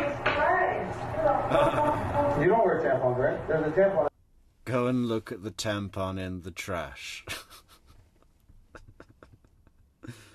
And what would that prove?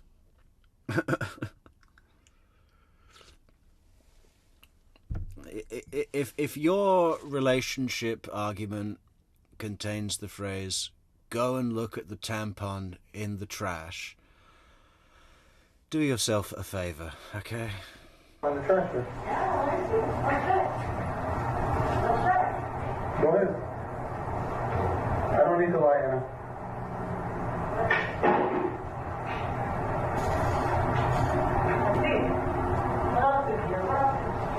You can check her hair in the tub, too.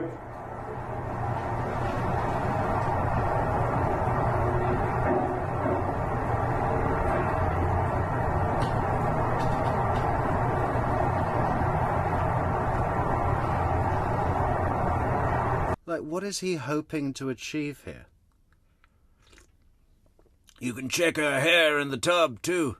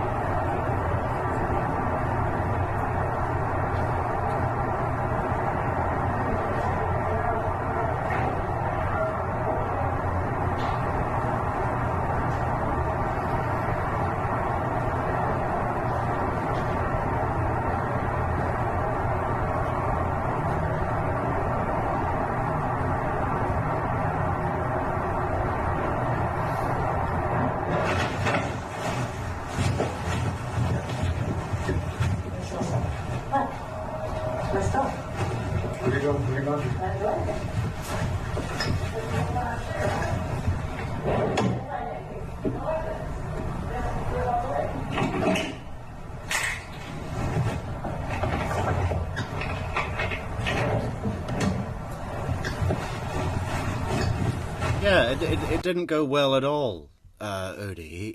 He couldn't get hard, and then he elected to use someone else's vibrator on her. Okay? I mean, I'm surprised she even let that happen. Fucking... Unless she had brought one with her in her purse. There was a vibrator involved in this. I believe that was confirmed by the girl that it was that testified in court. You couldn't get it up, and then you used someone else's vibrator on her. I mean, I don't know, but I think that's a faux pas, right? Her period is on her period is on the towel. It's your nose. It's not here. It's mine, actually. Ah, you're wasting your time. You don't want to be with me. You don't want to fuck me. I have no use for you. I have no use for you. I have no use for you. You don't want to fuck me. I have no use for you. And you wonder why she's leaving and going with another guy. I don't know why you're acting like you give a fuck about me. Okay. 3 days will be gone. You will. I'll tell you that. I'll guard you.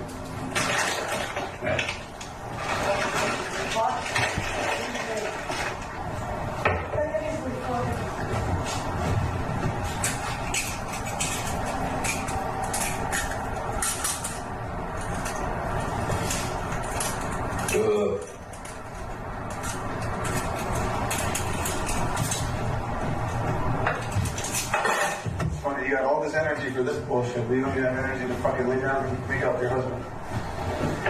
Interesting. That right there is called playing games. don't even know how to fucking make love to your husband, but you can fucking, you can be butthurt. I want somebody else to make love. Do you? You're not worth it. You'd fucking cry if you saw the shit I did to her. Do it, please do it. You're not hurting me because I don't get shit from you anyway. Why are you still here? You need a ride? Come on, I gotta take you to Miramar. You want me to take you? You're stuck here? I'll stay here. Yeah. Stay here. I'll wait for you. For what? I'm not going nowhere. I'll wait for whatever comes. Nobody's coming. Nobody's coming. I'm not playing these games again. You're a little kid. You're a little kid. Yeah, thanks for the 70 likes, guys. That's a good number. It's a good number. Come here bitching about a bike. I brought you here to make love so we can fix our marriage. A bike is more important than your marriage.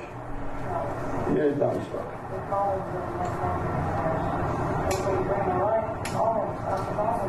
Yeah, you're the problem. You're so happy. What shit? Yeah, it's because I had it all in the savings. I had it in my savings. Yeah, $1,000. Yeah, what do you care? Why are you worried about me? I thought you don't need me. So then why are you here? You look so pathetic. Yeah. Okay. I can come here in and out, but it's my house. My house, my house. Nothing better to do. I do like how unintimidated she is, even with all of the fucking physical abuse and everything else. She's got sass. I fucking drive all the way to see you Starbucks and you wanted to fight. That's cute. You had dinner? By wine I said to my wife? Holding me tight and crying? I'm a bad person, man. No, don't touch my shit. It's for good people. Don't touch my shit. It's not yours.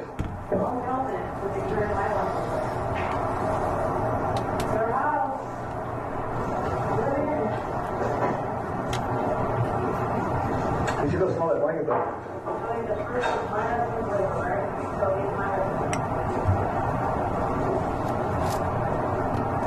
Oh, what is so beautiful.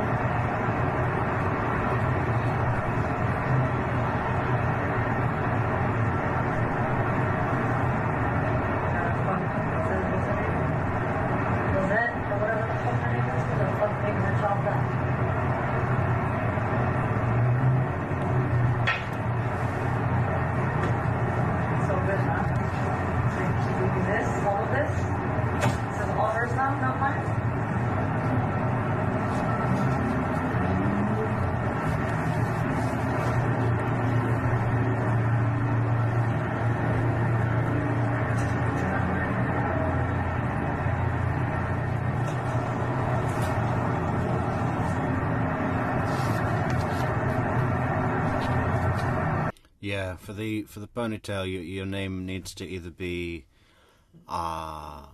Vincenzo or Harald.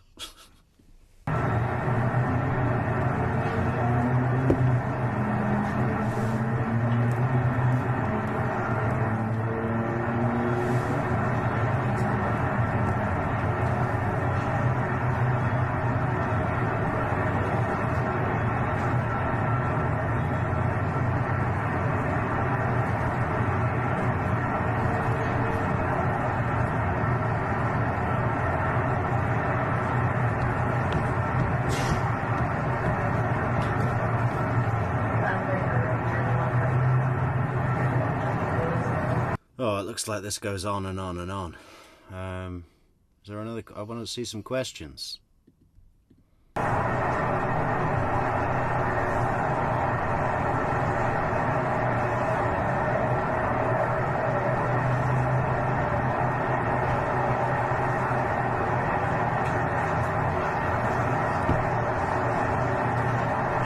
Eric will do. Eric Erickson.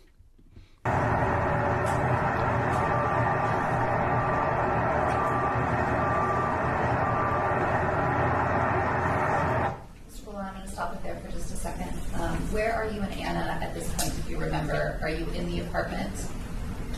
No, we're on the balcony. Okay. Yeah, I was going to say. At the balcony of your apartment? Correct. And you stopped it at 2453? 2453, yes. There is reference in some of this about cheers, and were you and Anna drinking alcohol during this time? Yes. She's asking you to take a shot with her. Yeah. Were you doing cocaine during this time period, or had you done it during the course of this conversation? Throughout the day. Yeah, all day. Did Anna do any coke while the two of you were together? I think when I first picked her up. Picked her up from base sort of earlier in the day? Yeah. I know there's some bit time on this to about the 27-minute mark. I'm just going to move forward a little bit. Please. I don't know if I agree with that, Udi. I got a pretty good sense of it.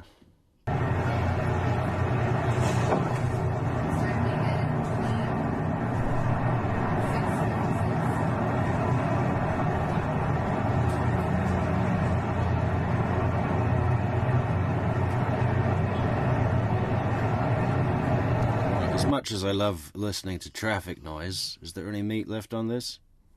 Oh, hang on. Oh, drama. There's some bit time on this to about the 27-minute mark. I'm just going to move forward a little bit. Please. Yes, please. The judge is like, yeah, can we fucking get on with this shit? Hey, California Amy, how you doing? Good to see you.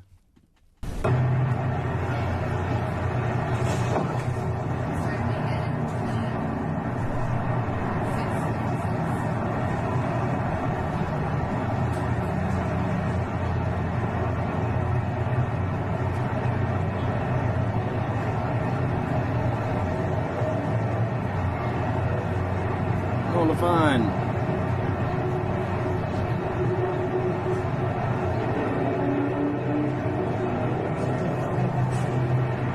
Come on.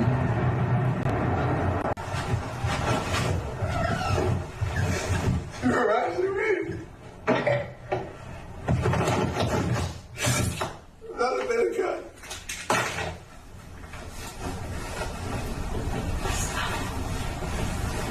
Get away from me.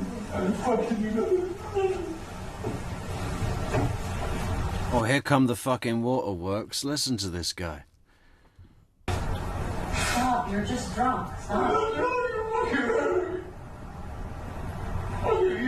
You're hurting me, Ollie. You're fucking bully, you. You're fucking hurting me. I didn't even bring up these fucking girls. I was just talking about your fucking friend. That's it. And you fucking tell me that's all you want is to fuck? That hurts my feelings. I didn't come here to fuck. I came here to see my husband, to talk to my husband. Yeah. Didn't you know how that works, Ali? You know, you didn't come here to have sex with your husband. You didn't come here to make love with your husband. You hurt me too, Ollie. That's what you don't understand.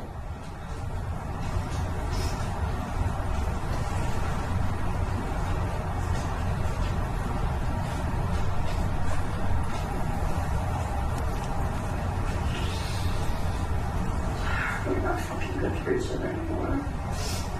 You got that right. I don't want to lose you, baby. I'm sorry. You fucking love me, baby. I don't want to lose you. Fucking pushing me away. I'll fight it for you, asshole.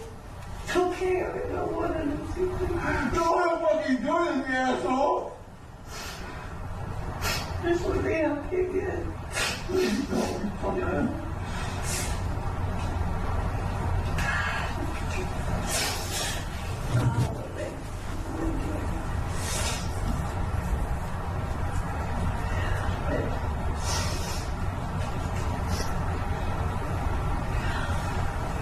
Fucking strong. You're abuse. For this daily abuse. Ollie, you abuse me too. Don't act like the victim all the time. Don't act like the victim all the time, okay? You have hurt me multiple fucking occasions. And I come back, I'm running to you every time. And you tell me you're some fucking bitch that can steal you away in 2 seconds, okay? Take her, please. Don't fucking call me anymore in the middle of the night. It made me think about you all over again. Because I want to forget about you if that's what it's going to fucking take for me to be happy again. You're my fucking best friend, Ollie. I don't have anybody. Now he's going to pretend to cry.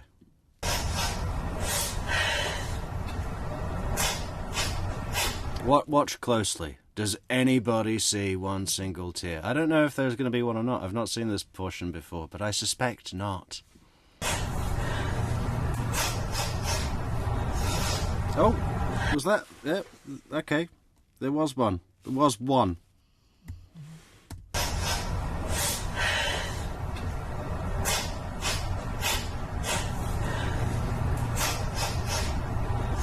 There.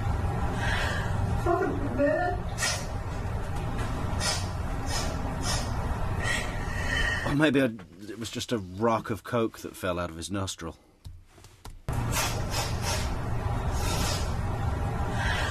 Fucking man.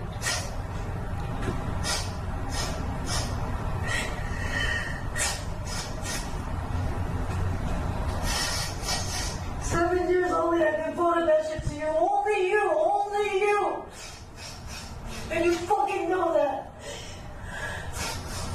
They treated you like a goddamn king. Why are you abusing me now? Yeah, because you fucking hurt me, man. You hurt me all the time.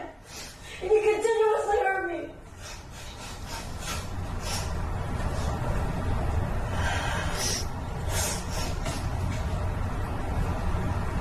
You fucking man, you men are all the fucking same. You're all the fucking same.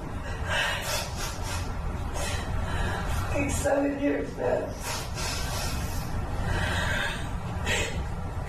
I didn't ask for shit.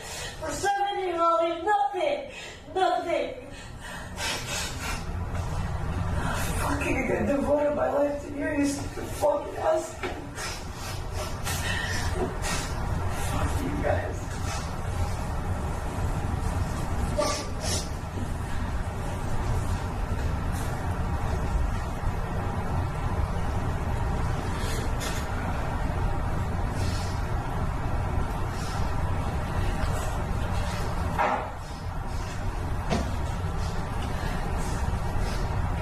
Neverly Darling asks, are they both aware someone is recording this? I don't think so. I think he's put the phone on the coffee table with the audio recorder.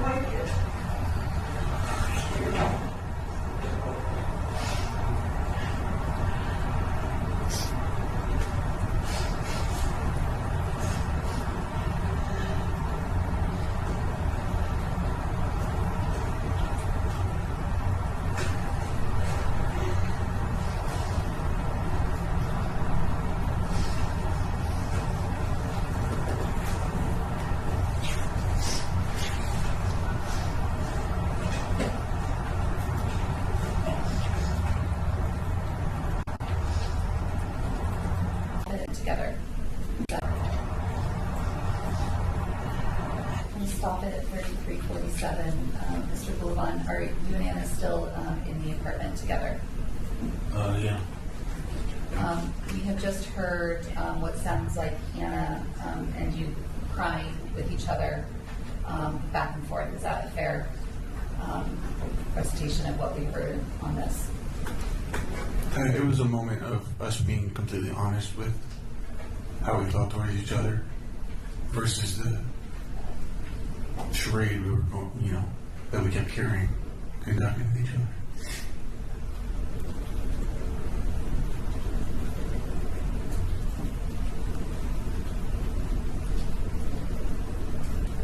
Let's skip ahead to 3458.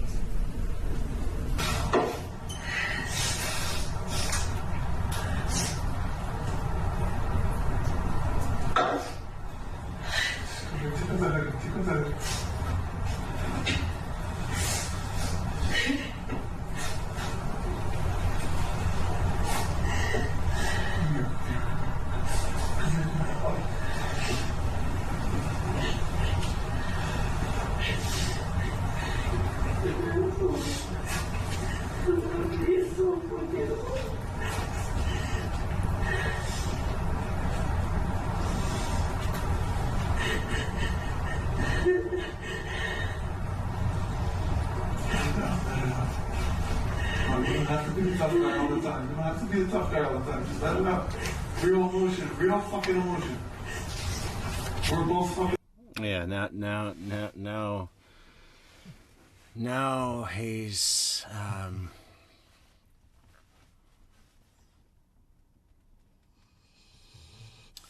just worn her down to the point where she's vulnerable again, and is now,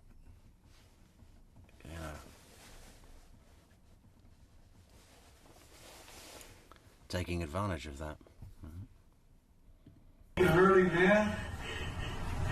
We're fucking bullying each other. It's not helping.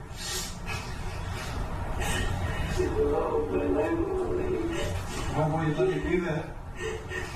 You hurt me already. You continuously do that to me.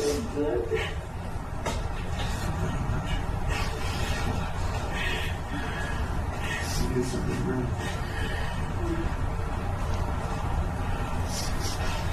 There's nobody else things that needs to be for happening.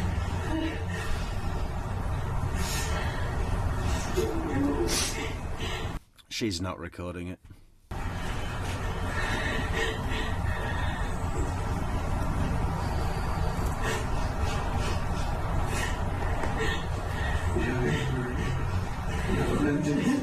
For me, you hate me, you want to get at me so bad, I don't know why.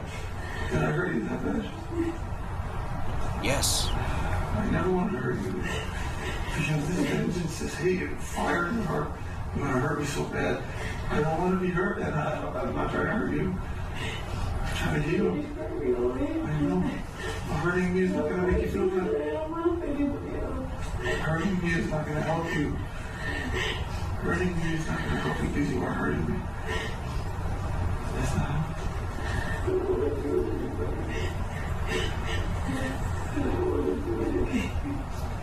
Fuck the bills, fuck everything. Be human, for God's sake.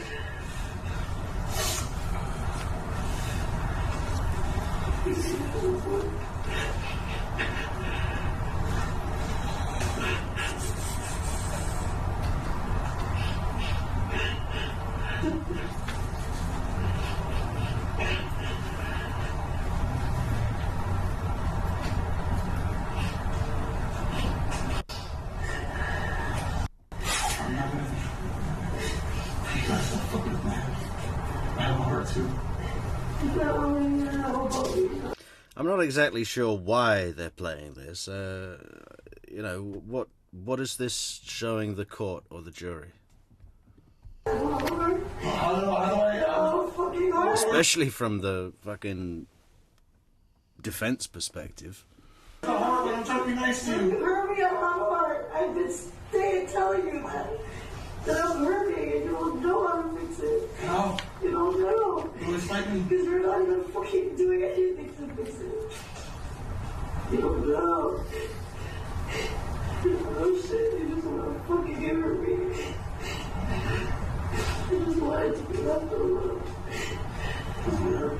I suppose the defense is trying to show that she was playing a come here, go away game. But not really.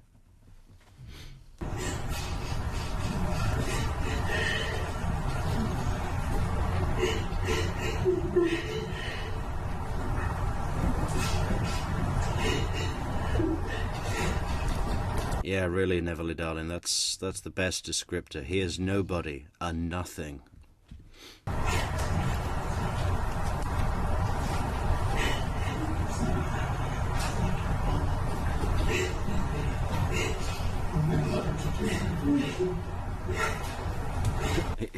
In a minute, he's going to say to her, so do you want to make love to your husband?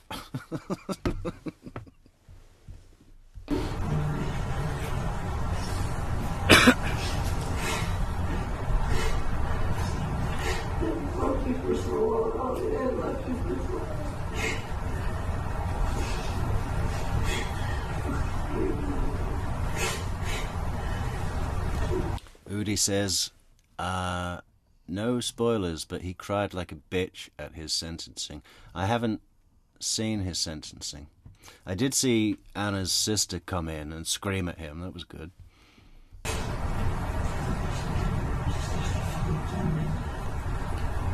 You're confusing me. I just want you to get better. What's wrong with me? Nothing's wrong with me. You're still doing the same shit. And you're getting worse. Oh, you don't want to make love to your husband? In your right mind, look at your face. That's not my husband. I want my husband back. I want the fucking guy back. Please. Keep laughing. What are you fucking doing? You did that earlier. You're not letting me. You're not letting me. I'm here. I've been trying to do that, guys. You're not letting me. You have this vengeance in your heart.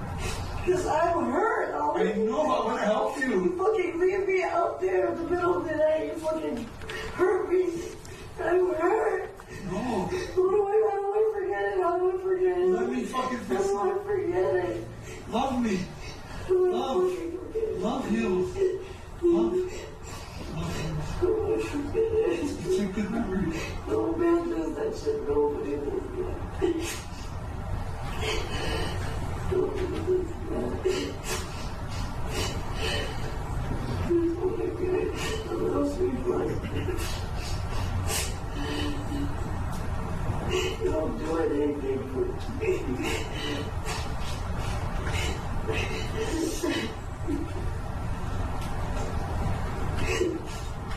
Don't get enough for me.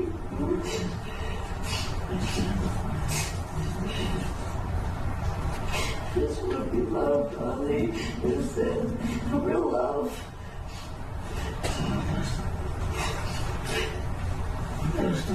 When can I start? Please, answer that question. When can I start? Tell me when.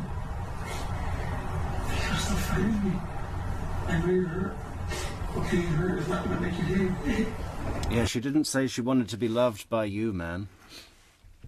That's love. I know I hurt you. I think what she wants him to say is to realize that there's no way back and that they should part, right?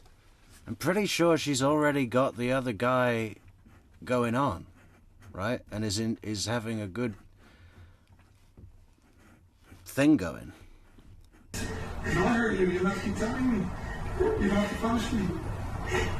Not 100% on that. I don't know when this recording is. I'm already punished. I don't want to see you.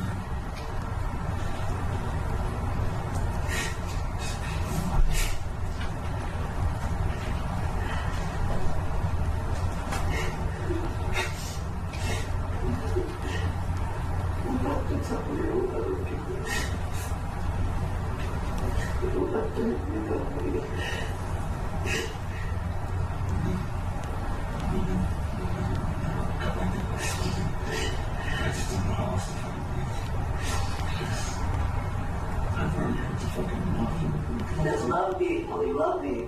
Let me love you. You told me to take you home, after all. Yeah. Stopped it at 44:42, Mr. Abulaban. That was 44 minutes in a day in the life of the relationship between you and Anna on September 21st. Is that right? Yes. Started in the morning with a series of fights over text and ended with this conversation. Is that right? Yes. Anna remained at your apartment. Yes. The two of you made love after this recording. Is that right? Yes. See on the recording, it goes to 1 hour, 20 minutes, and 29 seconds. Yeah, she really sounded like she was in the mood. I guess she just gave up and let him go to town. There was more of that recording, but it is of you two having sex. Is that right? Correct. Oh, he recorded that as well. Nice, yeah. Without her knowledge. Anna was in the apartment with you up till the evening time. Then she went and left and went to Claire's, but came back. Is that right? Yeah, I believe she went to go grab the remainder of her things. Because her plan was to continue to stay with you at the apartment. Yes. She did stay with you that night at the apartment, but while she was gone getting her stuff at Claire's, the two of you were texting back and forth with each other. Is that right? Yeah. Talking about this and being intimate, and it was clear to you based on those text messages and in-person conversations that Anna wanted to be back with you. Is that right? Objection, leading. Overruled based on his observation. Yes, and she told me the next morning. Sorry about that, Your Honor. Time's up. Happens every trial. The good news is it wasn't my phone. So based on the things that she was saying to you and the way she was behaving with you and the rest of that evening. It's my own call. I apologize. Sorry. Oh, no problem. What were you understanding from the way that this evening ended? That we could finally get past the petty behavior the toxic behavior that we've been displaying with each other, and to pick back up and continue. You say petty behavior, but there was more to it than that, right? The way you had treated her? It was a combination. I was misunderstanding some of her actions, like leaving the house. Anna wouldn't show her emotions a lot. That's why I would say things like in that transcript, I'm like, you don't have to be so strong all the time. Just let it out. A lot of the hurtful things that I said was because I was trying to get a reaction. I wanted some indication that my words or my feelings mattered to her, but she was very good at making me feel like I didn't matter to her.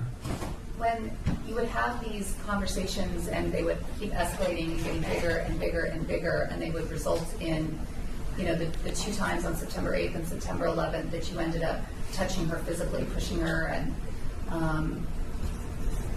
pushing her over and pushing her into the fridge.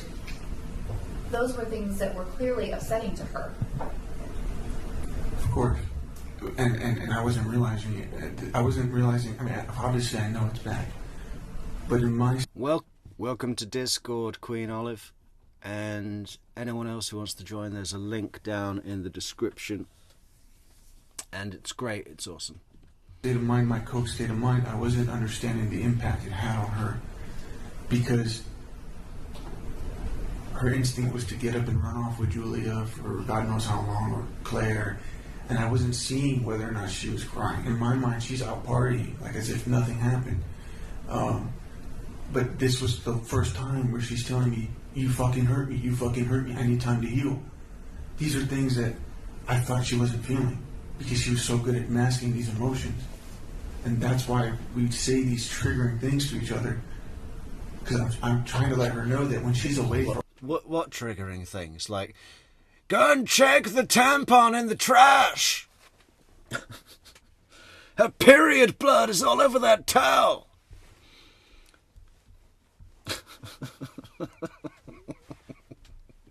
All these days. What, like those triggering things? It hurts me too, because I feel like I can't recover, or I can't make any attempt to fix what, you see what I'm saying? I was just misreading a lot of things. And when she's telling you that you hurt her in reference to things that you've said to her and things that you've done to her, she said this to you on 9/21, and as the evening went on, she forgave you and moved on with you. Yeah, the next morning she was super cheerful. We were joking again. It felt like a dream come true. I mean, we were like the Anna I knew, you know? Like the what? The Anna I knew.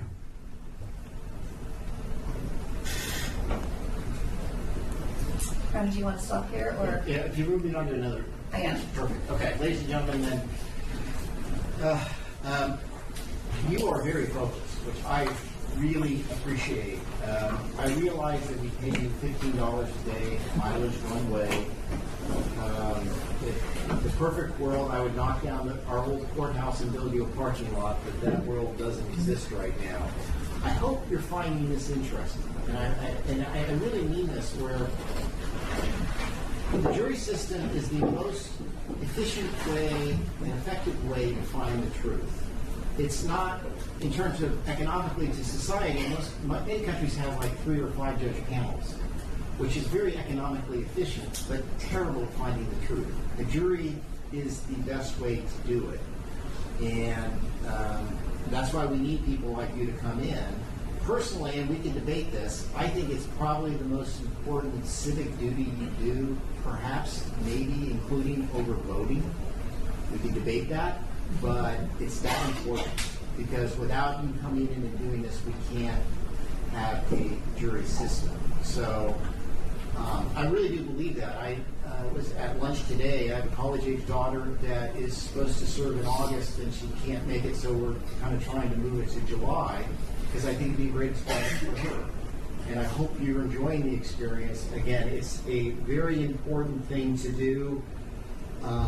And like I said, it hasn't gone unnoticed that you're taking this very seriously. But again, don't look at the news about this.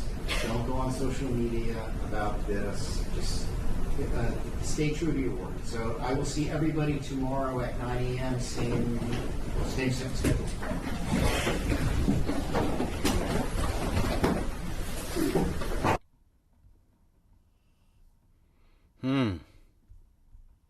Well, that was pretty intense, wasn't it? I think I need a shower after listening to this guy for 5 hours. Jesus, is that how long it's been? Whew.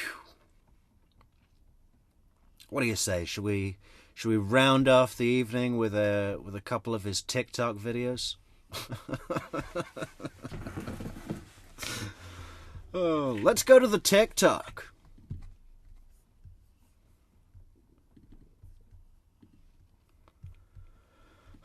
Man, that was really like, I don't know if it was because that coffee was just too strong right now, but man, I really feel blown away.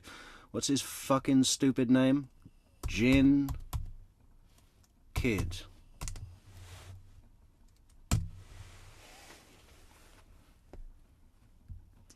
198,000 subscribers.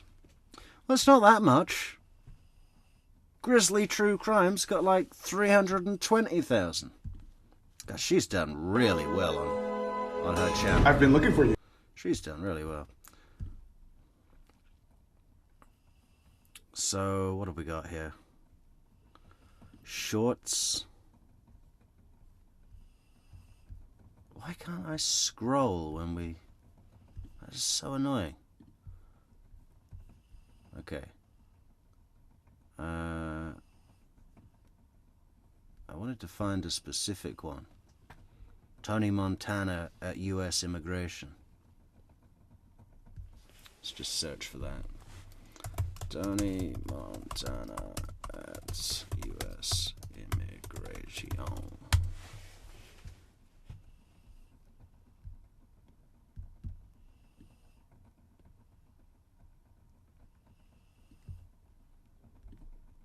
All right, so what do you call yourself, tough guy, huh? ¿Cómo se llama? Antonio Montana. And you? What you call yourself? Listen, buddy, I'm the only one that asks questions around here, pal. Got it? You ever been in jail? By me? No. No, wait, man. You got the wrong guy. So if you want a green card, you're gonna need to take a test, all right, buddy? I hope you've been studying. Do I look like a guy that's studying? So let's hear the Pledge of Allegiance. Okay. Fuck. I pledge allegiance to the flag of the United States of America and to the republic for which it stands, one nation, under God, He's invisible, with liberty and justice for all. How'd you like that?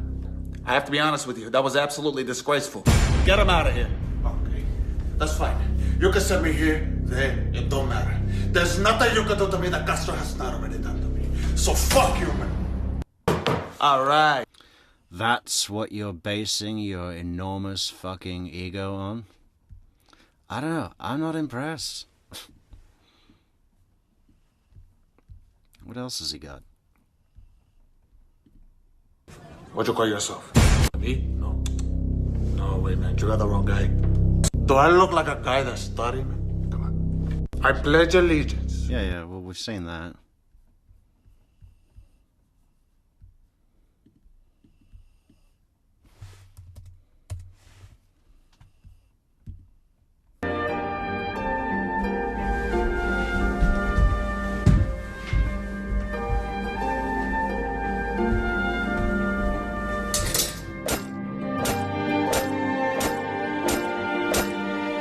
My father once told me that if you can fix a blade, my father once told me that if you can fix a blade, you can fix anything. Need something? Have a look. You keep your filthy hands to yourself, thief.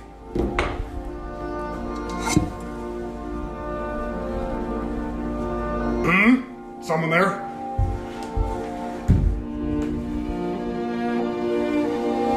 You keep your filthy hands to yourself, thief. Must have been the wind.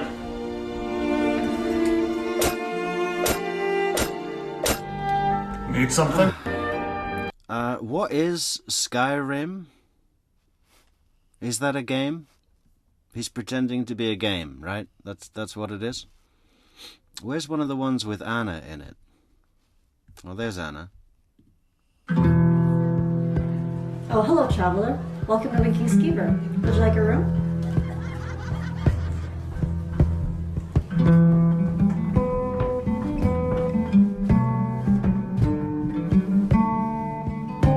Oh, hello.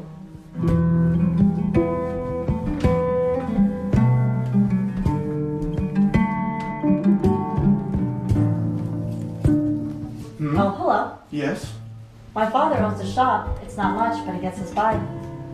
Would you like to get married? I've never been asked before. Sure. How wonderful. Bye-bye. Till next time. Need something?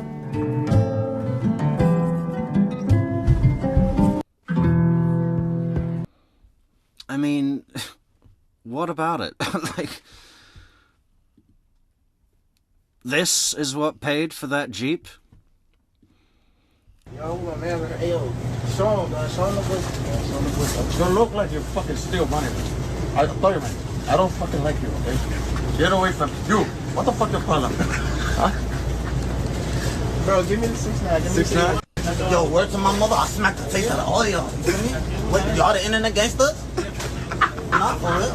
Stop playing with me. Do not test my gangsters. Yo, man, get out of here. Yo, man, follow this dude, man. It's crazy, man. Okay. Can you even smoke in here? I don't care. Who's gonna stop me? Come on. I like you. I want you to be the love of my life. How'd you like that? But we just met yesterday. So what? What's the problem in that? I mean, do you even know anything about me? No, but I like your eyes. They never lie. You're beautiful. All these guys, they want you. Long black hair. What else? I mean, that's all you got? Oh my God. Why don't you try sticking your head up your ass? See if it fits. You fucking pig! Oh my God. Come back, I was just kidding, man. I was only kidding.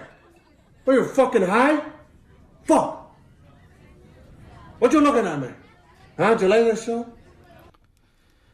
Well, okay.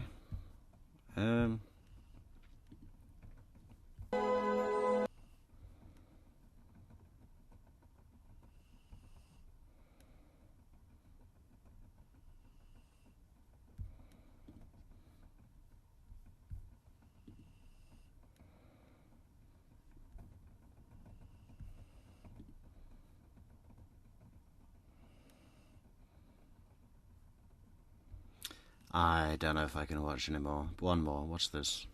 This is my voice. One day after watching Scarface. It's a pretty good film. I love it. It's a little extreme at some points, but great film. This is my voice. 1 week after watching Scarface. Oh no! Fuck! 1 month watching Scarface. The greatest movie I've ever seen in my life. You're not gonna find a better movie. Coño, the fucking guy from Blockbuster. He keeps saying I have to return the DVD. You're not gonna get it back, man. You wanna fuck with me? Okay. God, okay. Do you wanna play this? Okay. I play with you. Do you wanna play rough? Okay. This is exactly what he did, right? Burst in the door with a gun. Okay. Where the fuck is my gun? Gina! Where the fuck is my gun? Check the... I think he just got so into his character. You know, I think I did see the sentencing, because the judge said something like that to him. You became Scarface. Classic. I see the same place every fucking night. Like, why'd you gotta touch my stuff? Coño, do you wanna play this? Okay, I'll play with you. It's in the closet, Gina. Is it there? No. Oh, Gina, where the fuck? I always gotta show you everything. This is my voice. Okay, I'm done with this fucker. That was long. Yeah. Each TikTok gets more pathetic.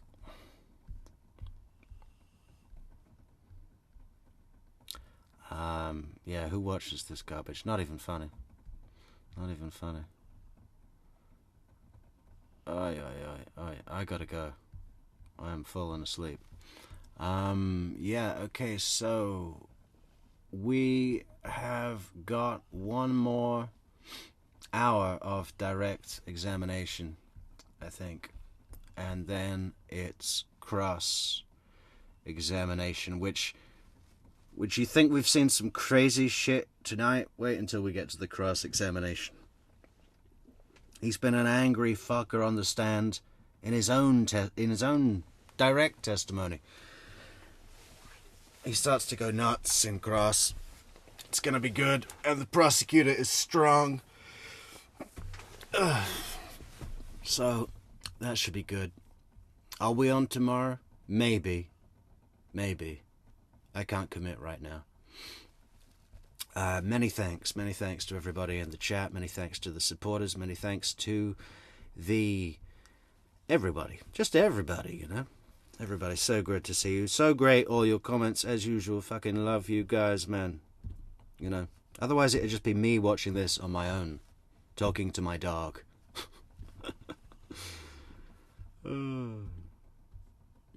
Okay. Sweet dreams, sweet metrics dreams, sweet dreams of justice, and gotta go. Was that everything? Okay. Catch y'all later, guys. Bye-bye. True Crime Metrics out.